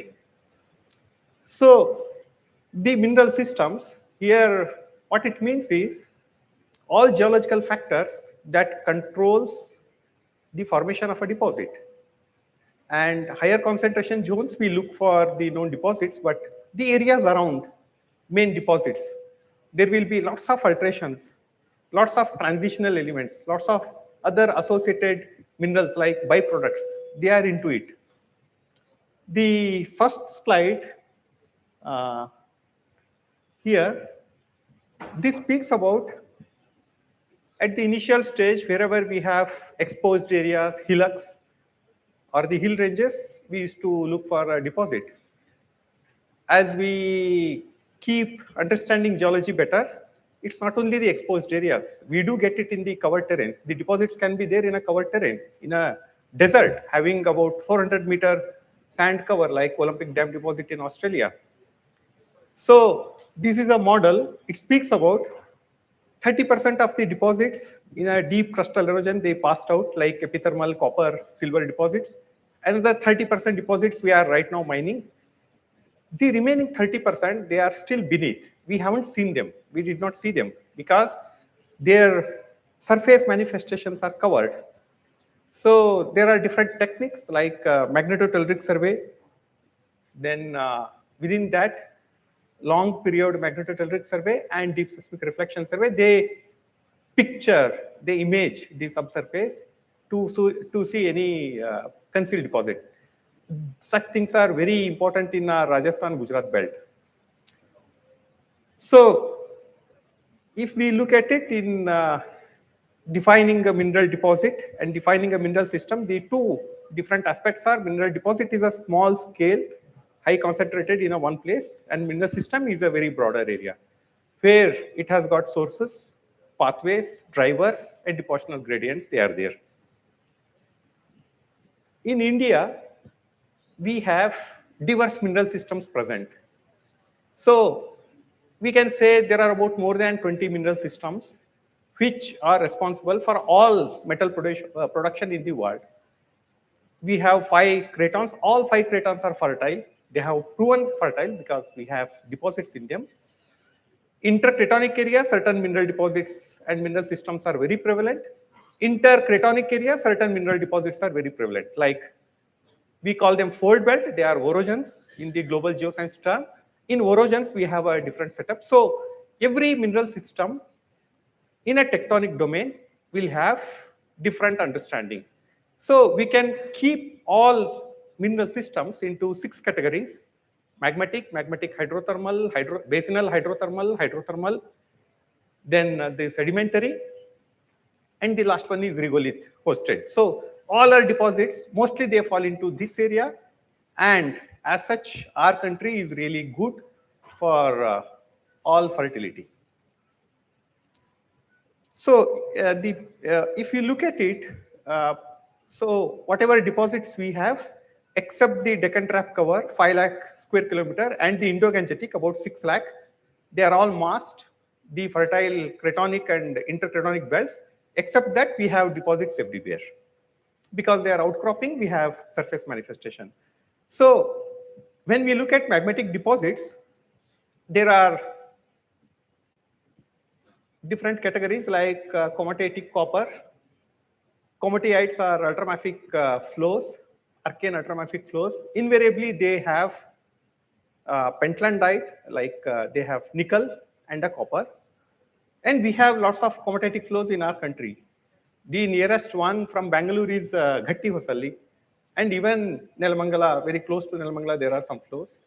There is a reported occurrence about 1 to 1.2% copper in that. These are the ultramafic flows. The critical minerals they are associated with, like we can look for a cobalt there. Similarly, layered intrusions, chromite, titanium, vanadium, PGE, they are layered intrusions. They'll have PGEs, titanium, and vanadium with them. So the critical minerals with these mineral systems. And some known belt is, we have Baulanausae, mafic ultramafic complex, we have Sukinda.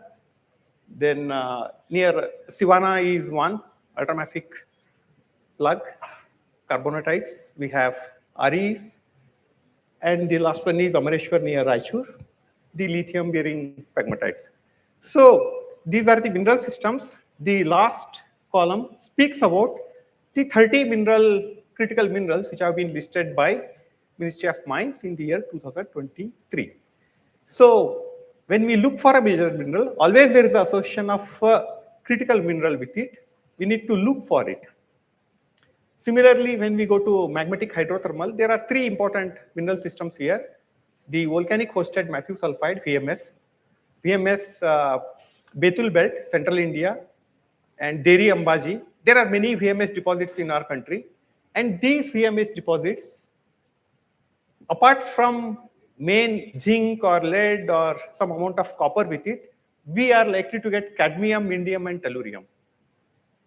So the entire domain within the mining environment, maybe in the adjoining areas, we are likely to have these critical minerals there. All over the globe, world, whatever production of critical mineral they do in these areas. So major deposits, whatever we mine, they are associated with many such important minerals. We need to look for those things.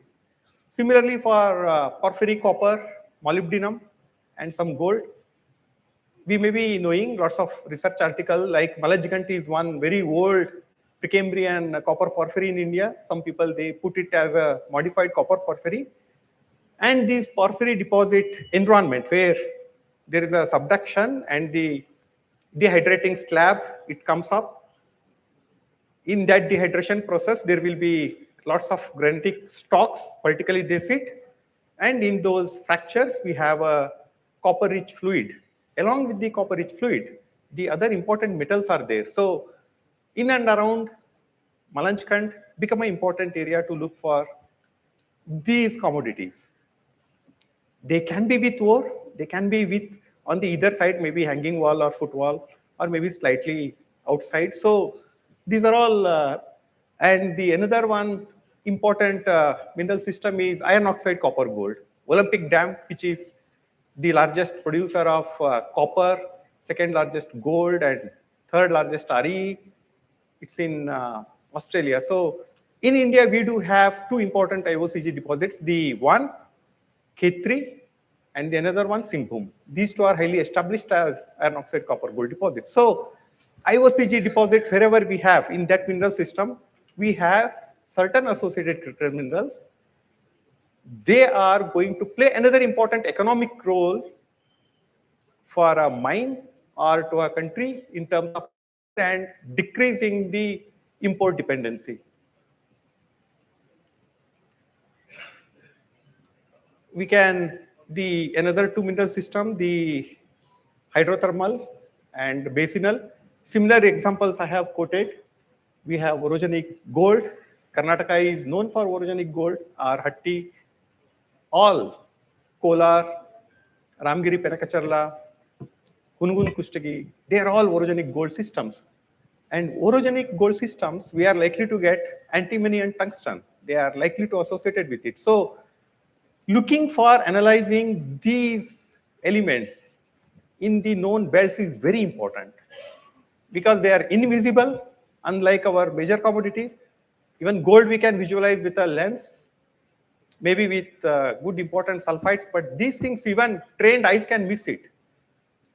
Only the analysis can do at the beginning stage. And they are in low concentration, and low concentration is also economical grade. Few hundred ppmc is fine. It's going to play an important role. Epithermal gold, silver, Indian subcontinent, especially the peninsula part, is highly eroded. So there is very less chance of preserving epithermal gold, silver in India. Sedimentary exhalative, Ambaji, we have Rampura Agucha, we have sedimentary exhalative, Mississippi Valley type. Sir, 5 more minutes, sir. Okay, sir. Okay.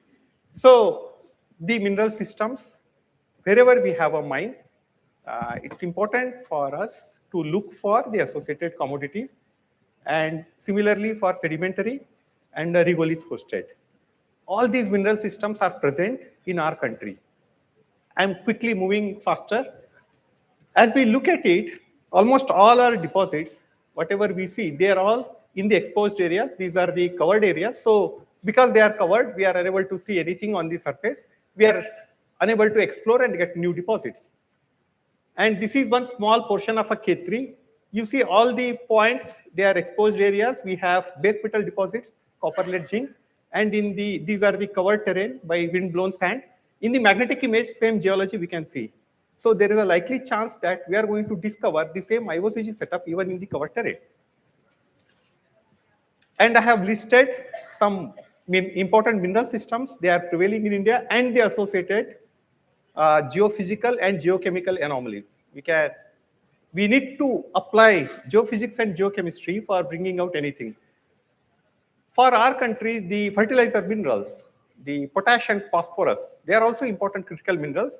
This is a case study of Mangampeta.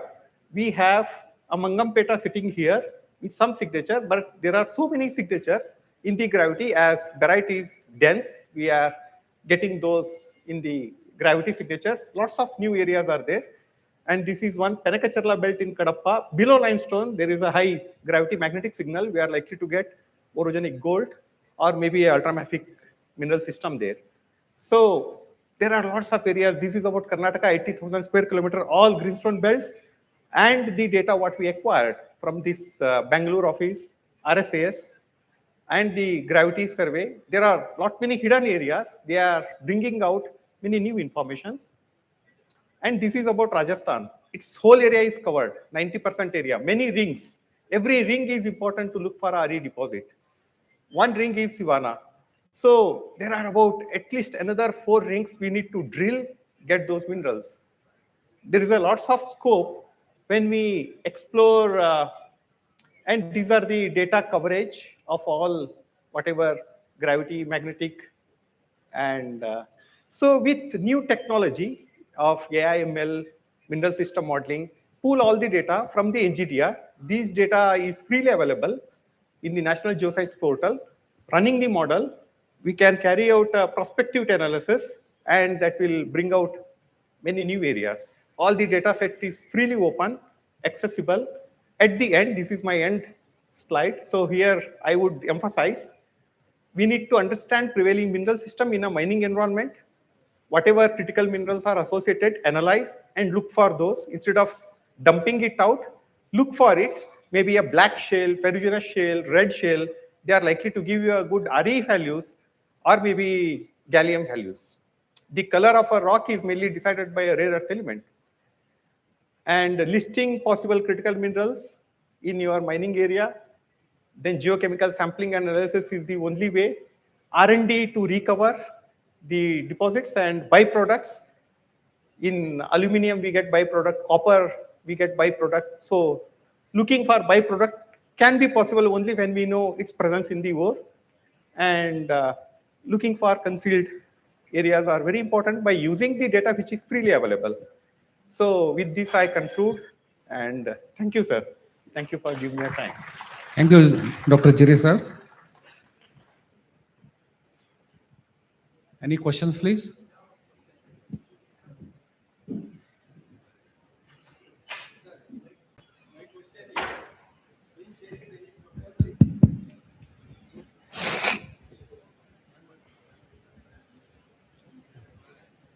Hello?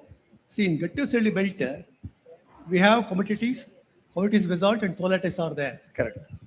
What are the critical minerals available in commodities?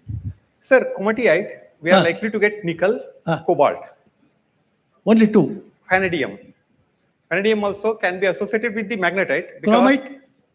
Chromite is, of course, a major mineral. No. It's not put under critical minerals. That's why I did not specify. So chromite is a natural thing. Yeah. That's very important commodity. And as the olivine alters, when it forms serpentine, the magnetite skeletal grains, they come out. Along with the magnetite, we are likely to get vanadium. And of course, nickel, pentlandite, they are quite common in ultramafic magma. Nickel is also there, no doubt. But vanadium is there? Yes, with magnetite, vanadium can go. Absolutely. So what is the grade? Have I got an idea about? Sir, more than 100 ppm.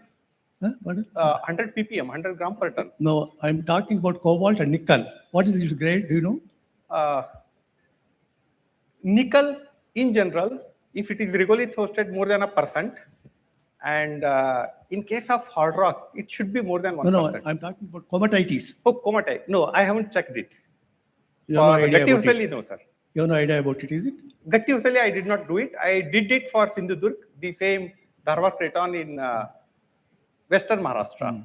The comatite. So I have been working on Gattuselli belt. I'm Srinivasaya, retired senior geologist, mines and geology. Excellent. Also, I discovered varieties for the first time in that belt. Okay. Varieties. Okay. Afterwards, the textures came. The name of Gattuselli belt came afterward only. Okay. These minerals are whether it is economically viable, you don't have idea, is it? Sir, Critical economical viability is one. Like we lack beneficiation unless we understand the expenditure required for a beneficiation. Like say the PG, 1.5 gram per ton has been established in Sitapundi ultramafic complex. And even more than 1% even in Bola-Nausai, in the lateritic saprolite zone. It is just established, the resources are estimated. Due to lack of the expenditure required for beneficiation and the extraction, it's quite difficult to say what cutoff works because we don't have running mines.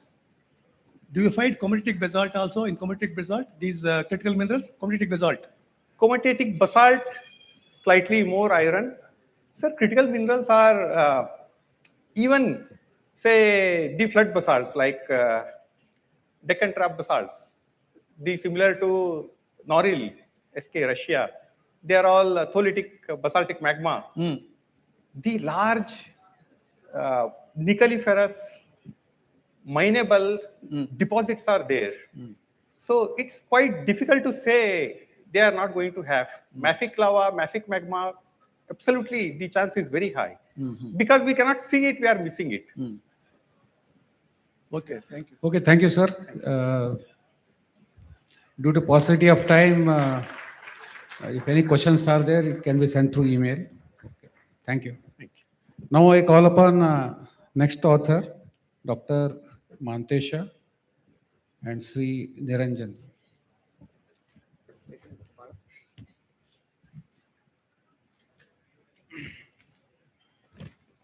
Dr. Mantesha, Junior Mining Geologist at Regional Office, IBM, Bangalore.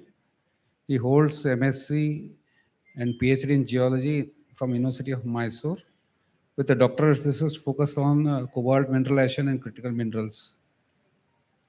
He began his career in GSI in 2017, contributing to exploration of gold-based metal deposits through geological mapping, resource evaluation, and mineral prospecting. Co-speaker Niranjan Singh ji is working as Assistant Controller of Mines in Regional Office, Bangalore. He began his professional career with Hindustan Zinc in 2004 as a jet 15 to 21, served in Mochia lead zinc mine, and he was awarded with first class manager certificate of competency, unrestricted under MMR. And 2025 he joined IBM as the Assistant Controller of Mines. Thank you. Thank you, sir. Good afternoon, Nandan. Thank you, Chair. Thank you, MSAK and Mining Engineer Association of India, for giving such opportunities. Just bear with me for 20 minutes. I'll just explain what are the responsible and sustainable mining.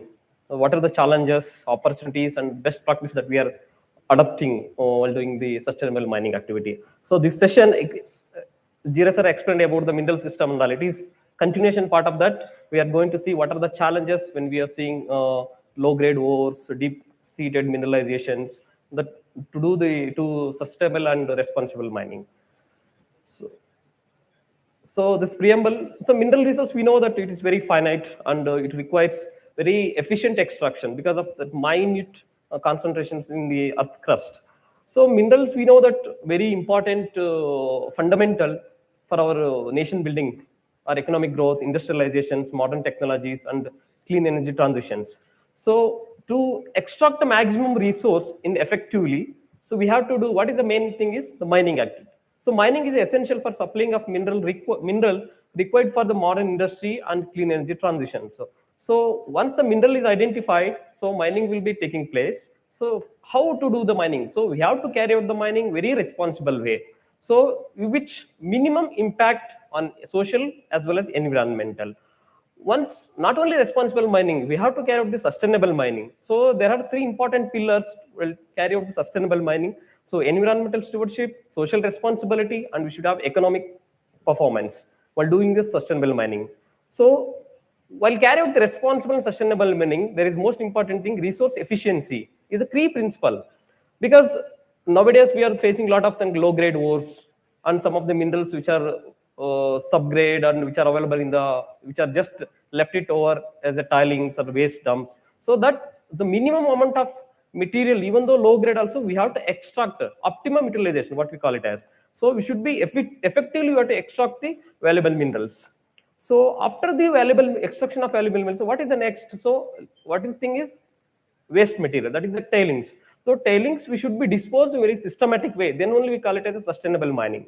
So next is, while doing all these activities, we require water and energy. This is a very important tools to carry out the responsible and sustainable mining. These are the very important indicators while carrying out the sustainable mining. So next coming to the picture, that is mine closure. When we carry out all identifying the mineral deposits, then mining, then responsible sustainable mining, then after that safe management of all the waste which are generated during the mining activity, and water and energy is also matters here. And finally, whatever the land degraded by doing the mining activity, we have to bring into the original position. Not up to the original, but some extent, that is by doing the mine closure activities. So IBM is taking all the monitoring all the activities for the mine closure plans. So it is set of rules, set of guidelines. Accordingly, all the stakeholders, I am sure that all the stakeholders are taking all the proper or good initiative to bring into the original position, to not impacting more on the social as well as environmental and local habitats. So we'll be closing properly, we will bring into the some extent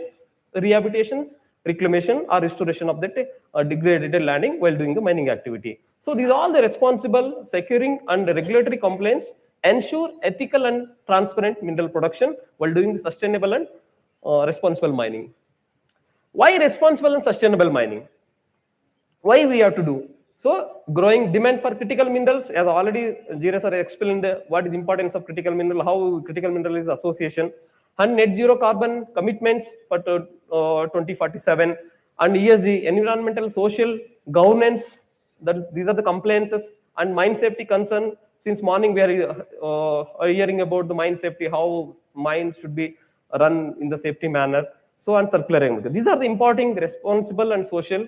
So we considering keeping in our mind that we have to carry out the mining activity.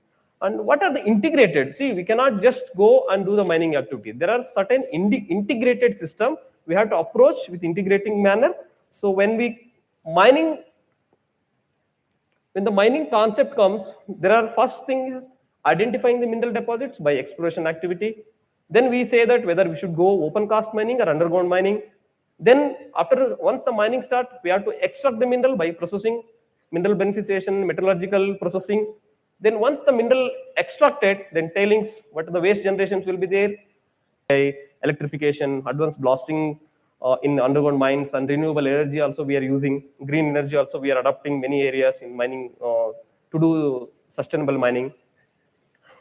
After this, there will be a sustainable outcome. So environment will be much affected, and safety will be there, and energy also we are reducing.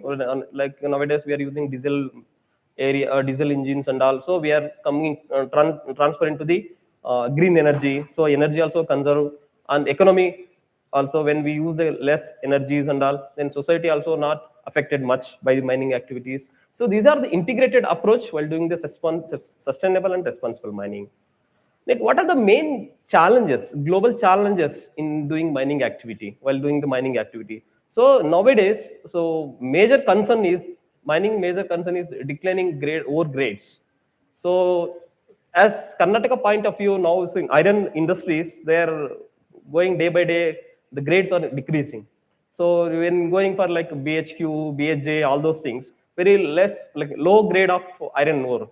So how we have to bring into the high grade? What are the process that we have to adapt it to bring into the high grade ores? That is the biggest challenge for mining industry. And deep-seated and complex type deposits. So now critical mineral, all these concentrated only in the deep-seated and complex type deposits like VMS, SEDEXIV type of deposits. So these are the very complex type of how to identify it, how to bring all the how to identify and how to extract these minerals is the biggest challenge in nowadays.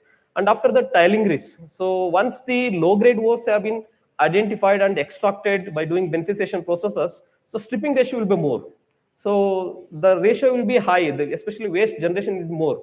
For that, that is the biggest challenge, how to dispose this waste. What are the other opportunities are there while disposing these wastes? That is one more biggest challenge.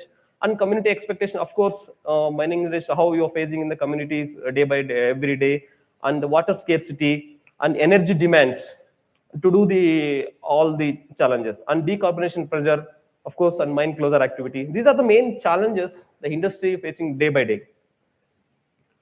And one by one, I will just explain briefly. So how declining of ore grade. These are the photographs which shows the huge quantity of banded hematite quartzites in Sandur area in Karnataka concern. I'm just talking about. So what we required is metallurgical process. We have to adapt and develop the metallurgical processes, technologies that transfer the previously that we call it as sub-economic or low grade concentration into valuable ores.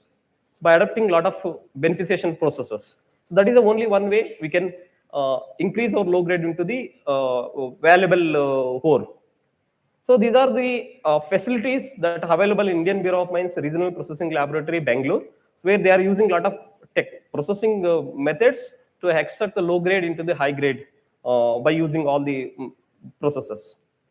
So there are some cases which we are adopting, and bench scale investigations were carried out in our Indian RMPL, Indian Bureau of Mines Regional Processing Laboratory. And some of the cases that we have explained here, just quoted here, only few cases. There are many other cases also. I am just about RBSS, and also they are adopting wet beneficiation plants.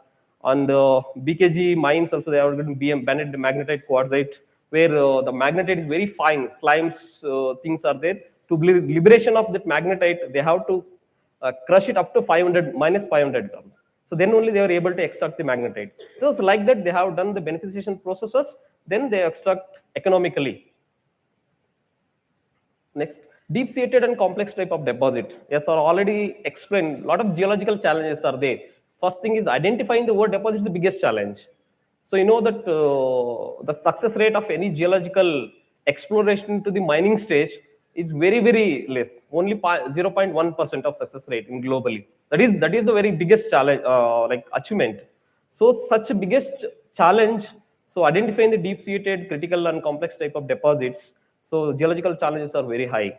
And technological challenges, of course, when you go for deeper level, deep mineral or deep kind of deposits, especially VMS type of deposit, IOCG, and very like exhalative types things and all, where we have to where the critical mineral association like cobalt, nickel, copper deposits. So these are very technological. We should have a advanced technology. Then only like Australia, the Canada, and they have very advanced technology to identify the minerals. So like that, we should India also have a advanced technology. Then only we can able to identify the deep-seated and complex type deposits. Like Australia Olympia Dam type of deposits also kind of type very complex type deposits. Once we identify, we have a like whatever the mineral security, like we should not have any dependent on other countries. We have our own critical mineral ideas.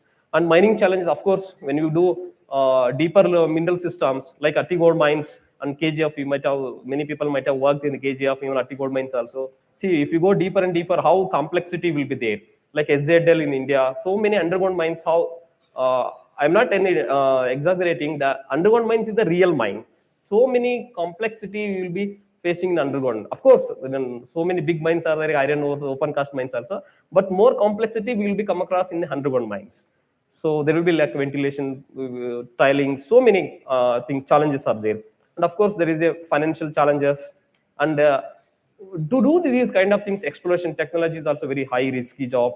And institutional, because R&D is one of the main important key factor to bring out this deep-seated, whatever the critical mineral, low-grade ores into the economically viable things. So what are the opportunities? When we have this kind of challenges, so we should have other opportunities also, deep-seated and things.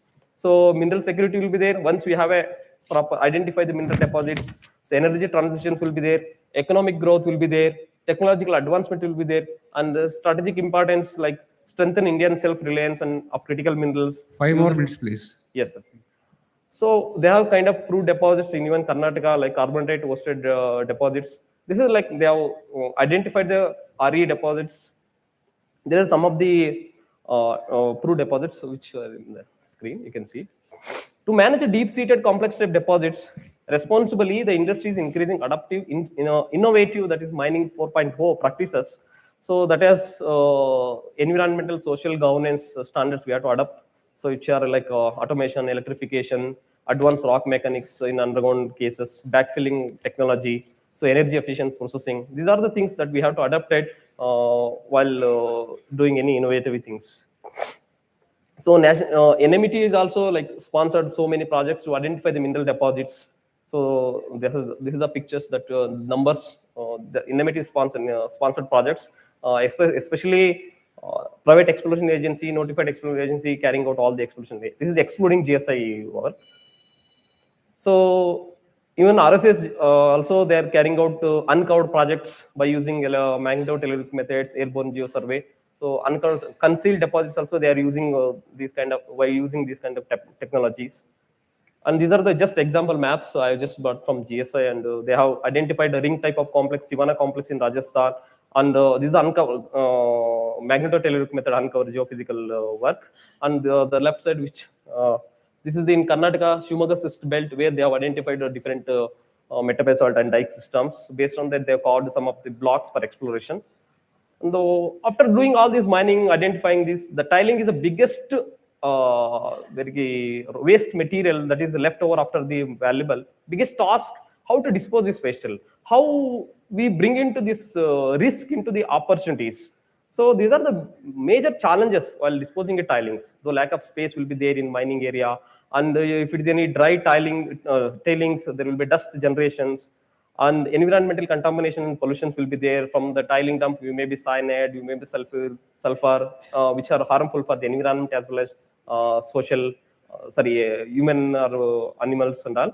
And tiling dump material stability is also one of the biggest things. So it may not be having style because it's very fine material. There will be erosion and mass movement also when rainy season and all. So these are the biggest challenges. And what are the opportunities from these tilings? So backfilling is the most important and preferred disposal methods for underground mines because it solves two problems. One is waste disposal and as well as structure support. So when doing the underground mines, there will be waste, void space will be there. The same material after processing, the tailing can be backfilled with adding some binding materials. So that is the most important thing. In Ati gold mines, these are the pictures which taken in the Ati gold mines. They are using tailings as a back filling by using some of the binding material. And these are the plants where to use the this mixing plant for whatever the tiling is there, that tailing material, waste material, they will be mixing with binding material, and then they will pump into the wide space which are developed in by stopping. So these are the opportunities. And India first tailing policy for critical minerals. So recently, this is in Government of India taken initiation, especially in the waste dump, tailing dumps, slag, fly ash, tailing ponds. They wanted to extract some of the mineral which are left over while moving, extracting the major minerals.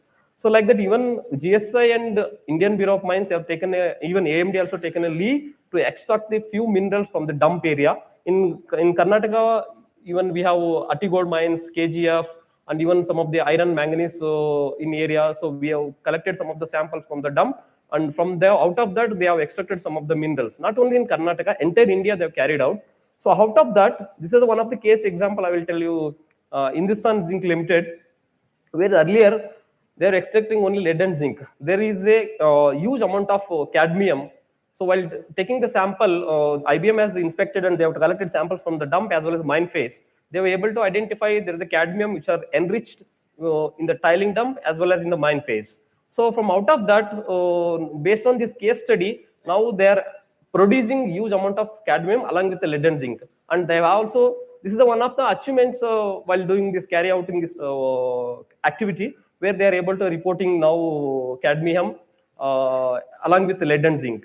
So farm K they have altered along with the lead and zinc. They have added cadmium also. They are extracting, producing, and even royalty is also paying for the cadmium minerals. So this is one of the example. Even at Tea gold mines, we have collected some of the sample. There we have reported tungsten, the scheelite ore. Even Kolar also, they have collected some of the samples. There we have identified some of the vanadium, wolframite, all those minerals in ppm. This is the kind of case studies that we have carried out, IBM. And these are the best practices in Karnataka concern, especially Ati gold mines. So this is the biggest challenge. They have carried out very nicely tailing dump terracing and coir mat. After that, they have made a grass for disposal of this waste material, and they have plants, all those things. This is the left side of the photograph. It shows the waste tailing dam Ati gold mines. They have huge quantity of waste disposal. And this side, they have, this is the RBSSN waste, where they have a wet beneficiation plant. Out of that, they are the waste material is generated. They are using for the bricks, manufacturing bricks, and for other purposes. And then come to the main important point: energy demands. So to do all the activities, energy is the most important. Mining is the most which requires most energy for the what are the communication, mobile equipments. There will be a lot of heavy vehicles, and ventilation purpose and pumping purpose. Energy is required. So as we all know that solar and wind energies are used as alternative energy sources when wind turbines are paid with the solar arrays, battery storage. Diesel generator keep to continuous power. So we are reducing the diesel energies in engines, and we are completely adopting electrical vehicles and all. So some of the decarbonization, electrification is there. Just I'll go through the pictures. In Ati gold mines, MSPL and Baldota, they have adopted they are using a lot of wind turbines. They've installed. They are using those green energy into their regular work and all. And some of the mines they are using they are adopting this conveyor belts for transportation of ores instead of diesel in vehicles and all. And some of the mines, even Jan mines also, they are adopted electrical vehicles and all. So transition energy, that green energy. So these are the just a picture I've shown that how sustainable and responsible mining. In Indian Bureau of Mines very closely monitoring periodically and how sustainable mining, responsible mining should be carried out. They have a template. All the stakeholders are filling. Based on that, we will be assessing and we will giving the 5-star, 3-star.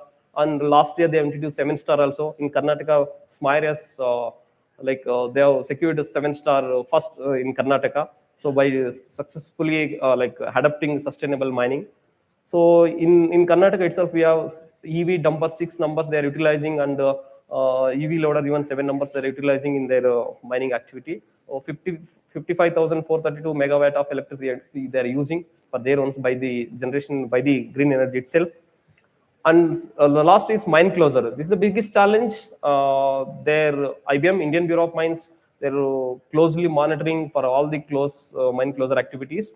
And mining closure plan also we are approving very systematic way, and keeping in mind that sustainable and responsible mining. So same thing I will be importing to the stakeholders, like especially industries. They are adopting all the whatever the mine closure plan has been approved. Same thing will be implementing. And these are some classical best examples in Karnataka, the Kardikola iron ore mines, and these are the retaining wall afforestation waste dump, how they have stabilized properly. And last is community expectations. When doing the mining activity, the surrounding environment, surrounding area, so there will be some expectations. So though people will be like asking, employment opportunities will be there, and infrastructure developments, and health and education. Of course, our stakeholders are there, keenly observing and doing a lot of activities for the community developments. So there are some classical examples in Karnataka. Some of the industries they are doing some kind of trainings, computer skill trainings, and for women empowerments and all. And infrastructure developments, they are sponsoring in the local areas. They are developing some of the buildings, schools, hospitals. Please rush up, sir. Yes, sir. Done. So there's some of the health education things. These are key takeaways, the conclusion. Sustainable mining requires integrated technology, governance, ESG practices. The responsible mining goes beyond complaints to deliver environmental and social values. So digital transformation, electrifications, AI, automations are central to future-ready mines. Adaptation of advanced beneficiation, recycling, and resource recovery technologies will improve the mineral security and reduce the dependence on primary mining. So India can leverage existing initiatives such as STF, Star Rating, MCDR, and National Critical Mineral Mission to accelerate responsible and sustainable mining. Thank you. Thank you, sir. Thank you. We'll take only one question.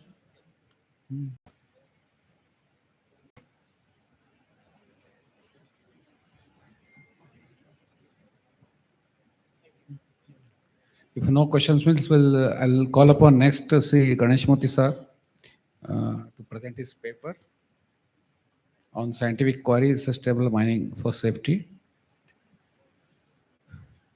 He is one of the practical mining engineer, with first class certificate, and very efficient mining engineer in case of granite block mining, with especially the direct gang saw output from the mines. Thank you.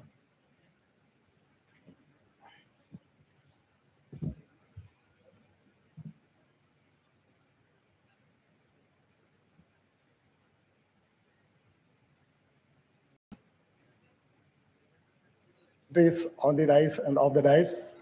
Today, my paper covers on the scientific quarrying for sustainable growth and safety.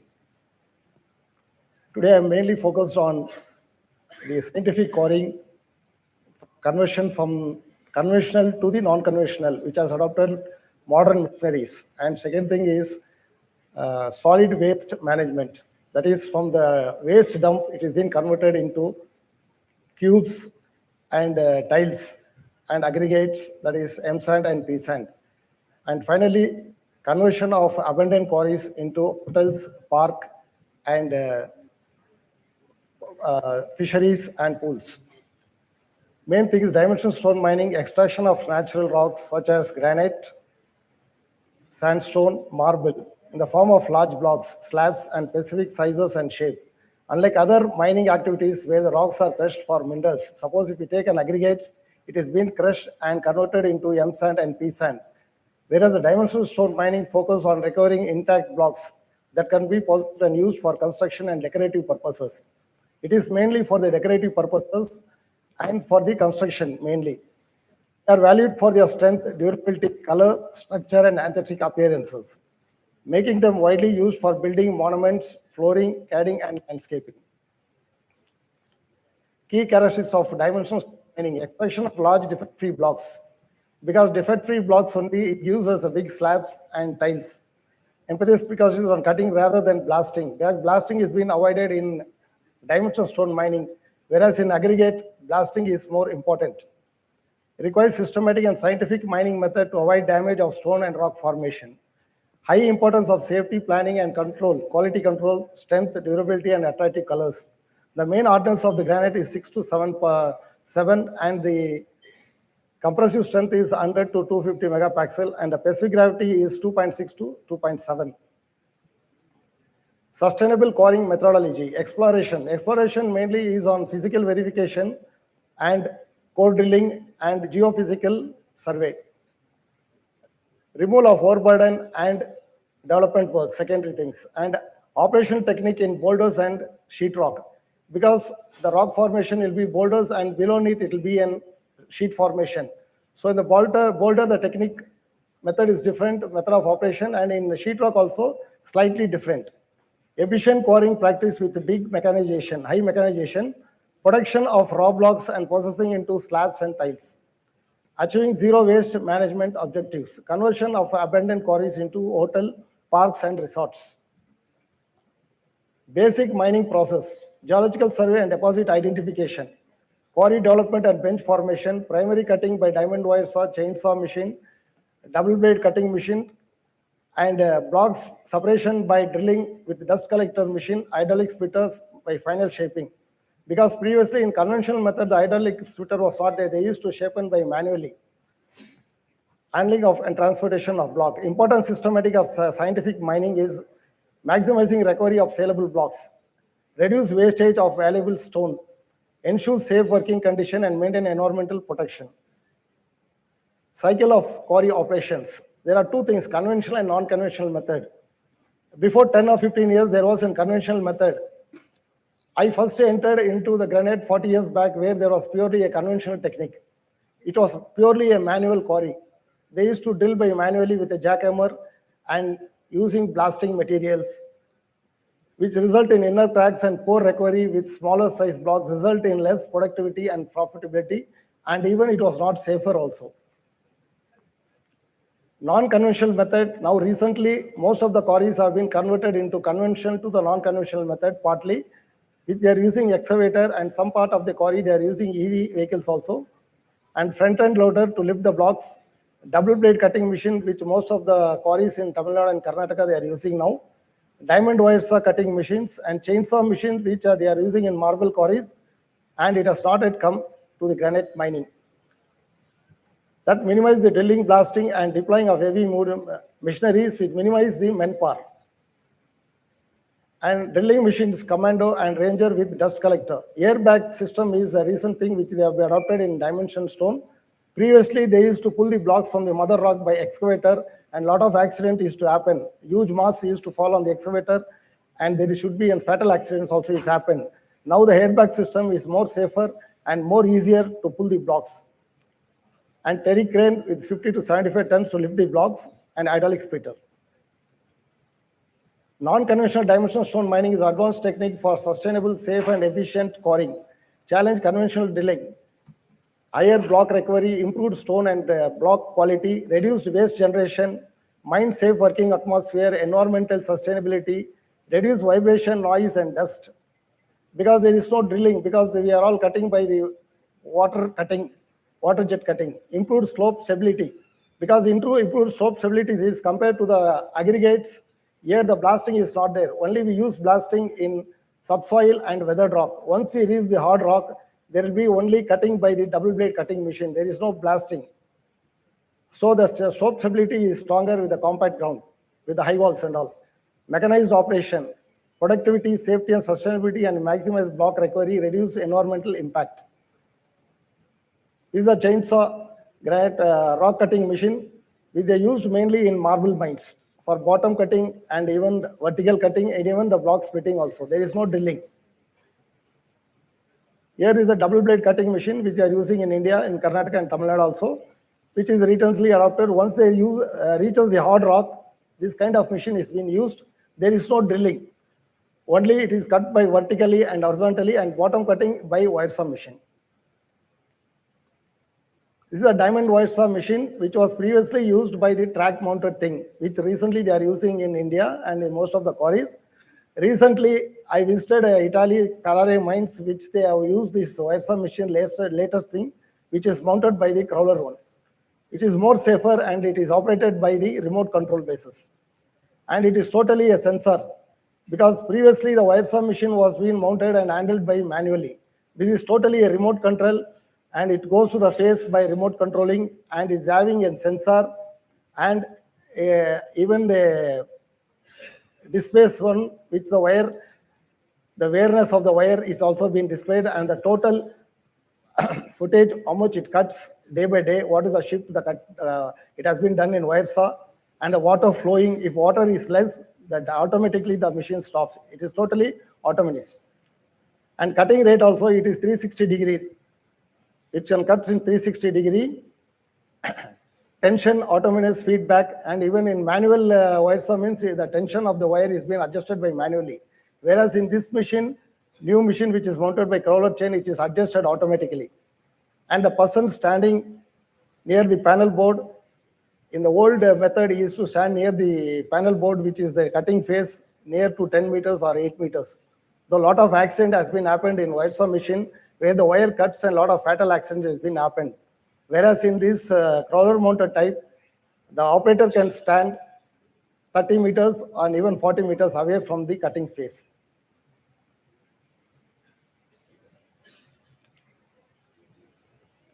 That is key safety that already I told you. This is the airbag system pushing the mass, rock mass. You can see in the photos also. The big mass around 200 to 300 tons, it can be pushed by the airbag system. No need of excavator or no need of other machine to pull this mass. Conversion of mineral resources.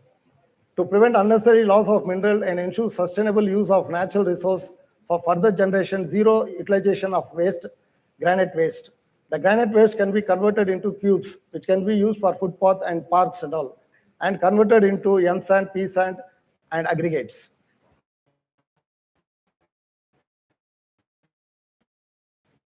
Large quantities of solid waste during extraction, cutting, dressing, and utilization of granite waste are essential for achieving zero waste mining objectives, environmental protection, scientific mining practice. The recovery percentage is very low due to crack, variation, quartz segregation, and major joints and bands. In black granite, mostly the recovery is 5 to 10%, whereas in other sherds it is 20 to 40%. Leftover granite materials are dumped in the solid waste. Solid waste management proposal for granite quarry. 5 more minutes, please. Yeah.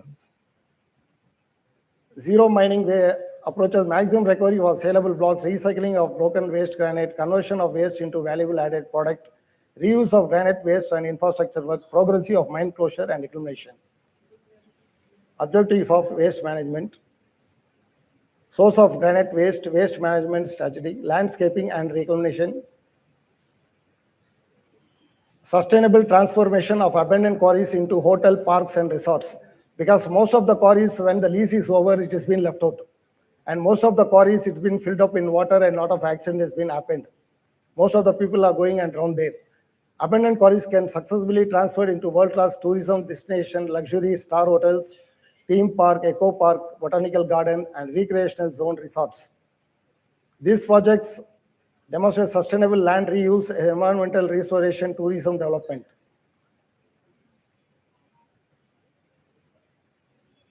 These are the photos, what you can see that abandoned quarries which has been converted into star hotels, which is recent, it is in China. But recently we have given an application and we have given a representation to the government of Tamil Nadu to convert a lot of the quarries into hotels and resorts and park and even theme park also. These are the photos, abandoned quarries converted into star hotels. So one mineral policy, national mineral policy, that is uniform licensing system, environmental regulations, safe, sustainable quarry mining, welfare, workers' welfare, community development, and transparency. Strengthen India's position in the global stone industries. In India, granite quarries are primarily governed by the state government under the framework of MM&DR Rule 1957 and related to GCDR Rule 1997. While the central law provides the overall legal framework, individual states have their own minor mineral concession rules, resulting in different in licensing, royalty, and operational requirement. The truly uniform policy would require general harmonism between the central guidelines and the state level regulation while respecting the constitutional divisional power. Separate mining zone to be formed like other industries. Suppose if we take a lease for 20 years, they're given 500 meters, there shouldn't be any infrastructures or any temples or other structures and all. So once we go for the scheme for renewal, if immediately any infrastructures has been constructed, our scheme is not been approved. So we are losing 15 years of lease period. So for that only, we are saying that separate mining zones should be formed like other industries. So no other industries should come within the 500 meters unless the lease period is over. Our suggestion to the Director of Mine Safety to implement separate regulation, rules and act and mine code, etc. for granite, marble and aggregate rough stone quarries. Mining lease should be at least more than 5 hectares for adopting modern quarry technique with scientific way of operation, improving safety, productivity, safe environmental and safe working atmosphere. Because now they are giving only 1 hectare. It is not even possible for scientific mining of working. Because we should follow the haul road, we should adopt haul road, and even the benches formation should be there. And even the waste has to be dumped within the lease area. So it is very difficult to adopt mining scientifically in 1 hectare. Present situation of granite quarries. Decline in active quarry operation, strengthening of government regulations, impact of past illegal mining cases, rising cost of production, export market challenge, labor shortage, environmental and social concern, shift towards scientific mining, granite waste utilization. Fines and penalties and tax or government fees are very high nowadays. So most of the quarries has been stopped. So these are the royalties what we are paying: taxes, seigniorage fee, green fund, DMFT, TDS, and mineral bearing land tax, that is 25%. Apart from this, 18% GST. So as present situation, the domestic sales is not even a break even. Even export is 10 to 20% due to this global war, and only 10 to 20% that too it is going for China. It is non-profitable nowadays doing granite mining. Key intake: scientific quarries is the foundation of the safe, efficient, and sustainable dimensional stone mining through systematic mine planning, advanced technology, controlled blasting, mechanized operation, strict safety measure, support environmentally response for zero waste granite quarrying, conversion into abundant quarries, contribute sustainable mining for further generation.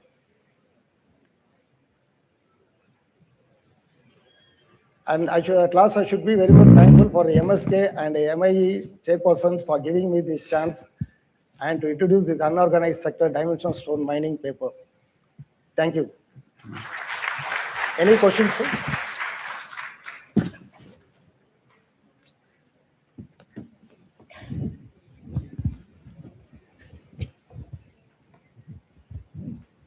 Mr. Ganesh Murthy, very good presentation. It looks very good, highly mechanized granite mining. One thing I wanted to know, in Krishnagiri district where you have also worked, the size of the quarry varies from 1 hectare to 3 to 4 hectare. And using such a high sophisticated machinery and cost, is it going to be viable for those mines?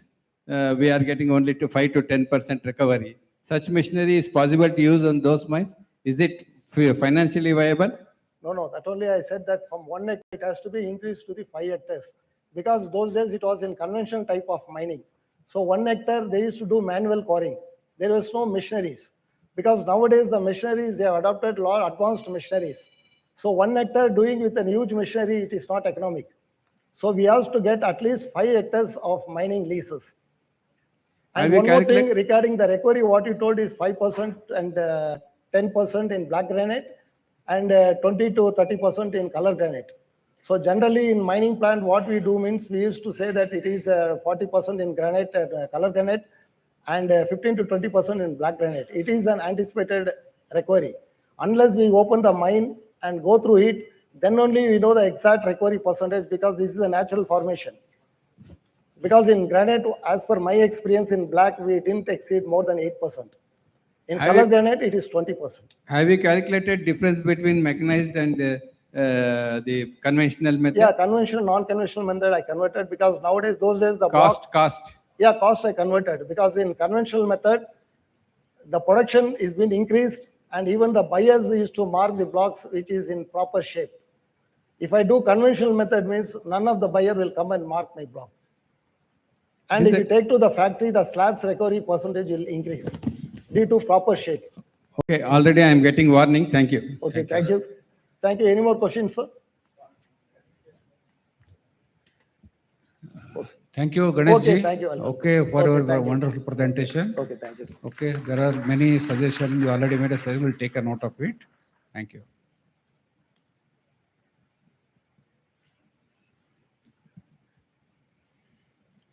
Now I request Rath up to some of the. We had a wonderful session consisting of 3 papers, and I think they were ready to give some more details, but we have got constraint of time. So the first paper was by Mr. Dattatreya of GSI, and he has given a very good insight of the critical mineral exploration, because which is the present topic, because in the national interest. And there he has also emphasized on the R&D, and because in GSI they are doing the exploration, but the commercial exploitation is to be done by the mining industry. So for that, whatever data are available, some data are available, most of the data are available at free of cost, and people should utilize it. But the R&D, like, there was a discussion on the chromite is the basic mineral, and in Odisha, you know, in the chromite tailings, there are a lot of nickel presence, and there are some projects are going on with the Canadian farm to extract nickel from the nickeliferous laterites. So that's why the R&D and further increasing our critical mineral resources is very important, on which the GSI is doing a very good work. Next paper was by Dr. Mahathesa and Sri Niranjan of Indian Bureau of Mines on overview regarding sustainable mining, and he has given a good presentation. And you know, sustainable mining is for everybody. It is for the nation also, for the economic development of the country, for the mine owner himself, for their own profit, and for the society at large, to see that the mines are started and they also get benefited economically. And then when the mine is stopped, after that, the mine closure is done in a very systematic way, so that the land which has been degraded by the mining industry and they have taken the profit, but it should not be left to the local man to suffer. So nowadays, everybody is taking a good care of the mine after the things are over. And with the systematic mine closure plan, the local people are also likely to benefit, and they will not be having the danger of the old mine having problems left to them. And the third was a regular mining, you know, that may be unconventional mining, because it is with a granite, and with the increase in the real estate activities and the construction and monuments, that has got very high importance. And he has given very good insight of the mechanization of the granite quarry. And because granite quarry, as everybody told, that with such a huge investment, unless you have a long-term policy and you get a bigger size quarry and for bigger length of the lease, the duration, so much of investment will not be justified, because ultimately it is to be economically sustainable. So, but the things he has shown, it was so nice to see that in Karnataka, the very nice systematic granite mining is going on. And when we call about zero waste mining, the granite quarry can be a better example of zero waste mining. Why? Because the blocks will be sold at a higher price to somebody. The slabs can go to little lower here, and then the tiles can be there for small things. And then the granite waste, what they call, that can be used as a aggregates, and even the dust and the granite being a very hard material, it can be definitely used in various type of construction material. So I think you can get money out of waste, what I feel. And I thank everybody, and I thank Chairman Sahab. And I think it's such a nice presentation by all the three. And I want to congratulate them and thank you them. Thank you.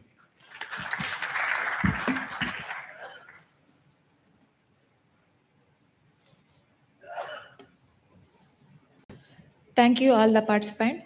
Now I request our chairman Shri Muralidhar Bidri sir to hand over the memento to Dr. Mahantesh P and Shri Niranjan Singh, Junior Mining Geologist and Assistant Controller of Mines, Indian Bureau of Mines.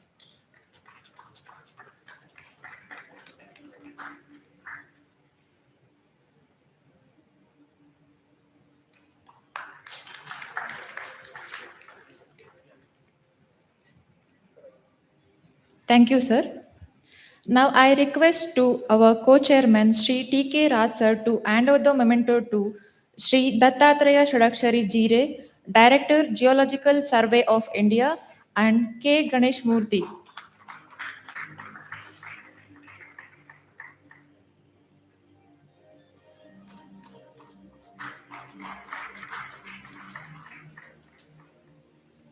Thank you, sir. Now I request Dr. Prabhakar Sangur Mad to hand over the mementos to our technical session chairman Shri Muralidhar Bidri sir.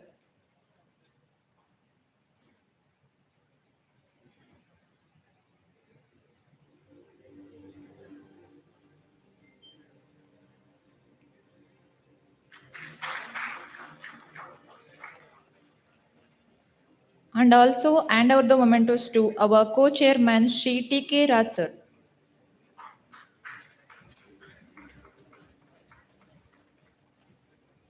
Thank you, sir.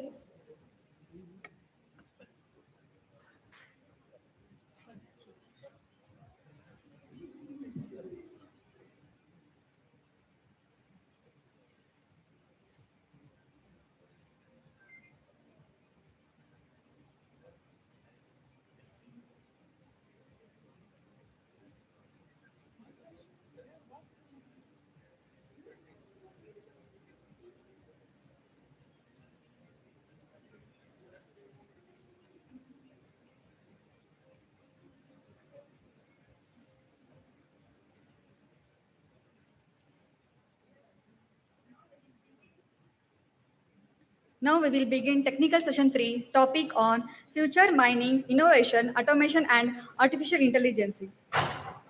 Now I request technical session chairman Shri V.D. Rajagopal Farman, Director DMG Andhra Pradesh and co-chairman Shri Narsaya, Secretary General MEAI on the stage.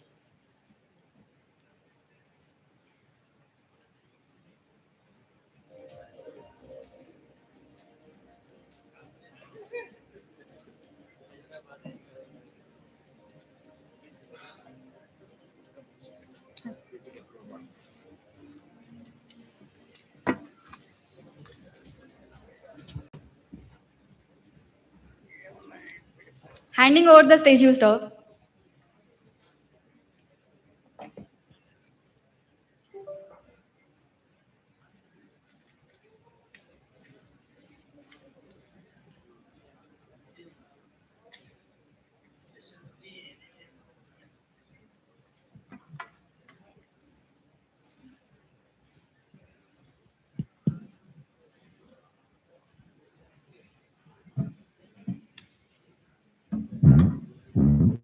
I think they are giving list. I convey thanks for this Mine Safety Association, Karnataka and Mining Engineers Association for organizing excellent National Mining Conclave 2026. Really papers are right from morning. We are hearing and excellent papers. Only thing is every time we know paucity of time for the presenters. They come prepare for at least 40 minutes or 45 minutes, but we are giving less time. I am waiting for the list to announce.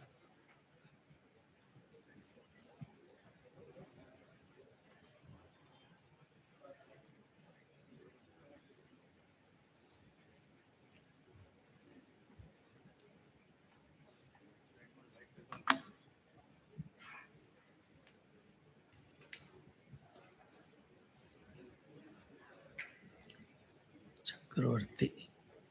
Yes, first paper. I invite the presenters, please come and occupy the dais, please. Tushar Chakravarti, Executive Director, Technology and Transformation. Next, Dr. Chandras Nidumukala, Senior Solution Engineer.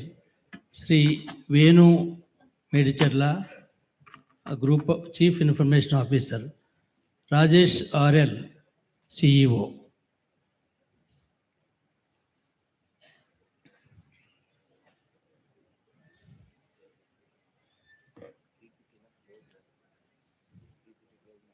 Rajesh. Okay. Now I request first speaker to present and the timing. We are having 1 hour, 60 minutes time and 4 papers are there.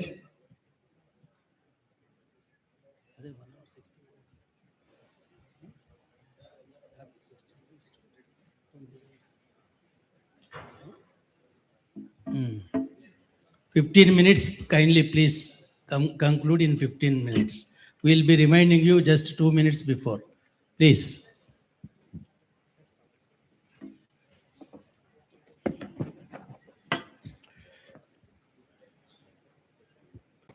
So, good evening, ladies and gentlemen. Thanks to the chairperson for giving this opportunity. Well, I'm Tushar Chakravarti. I'm an executive director with Deloitte.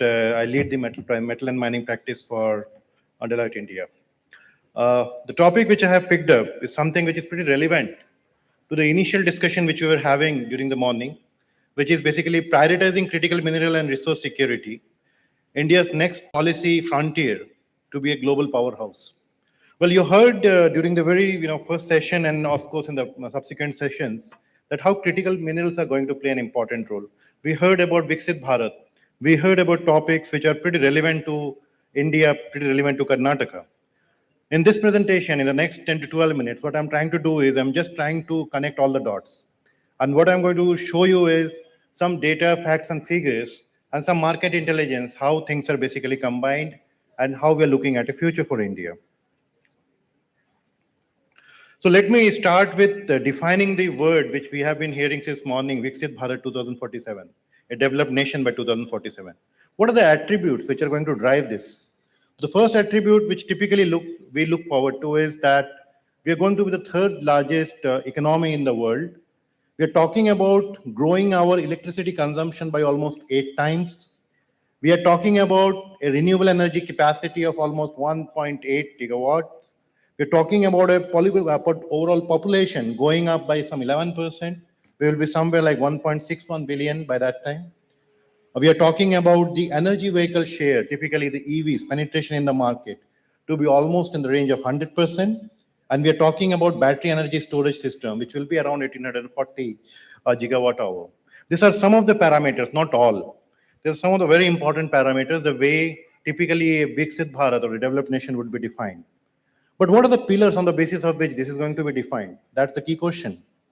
So there are going to be 5 key pillars, 5 key industries or solutions through which we are going to achieve this. The first is clean energy initiatives. All renewables, storage, what we have been talking about typically falls under this.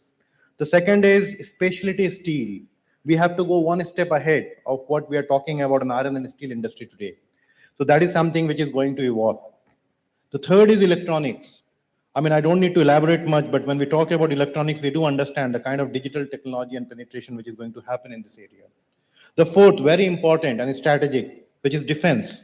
We have seen in recent news articles, in all the communication, that how defense is going to play a very important role for our country going forward.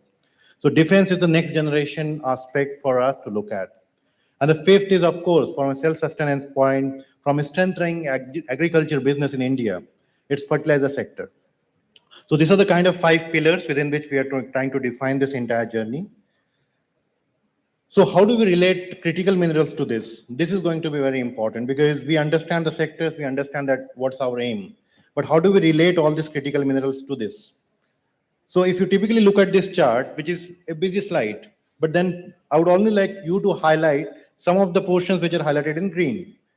So you see that rare earth, which is cutting across almost all the sectors which we have been talking about. We saw Typically, when we say critical minerals, we talk about lithium, cobalt, nickel. But the life is way beyond that. When we talk about some of these commodities which are going to play a very important role in defense, which we have been typically talking about, but not that much. So all these minerals which are typically highlighted as critical for us are going to play a very important role and an application which is going to be looked at from the attribute point of view when we say the overall development of this nation. So that is more about critical minerals, that's more about the demand. But what has been this journey? Why we are talking about it now? The reason is, if you typically look at, it's not something, it was there, it was always there. But the fact is, last half a decade, we have seen a complete, transformation in this sector. It started somewhere in 2020 when the Kabil signed an MOU with Argentina, and there were a lot of discussions which were happening in Australia. In 2021, we saw that PLI for ACC batteries, they came up. Then we saw in 2022, there were again India-Australia dialogue, a lot of MOUs and association, collaboration, which were typically taking place. But the year was 2023, which is called typically year of critical minerals, because this is the time when we saw critical minerals are coming up under MMDR. There are a lot of discussions which were coming up. We also saw 20 critical minerals which were typically taken up as the first auction, under the first auction which happened in the country. By 2024, we already had around 49 unique blocks which were auctioned through multiple tranches, 4 tranches by that time. And we saw that this entire thing has started getting the momentum. We saw that even offshore minerals were also typically put up for auction. We saw that critical mineral assessment program that also came up. 2025, again a very important year when we saw that NCMM, the National Critical Mineral Mission, that typically came up, and the first tranche of critical mineral auctions, which had 13 blocks, were also typically put up here, the EL blocks. We also saw in between a lot of foreign acquisition. There are organizations who are very seriously looking at foreign acquisition during this period. We also saw Government of India launching REPM, Rare Earth Permanent Magnet schemes. And this is still a discussion, which is still a very hot discussion in the country. 2026, we saw that one more critical mineral got added. Coking coal became part of it, very important for the steel sector. And we typically believe that we have the resources, but not that much.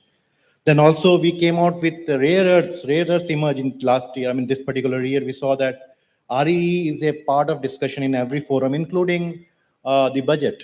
We saw that there is a dedicated rare earth corridor, which was announced. So the kind of exception, the kind of involvement which we have seen, it's only emerging. It's only emerging for this country because we felt that this is the requirement for us. So before I jump into India-specific things, I would like to give you a global picture. How do we look at the upstream side of the business? How do we look at the midstream or downstream side of the business when we say critical minerals? So let's talk about the upstream side of the business. When I look at some of these commodities, not all, when I look at some of these commodities which are highlighted, you see that it's pretty fragmented. For example, when we talk about lithium, it is basically Australia, China, Chile, basically the lithium triangle. They play a very important role. When we talk about cobalt or graphite, we again see Congo coming into picture, Russia or Indonesia. They are playing very important role here. When we talk about graphite, we see that China, Mozambique, Madagascar, they are again contributing almost 98% of the total which is getting supplied in the world. Again, when we see nickel, Indonesia play a major role. They are almost half of it. China, in terms of rare earth, they rule that market with more than 50% of the total reserves which are there in the country, in the world, sorry. When we talk about tantalum or tungsten and multiple other commodities, we see that the overall picture in terms of upstream, in terms of mining, in terms of resources, it is scattered. But what is interesting? The interesting is when we try to see the midstream or downstream side of the business, which is basically processing, which is basically refining, which is basically getting it ready for end user. And we see there is a complete dominance of China when it comes to processing of, or rather the technological aspect related to critical minerals. And that is a worry. That's a bigger worry. Because it's not about finding the commodity in the raw form. It's not about mining. but it is way beyond mining. It's about processing and the technological aspect, whether we have the technological capability. And that has been the topic for discussion in the recent past. So if I give you a kind of glimpse of how these commodities are placed, you will see that which kind of import dependency we have. You see majority of them fall in the 100% dependency range, but then some of these commodities we do produce. We do produce at a different range. And at the down portion, you can see there are multiple auctions which has happened in the country, how we are placing them compared to the commodity which we are talking on the top. For example, when we talk about graphite, almost 73% of it in the form of natural graphite is we do have import dependency, but that also shows that there is a significant resource which is there in the country, and there are multiple blocks which have been put up for auction and have been successfully won by somebody, some bidder. So let me give you a feel of the overall bidding which has also happened in the country. When we typically look at the bidding, which is this is still 6th tranche, we have already completed 7th tranche, and as I remember, we are already the 8th tranche is under process. This will go till September. So what has happened? What is the kind of snapshot of the overall auctions which has happened in the country? When you see till 6th tranche, you can see that out of 76 unique blocks, 44 were successfully auctioned, resulting in a 58% kind of a success. If I remember correctly, in the 7th tranche, there were some 19 blocks which were put up for auction and 10 got successfully auctioned, which makes this percentage to 63. And in contrast, if you typically look at the success ratio of graphite in the country, it is more than 80%. In terms of rare earth, it is more than 75%. This clearly shows that the country's overall macroscopic aspect of looking at the commodity is skewed towards commodities like graphite and rare earth. And the same thing is typically shown in the form of a tabular numbers when we see that the total number of blocks which are put up for auction, some 21 blocks successfully bid were 18 for graphite associated blocks. And when you look at the other commodities, they were typically in the same range or single digit, but then there were some successful blocks in those areas as well. So, on the right side, you can see that successful bidders who has been pretty active in this area. You can see Vedanta, Rungta, Hindustan Zinc, Oil India. You can see Coal India also getting into this. So PSUs are also in the same business. So what does this typically indicate? That there is a traction in the country. There is a movement for critical minerals. People are realizing that today we need to secure the raw material at least. And the topic of discussion which is associated with this is, how do we typically relate the technological aspect and the downstream capability? So for that, the first thing which the industry need to understand is how the future is shaped up. Is there a demand for these commodities which we are talking about, or it's just a present scenario? So if you look at, again, these commodities and the kind of current demand versus the, the future projections, you see that— 3 minutes more, please. 3 minutes more. Majority of these commodities are typically showing a very important trend that the requirement is going to go up. So what are the typical considerations? I'm not going much into this because of the paucity of time, but the overall aspect is, it's not only about mineral play, but at the same time, it's also about the value chain play. And we need to look at upstream, midstream, and downstream side of the business. And here I'm basically trying to highlight some of the policy interventions which has happened in the country in recent times, like exploration and mining. We have had multiple discussions which has been there, but processing and refining, that's very interesting. And that's very interesting for all of us, because there is a REPM scheme of 7,280 crore, which is up there. And people are looking at it carefully, critically. There are recycling incentive schemes of around 1,500 crores. And as we speak, we also understand there is a processing park incentives, which are also going to be there up to the range of 2,000 to 3,000 crores, which are going to come up. So which shows that the traction is there, money is there on the table. It's just that if we are strategically looking at it, it's time for us to go for this investment. So how can India do this? Basically looking into 3 pillars. First is current gaps. We already discussed about it. We already understand that we have exploration as one area to look at. GSI is doing wonderful job. The same aspect has to be looked at very critically and in an exponential manner. We also understand that the policies are fragmented. We need to link it together. We need to understand that the gestation period, people don't have that much time or patience to stand for 10, 15 years to get into a revenue generation source. So can we reduce it? We need to look at that. We're talking about the role of government. Obviously, there are a lot of initiatives which I have been talking about. All those things are typically highlighted here. But the area which we need to prioritize in the next 3 to 5 years are A, the strategic value chain, which we just now discussed. It's not about 30 minerals. Let's prioritize the 10 to 12 minerals, which are more important for us, and look at them critically. That's going to be very important thing. Midstream business, and how do we strengthen ourselves there? That's going to be another area for us to look at. Align mining not only with mining, but also with sectors where it is contributing, like defense, energy, electronics. Policies should link mining with them so that the sector gets that strength. Please conclude. Yes. So with that, I come to my conclusion slide, which talks about the overall thing with some strategic insights. The first is critical minerals are a strategic lever, not a sectoral issue. We are talking about critical minerals more from a strategic angle. Mining alone cannot solve it. We need to have the capabilities around processing. Auctions are necessary, but insufficient. We need to look at overseas acquisition as well. Policy focus has shifted from only securing the block to getting the complete control of the value chain. Since selectivity is critical, we are not talking about 30 as a whole. We may be talking about 10 to 12 critical minerals which are important for us. And timing is the most important constraint here, because today, if you miss this, maybe tomorrow we won't have the opportunity to gather, acquire these blocks or acquire the critical minerals. So let's look at it from that angle. Very happy to take up the question and separate discussion. Here are my coordinates. Would look forward to a discussion. Thanks for your patience hearing. Thank you. Thank you, Tushar Chakravarti. I forgot to introduce him in the beginning. So just Tushar Chakravarti is an executive director in Deloitte, India, with 21 years of experience. And he is also RQP and having first class mines manager certificate. More particularly, he has worked with the clients across Australia, Africa, the Middle East, and Southeast Asia, and actively contributes to strategic discussions on critical minerals, energy, and mining policy. Thank you. Very nice presentation. Only with regard to critical minerals, very nice presentation, but you said out of 76 blocks auction, only 44 blocks have won.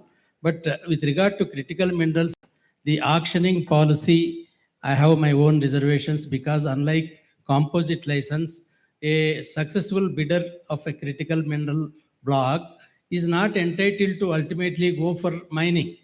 After doing every work, again the blocks are put to auction. I don't know that policy. See, we have to discuss about that particular policy. Who will again, after doing so much of work, the blocks are again put to auction. Somebody X may do investigation and Y may get the blocks. That is, I think, policy defects, and we have to discuss about that policy so that critical mineral phase will be successful. Thank you, sir. Thank you very much. Second, please. Next one.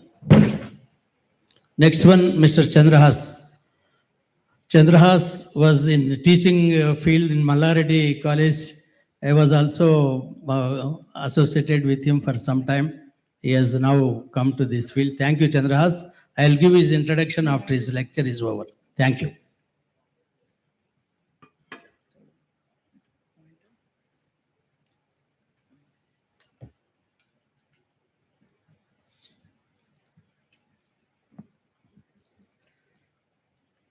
Respected chair and co-chair and organizers and the participants, very good evening.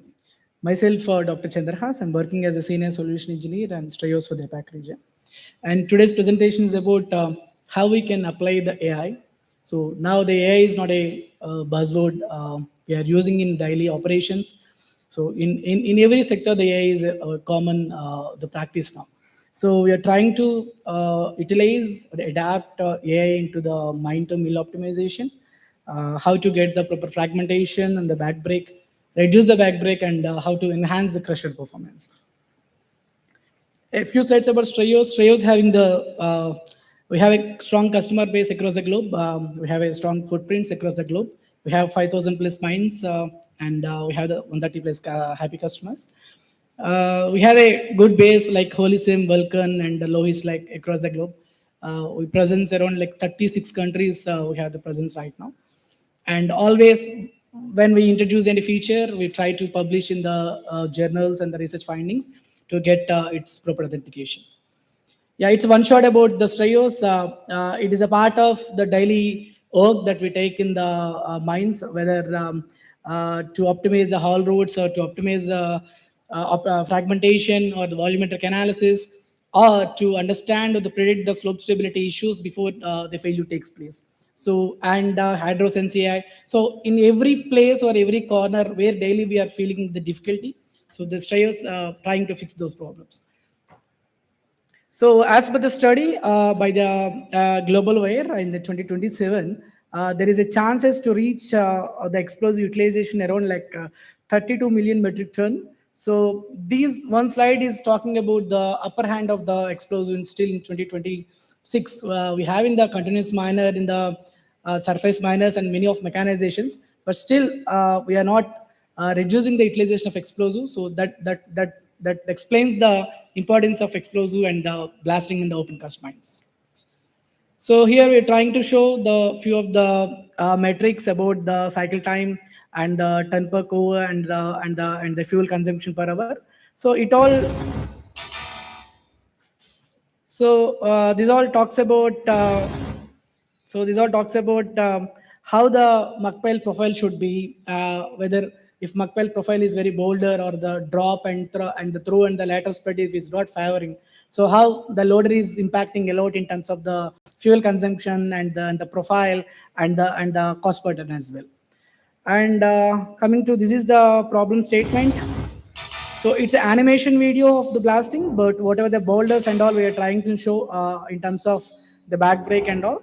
So there are multiple factors impacting right from powder factor, burden, spacing, joint orientation and all. So that is what we are addressing in this presentation. So this is the general fragmentation mechanism. So we all know that daily we are practicing in the mines. So generally once we detonate the borehole or the blast hole, the compressive wave will be triggered and it will travel into the rock mass medium and it gets back in terms of tensile, we will get the proper blasting. That means proper gas energy and the shock energy will be worked out. The displacement of rock will be takes place. But whether this will be common or quite good in all type of minerals, like if you take the iron ore or the limestone or the coal, and when presence of the geological discontinuities and fractures and joints, we have to say no. And this animation video, what I'm stressing and trying to convey is, when presence of lot of joints at the joint systems, there is high presence, high choice. There is a choice for venting of the gas energy and the escaping of the gas energy. So that's the reason we are trying to coin here by capturing the drone images and identifying and predicting the joints and the joint dip angle and the strength angle. So that you can see here, so how the gas energy is escaping from the joint system. So based on the introduction of what I mentioned, so we have collected a lot of literature from many of researchers that is supporting how the parameters can be decided or designed in line with the rock mass conditions that can be improved the fragmentation results, fly rock, aero pressure, and even downstream operations as well. So I'm going to talk about the two type of mines. One is the iron ore mines from the Brazil and the coal mines from the Ramagundam mines. So initially for collection of the data, rock mass cross sections, conditions, and the profile, we flown the drone across the benches, and that data should be geotagged into the software that we are calling as a Strayos or any photogrammetry software. So what this tagging of we calling as a ground control points. So if you are able to manually tag, so the accuracy of the GSD, ground sampling distance we call, it will be more accurate. So, and this is the general process. We'll capture the images, and that images will be extracted as orthogonal images. Then once we upload, we can able to create the twin model. So now whatever the bottom right side, it's a twin model created. So we can see in the all direction, and the left images is identified by the joint system by the Strayos. So now user can understand how many joints. By the visual experience, one can observe the joints, but we can't say exactly what is the dipping angle, what is the strike angle, and what is the radius, and what is the orientation, spacing between the joints. This is all very important to trap or to control the gas energy in the jointed rocks. So that's how the twin model will be created. So once twin model created, we have a feature that is called rock mass AI. So now you can see how the different clusters, joints, and their orientation is predicted by the stereos, and it can be sustainably, it can be substantially supporting by the stereonet and stereogram. So the user or the client, they can understand what is a dip and all. So that can be used for further designing of the burden spacing, because if the joint is dipping away, or if it is joint is dipping inside, or if it is perpendicular, or if it is parallel, so it is very matters what type of initiation needs to be changed, and whether we have to go for shorter burden, higher burden, or yeah. So and so the stereos can able to, by giving the few of the inputs, we can able to extract the RMR conditions and the groundwater and the seepage and strength and the spacing of the joints and everything. So these information are quite important for designing next blast. So this is the one bench, and we are trying to mark the different joints, and you can see there here as per the joints and all where the joint is placing. So we are planning to reduce the charging explosive, and we are planning to keep the decking. So decking is not any new system that we are incorporating, but where to deck and where to not deck, where we have to keep the charge explosive, where to reduce. So these all will well dependent on where joint is exactly intersecting the borehole. So accordingly, we have we are showing the few of the charging process, but all the holes have been loaded according with the joint intersections and the orientation. So these are the actually the videos used to play here. Yeah. So once we able to capture the twin model, so we have the benefit of designing the design pattern, and we can able to see the how the firing is moving and what is the throw that is going to happen, what is the initiation, and we have another feature called ORBM. It's totally working on the numerical simulation, which is combined with the physics-based algorithms. So not only the muck pile or the fragmentation, now how it is moving. If you want to have the dilution control, how it is merging up with the waste and the ore or the gang, whatever it may be. So this can be, I'm not saying exactly this the what is going to happen in the blast, but it will be 80 to 85%. It gives the confidence to control the dilution of the mixing of the ore. And so far we have designed. So now we can predict the fragmentation. So our target, our excavator, if you want to have the below 500 mm, yeah. So whether whatever the design we are picking up, can it be suitable for getting 300 mm or 200 mm? It depends on the crusher and the beneficiation plan. So we can predict it. If not, then we have to go back and we have to take another iteration which suits fragmentation prediction and all. And we can predict the muck pile, because whatever the throw and drop matters what type of loader have to go on the muck. So you have to choose the backhoe or shovel is required. Everything is very interconnected with this muck pile prediction. Yeah. Once the design is well satisfied and once the predictions are accurate, if you are fine with the design, we can take on we can implement the blast. And this fragmentation analysis by UAV, we have to fly the drone, and it takes the 360-degree captures with a good GSD, ground sample distance. And now we can analyze the 3D photogrammetry, what is the size of the rock and all. We can compare now the pre-blast and the post-blast. So what is the error and what is the accuracy. And the graph providing the comparison between the Kuziram, which is the Kuznetsova and the Rosenrambler combination. And it's comparing against Sweetbrick. All we are getting from many years from the books and the research that we are embedded along with the AI prediction. So already we've seen the prediction, and now it is analysis. So once the blasting takes place, now what is the stability of the benches? So generally, if we have the more than 10 or 11 benches, and if it is impacted with the slope angle, so there is a chances that the stability of the bench may deteriorate. So in that cases, just we have to fly the drone, just upload the images. So we have to provide the cohesive strength, the density, and the few of the properties that available in our hand. So now the stereos can able to predict the factor of safety. So it is not giving the type of value, but based on the factor of safety, if it is less than 1, just our responsibility to withdraw the man and machinery immediately. From that factor of safety, we can take into the further deep scientific study from any of research institution. So this is about fragmentation analysis by drone. For the more accuracy, we have a system called Crusher Netra. So it can be installed in different places of the mine. So whether it is on the shovel or the standby place or nearby the dumper. So it gives the more accuracy about the fragmentation. It gives the live. So yeah, this is one, it kind of a TDS, but it's not so costly like a TDS, truck disposal system. It's a complementary that is coming from Netra. So now we can see the mine to mill, everything downstream.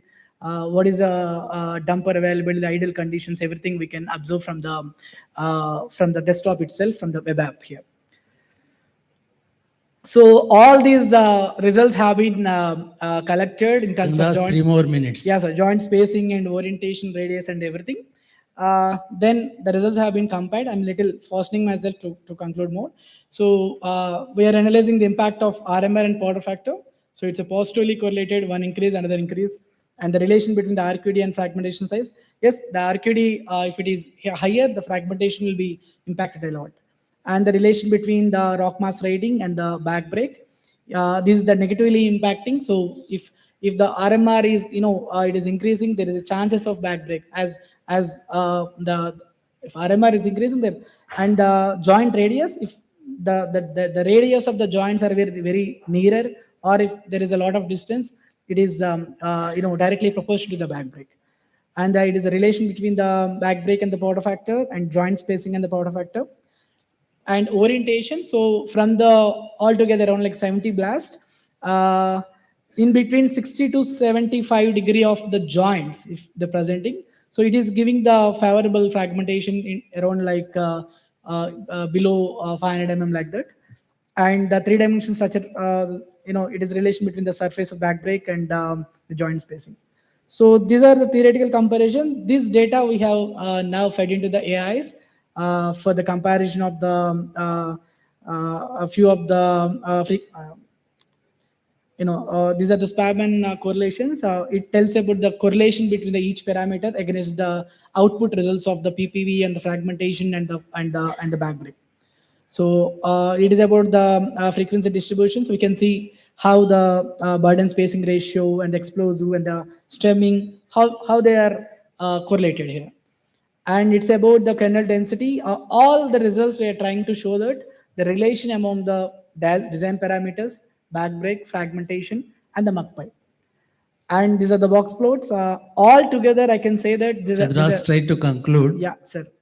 So finally, we applied the different algorithms, GPR, AdaBoost, and vectors, and G-type and L-type, and the decision tree. Among all, the AdaBoost got the better accuracy in terms of the RMSE and the MEA and the R-square. So based on that, I created a formula for predicting the back break. So I mean that using these all the regression values, you can able to get the value, right? So based on that, we concluded a few of the formulas for back break, PF, and finally BOI, which is nothing but blast optimization index. Yeah, and it can be categorized in three ways: 20, 15 to 20, and the 50. It talks about the quality of the blasting in terms of good blast, moderate, or the high back break risk. Yeah, and the takeaways, the UAV is giving the good one with integrated with the Strios, and by considering the joint spacing, joint radius, and the orientation, the fragmentation prediction the back break as well. And we got a good R-square value in between 0.86 to 0.93. And the design, the finally output, we optimized that back break from 3.4 meter to 1 meter nearby, 1.52 meter. In terms of the D50, which we are calling as a mean fragmentation size, Chandras. earlier it was 150. Yeah, sir. Yeah, that's all about. Finally, what we got the research portfolio. If we get the boulders, in terms of the back break and all, it's wrongly showing, but the arrow should be near back side. So we have to understand the rock condition, discontinuities, the radius, and the aperture, and the precedence, everything. Then based on that, we can design and all the burden spacing we can take from the joint orientation. Now we can intersect the joints in the designing itself, and we can leave the stemming and we can leave the decking charging accordingly. We can design, we can see the firing pattern, we can see the throw, then we can take the blast. Then we can analyze the fragmentation sizes, how it is looking, and the next second. So we don't need any secondary breakage or secondary blasting, and the back break can be to certain extent we can reduce. Yeah. So it's about Conclude. that's all. Thank you, sir. Yeah. Any questions, please? Conclude. Questions, we'll take it up last. Please. Thank you. And I think you have given very good, nice research paper. It definitely works out on the cost parameter of mining. I think especially cement company people must try with you, because such whose blasting will be taken up mainly in cement company, limestone mining. Which I would like to introduce Mr. Chandrahas Nidumukkala is a blasting specialist and mine planner with 12 years industry experience, 12 years experience in academic experience. He holds MTech in open cast mining and a PhD in blasting from IIT. That is really appreciable. His expertise includes AI-driven blast optimization, etc. And presently he has authorized 35 research publications, and he is presently serving in Shreyas, USA, driving A1-enabled solutions to improvise drilling and blasting performances. Thank you, Chandrahas. Next paper, please. Next paper, Venu Medchella, sir, please. I will give you your introduction at the end, sir, please.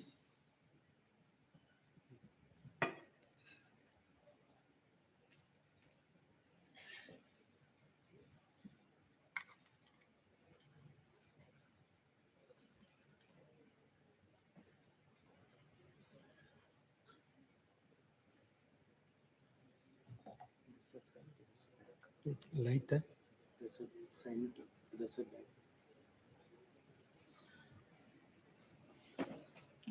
Good evening to all. Thank you for the opportunity provided for this occasion. So I am going to give a conference paper. This is the conference paper. My name is Venugopal. I am working as a group CIO for the group, Ball Data Group. I am also a student for the PhD. So this is one of my PhD paper submitting here.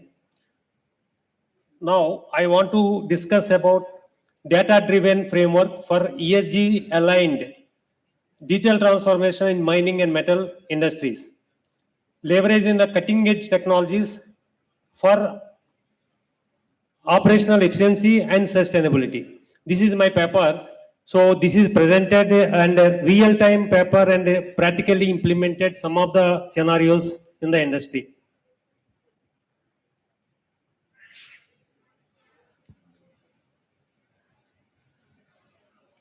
So agenda for this complete presentation is industry challenges and objective and contribution. IDFS. This is integrated digital sustainability framework. This is the framework of our research. So this is a different framework we are introducing for the sustainability and also efficiency. This is the framework we designed.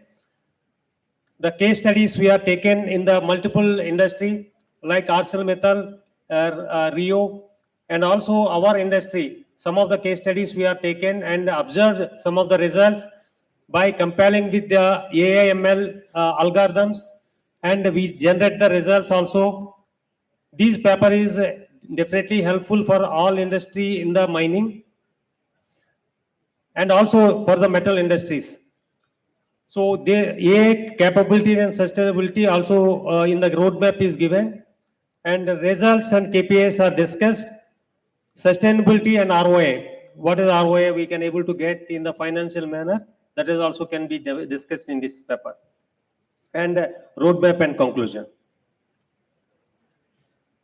So industry challenges majorly Digital transformation is no longer optional. It is mandatory in the industry now. Why? Because mining and metal meet growing the demand of reducing the environmental impact, improving the safety, managing the cost viabilities. Fragmented IT systems still we are using, then we will use. And paper-based working in the mining industry, and operational risk and insufficient across the value chain. And industry analysis, industry analyzes consistently identify the digital as a essential to competitiveness with material gains in the safety, cost, productivity, and deployed at the scale. These are some of the studies are already given. Earlier pilots, 22% of reduction in the unscheduled downtimes. This can be reduced, and also better asset utilization, around 25% can be increased by digital transformation, and 15 to 20% of operational cost can be reduced. The objective of the paper is design and validate the modular hybrid IT architecture. What is the hybrid architecture? This is a combination of on-premises and cloud. Most of the people think that only cloud can able to sustain their workloads and give the better results. But as a value-added investigation of the multiple research papers, we identified as a hybrid architecture and IDFS framework tailored to mining and metal industry, targeted seamless interoperability. The interoperability means any system can be operated by using the framework across the IoT, AML, RFID, digital twins, and SAP HANA. Backbone is SAP HANA. Most of the industries are using HANA. And edge devices. These and all integratedly operated with the interoperability. Make majorly improvements in the key practical contributions or practical modular IDFC architecture to validate industrial pilots, because it is not a theory to discuss and conclude it. It is a practically get the results. A governance model framework and on the cyber security challenges, and stepwise industrial ready adoption of the roadmaps. These are discussed in this paper. And what is the literature? Multiple papers are reviewed. What is the literature is saying that industry 4.0 is not 100% utilizing in the mining industry. And AI, IoT, cloud, blockchain, and digital twins enable the real-time acquisition and predictive analysis. The failure of the machinery can be identified before itself, and also reduce the and also resource optimization. The resource can be optimized. The case studies of ArcelorMittal, Smart Practice, Rio Tinto, autonomous hauling, and demonstrate productivity and sustainability gains. Most of the industry practical technologies like RFID, ANPR, integrated ERP comprises of cycle time of yield rapid ROAS, persistent research gaps, heterogeneous integration of the technology frameworks, and heightened cycle risks of the converged IT and OT integrations. These are the challenges we are facing in the industry, and skill shortage of to operate this manpower, and communication challenges in the remote sites. Scare historical frameworks. Why? Because old historical frameworks are using, and from the historical frameworks, gaining the data is very big challenge in the industry. The proposed framework have a 5 layers framework. The layer 1 is data acquisition from the IoTs, sensors, RFID, cameras, web bridges, and edge devices and gateways. And layer 2 integrations. The main challenge is integrating in the all type of equipments and also platforms like midwares and ERP systems and OPC connectors. These are the big challenge. And layer 3 dish decision intelligence. This is the layer now, it is in the market now. Everyone is talking about AML for the getting the benefits of the AML. And layer 4, sustainability intelligence. Along with the, especially in the mining industry, not only efficiency, but also needs to be looked into the sustainability. So sustainability can be increased in this framework. And layer 5, governance and compliance. This is a major important for the purpose of maintain the compliance. Generally, we can able to monitor with the control panels and the quality assurance and the financial and ESG ROAs can be seen in one frame. The proposed architecture is a 5-layer architecture, that is IoTs and sensors are will be in the lower grade. From there, the network is one of the next layer. The third layer is applications design, and also fourth layer is monitoring the KPIs. Digital web. These are the some of the sample we are start implementing in the industry practically, and we also got the benefited. Same thing can be applied for the industry. Majorly, we are fully automated web bridges along with the AI layers. The digital twin journey. The practically we designed some of the digital journey with the digital twins. And also we have identified some of the results, such as we are looking for the GPS position and queue cycles, loading cycles, and dynamically rerouting the vehicles. To optimize the carbon footprint can be reduced, and also efficiency can be increased, and the fuel consumption can be reduced. And also we are also controlling through technology, vehicle fingerprinting. That means identify the vehicle any point of time, and also automated way bridges, waymints are automated, and fraud detection, like in the waymints we can identify the wrong material loadings and other things, and also route intelligence. This is the architecture we developed along with the LLMs. Mobile applications also we are utilizing because of the manless way bridges. We want to operate it to further efficiency and reduce the manpower in the mining. The way bridges are designed such a manner which can be automatically capture the information and also give the alerts wherever required and reduce the manpower at way bridges. Again, these are designed in the 5 layers. One is data acquisition, integration, decision intelligence, sustainability, and governance. These are some of the metrics and KPIs. Average, these are the studies are saying, and accordingly we are also identified the benefit. I can't say exactly the same benefits are getting everywhere, but that depends upon how the environment is designed. Based on that, 100% due to digitalization, you can get the benefits. Average entry times to the way bridges reduced from 8.5 minutes to 2.3 minutes, and the document in process 12 minutes to, we can reset real time 100%, we can reduce the time, and the daily throughput from the 180 vehicles to 285 vehicles are tested in the mid-range mining. And admin staff involvement from the 12 people to 3 people can be reduced. Compliance violations from 8.3 to 0.4% can be reduced. Logistic performance and comparison, baseline versus digital pallet plant operations also taken into a consideration.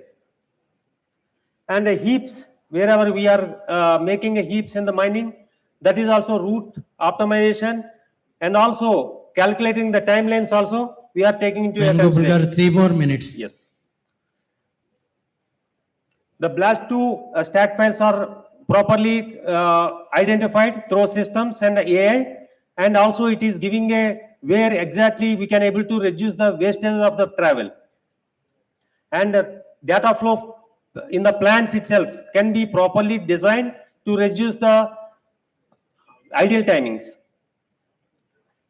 So there is a digital blueprint can be developed to identify, to reduce the fuel consumption in the sites, And AI capabilities mostly vehicle identification, automized weighing, material recognition, load volume estimation, fraud detection, route intelligence, and queue optimization. These are the executive minds control dashboards can be designed and identify the KPIs. Material movement intelligence and reference architecture.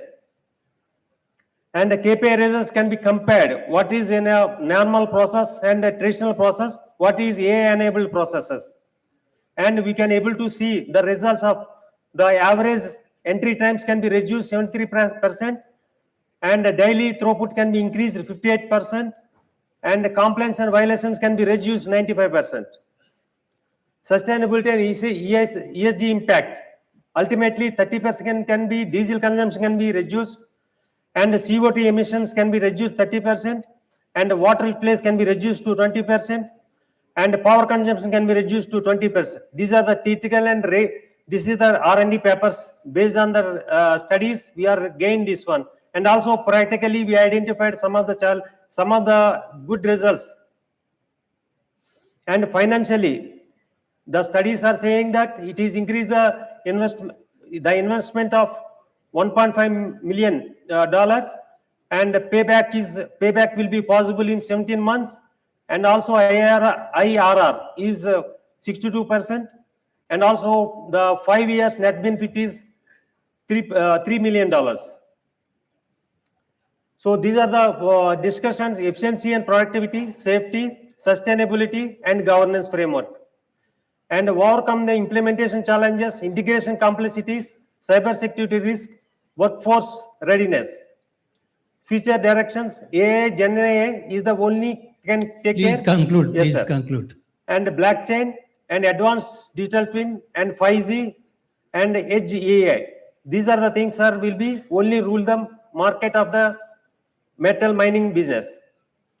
Pragmatic pathway is ESG aligned. Digital transfer is mandatory in the industry.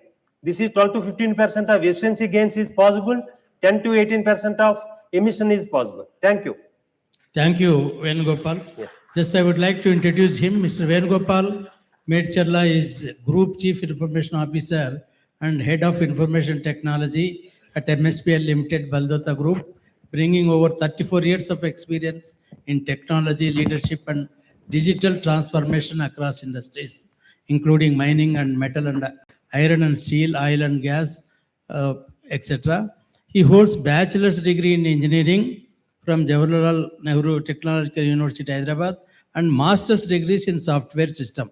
That is why he has focused on this, his research on software based. But I advise, apart from mine owners, you immediately shoot up your research project to various state government mines departments, because they are eagerly waiting for vigilance network. It is highly useful for the vigilance network of to monitor their payments of CNSV. You please shoot up letter at least neighborhood chief ministers. They are eager to monitor this. Thank you very much. And next speaker, please. Rajesh RL. Take 15 minutes. I will give introduction at the end.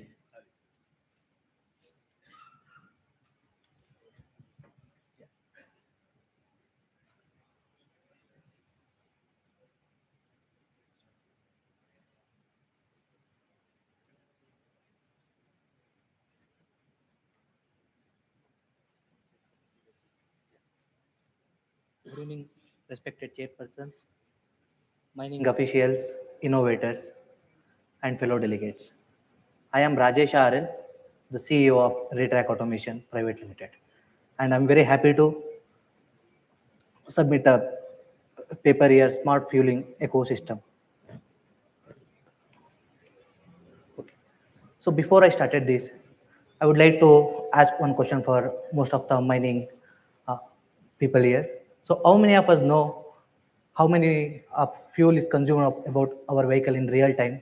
What is the fuel consumption happening in our multiple sites? And what is the average mileage our fleets are getting? So most of the time answer is no. So diesel is one of the major resource in our mining operations. 30 to 40% of the expenses will be the diesel, and still it is capturing in manual. Since it is manually capturing, so we are difficult to identify the theft and fuel monitor manipulating report, and we don't know the exact tracking and transparency in the reconciled report about how much we have purchased, what is the fuel consumption of vehicle, and what is the existing stock across the mine. So concluding that, we implemented a smart fueling ecosystem for mining 4.0. So we have designed our own IoT hardware as well as our own software. So where we are automating the fuel dispensing units and giving the each and every drop trackable and accountability. So why we are considering implementing this? Since they are doing it in manually, we are not able to capture the pilferage and misuse. And since they are logging it manually, sometimes they are missing the data that is going to use loss for the organization. And there is no real-time visibility. If the main team wants to take any strategic driven decisions, they're not able to get a data immediately, and poor reconciliations. So we have installed more than 7 states and 3 different countries globally. So what we have majorly observed that when before the automation, am I audible now? Yeah. So before the automation, when they are doing it in manual practices, so we have observed the error in the reconciled, like how much the diesel they have purchased and how much they have dispensed and what is the existing stock. So we have observed there is a 3 to 4% of differentiation, and that is not traceable. So when we started to identify that, and we implementing the things, and we are capturing the inward, outward, and the fuel consumption. So assume it, traditionally how the fueling will happen.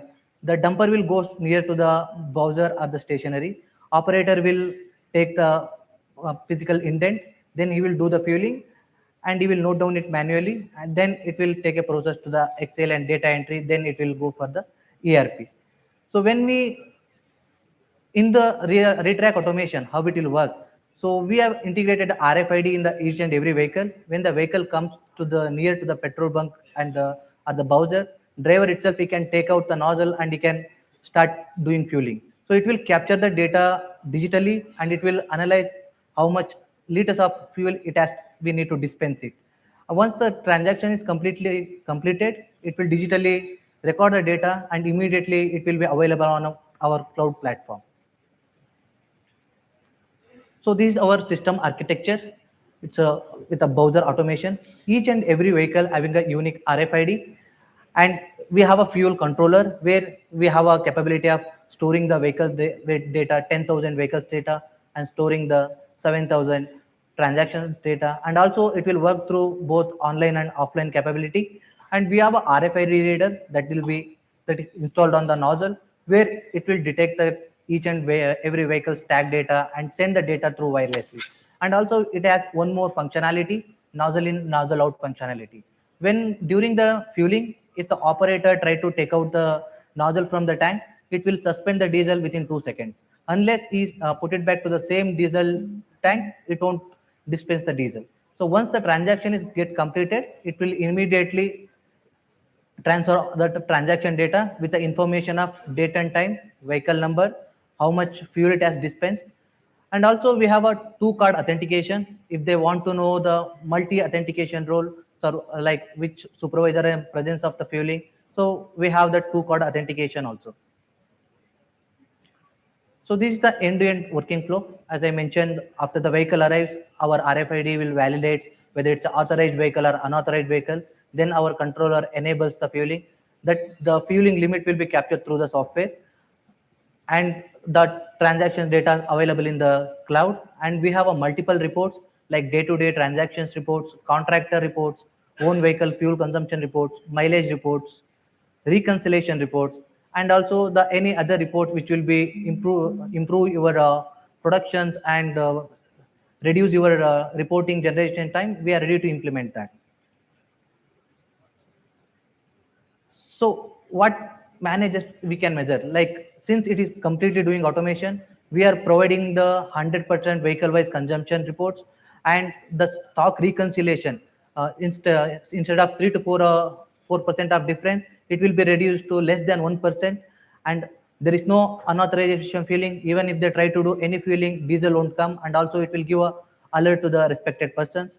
And we have a vehicle alerts like how many hours it has run, what is the ignition duration, on duration, off duration, and how much utilization we have done, actual running time, and actual fuel consumption, and how much fuel we have filled, and if there is any fuel theft happen during the operation, all the data will be come as a alerts in the mail as well as the notification.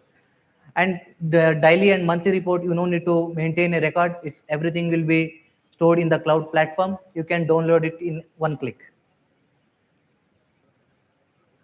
So this one pilot project we have done in Karnataka in the Idkal region. There they have a 120 vehicle with a one bowser and one consumer pump. So before we have done the installation, 3 people has to take care of fueling, supervision, and the driver. And every time they has to note it down the odometer reading as well as the fuel, how much fuel they have done. So every evening before 5 o'clock, they has to come and they has to enter in Excel and submit it to the respected person. So what we have observed there, so every month there will be the 700 to 800 liter reconciliation error, and nobody are ready to take the responsibility. After we have done this automation, so the manual filling completely eliminated, only authorized vehicle is getting filled, and also no need to maintain any manual logs. Everything, since it is digitally, they can generate the report in a single click. And main impact is the reconciliation report. So whatever the unwanted quantity, unamounted quantity they are facing in every month, that is reduced to 2 to 3 liters. So we talk when we teach mining 4.4, we talk about sustainability, automation, digitalization. When we talk about sustainability, most of us think about the EVs. Yes, it is necessary, but practically in our India, most of all the mining having the diesel operated engines. And sustainability, it's not only saving the diesel, it's also how we will intelligently using the rare resources like diesel. So what we will do before the implementation, we will do the site survey and we will analyze the gap and where the loss is occurring and where the chain management is missing, where the report error is happening. So we will visit the site and we will do the survey and we will submit the complete survey report. What will be the current scenario and what best we can do and what will be the save we are going to give you, what will be the best value we are going to give you, and what benefits customers going to take after the automation.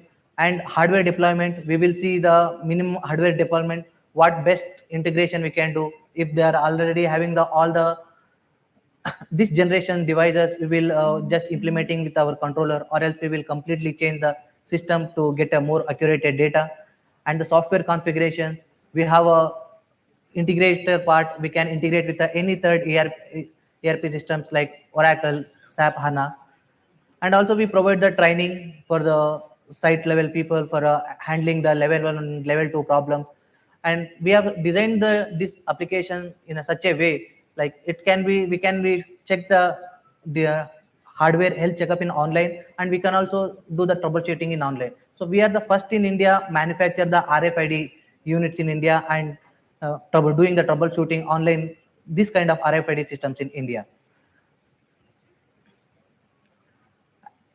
Thank you. Any questions? Please come. Thank you, and nicely presented. Rajesh, I would like to introduce you to the audience.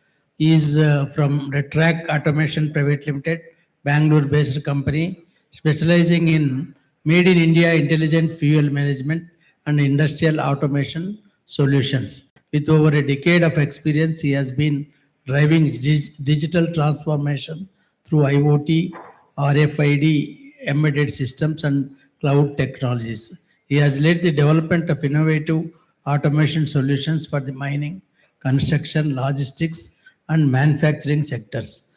Only thing is, you have not given your basic expertise in education. Are you a computer engineer? No, I done B in electronics and communication. B in electronics and communication. Okay, please come and Thank you. I Thank think you. now it is for audience a few questions if you are interested. You please name the author, he will answer. 1 or 2 questions, please.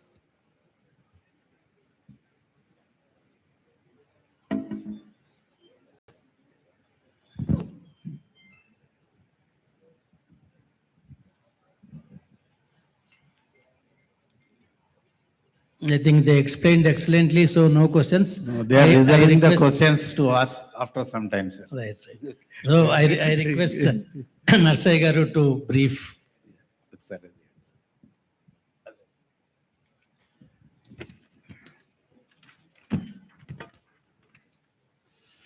Good evening, all. I think we had 4 papers presented by experts.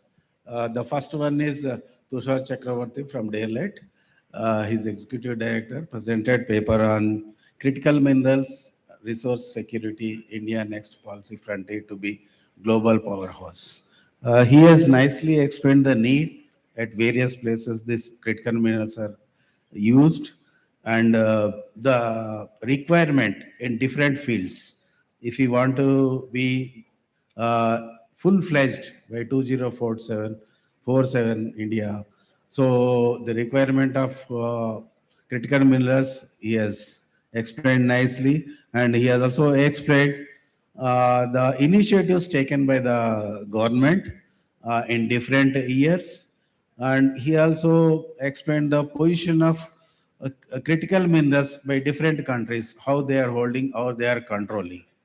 And he has also explained how the India is coming forward to support exploration in critical minerals and then auctioning the critical minerals.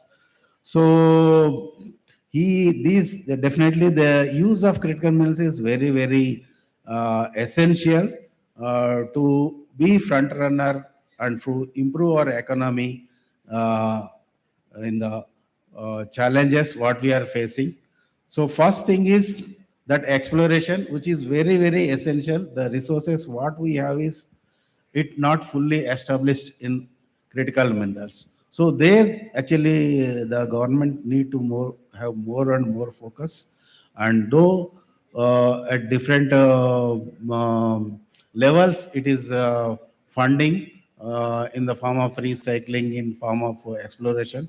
So that is nicely explained, and he nicely explained that we should have a strategy and then policy and then timing of the minerals. What are the minerals are more essential now? We may be having listing more number of minerals. What are essential immediately for 10 years? That is to be prioritized by the government, which is really a good suggestion. The paper is very nice, and it is the need of the day. Thank you, Tusharji, for your nice presentation. The next paper is on these blasting operations using STRIOS by Dr. Chandrahas. This is a digital rock mass intelligence for sustainable and efficient mining operations. He has mainly used these STRIOS technologies for blasting operations. You know that most of the mines using blasting techniques for production, except there are some constraints that where blasting is not blasting is not to be used. So the blasting is always used for economical purposes or for easy and efficient mobility or producing more and more minerals. So he has presented a paper on how a best blasting operations can be done using STRIOS technologies, where rock fragmentation through backbreak can be improved by applying these AI applications. And these AI applications not only provide efficient blasting operations, it also gives the information for controlling the safety of the benches, for assessing the safety of the benches, if I am sure. because using this RQD and other parameters, so you can also ensure the safety of the benches. So it's a very good paper you have presented. Definitely it is more valuable, and its practical use is there. So a very nice presentation, Chandrahas. Then the third paper is on digital, this by Venu Medicherla, Group Information Officer, a data-driven framework, ESG aligned digital transformation in mining and metal industry using cutting-edge technologies for efficiency and sustainability. This paper actually explained the digital technology where it can be used in the mining. So the the need for digital technology in the mining, the digital need for digital technology in mining is everywhere, right from the beginning exploration, then planning, and then operations in the then transportation of the minerals, even fueling of the minerals. So at different stages, how it is going to affect this digital transformation, he has nicely explained, and the financial aspects also he has explained, and what are the efficiencies by using this digital transformation was also explained. And it is not only for efficiency, the digital transformation for sustainability and ESG transformation. So ESG is nowadays a need of the day. Unless you do sustainable mining, it is very difficult to continue. So nicely explained, sir. His paper is very good and very practical. It's very informative. The last paper is on this smart fuel system for mining, reducing the losses, emissions and downtime, by Shri Rajesh RL, Retract Automation Private Technology CEO. He explained nicely how the fueling system can be improved, efficiency in fueling system. Yes, it is a very practical application where we used to face a lot of problem to control the pilferage and adjusting the where it is not matching manually. So the technology what you have brought in is really very, very useful. I think I am sure that this whatever this smart fuel ecosystem mining for has improved the efficiency and reduced the losses where this application is made. I am sure that this practically being used. It's a very good application. I think this can be made applicable to in many mining areas where the losses of fuel. It is very used in big mines. Though there is a shift towards electrical machinery, but still we are forced to use diesel vehicles in the mining. So this technology definitely be very, very useful. Thank you, Rajesh ji, for your nice presentation. All these four papers are very, very useful. I am sure that this we are richly benefited by the presenters. Thank you for the organizers for giving me the opportunity. Over to organizers, please.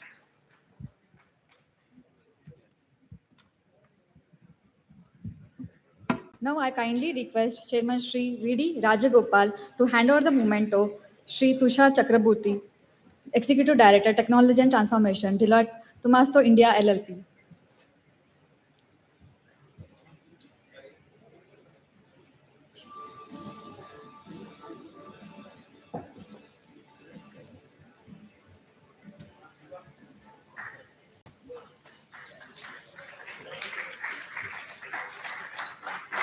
And Dr. Chandrahas Nidumukal, Truhash, Senior Solutions Engineer.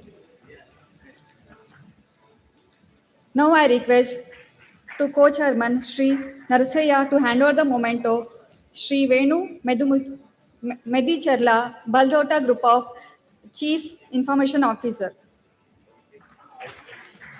and Sri Rajesh RL, CEO, Retract Automation Private Limited.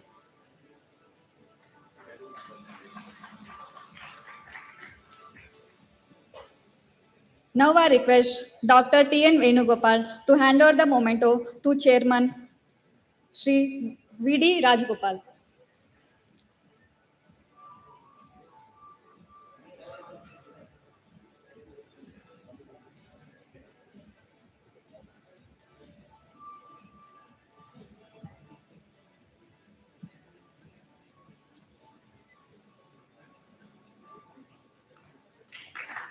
And also hand over the memento to Co-Chairman Sri Narasaya.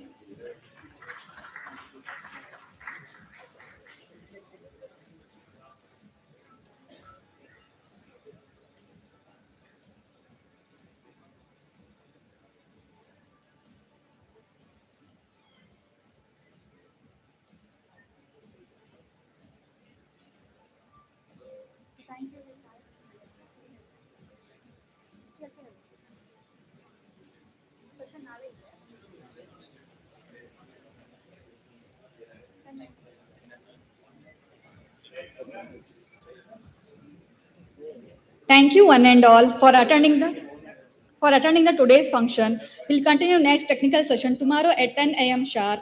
Till then, the event is resumed. Hope you had a great day. Tea has been arranged outside the hall. Please have and leave. Thank you once again.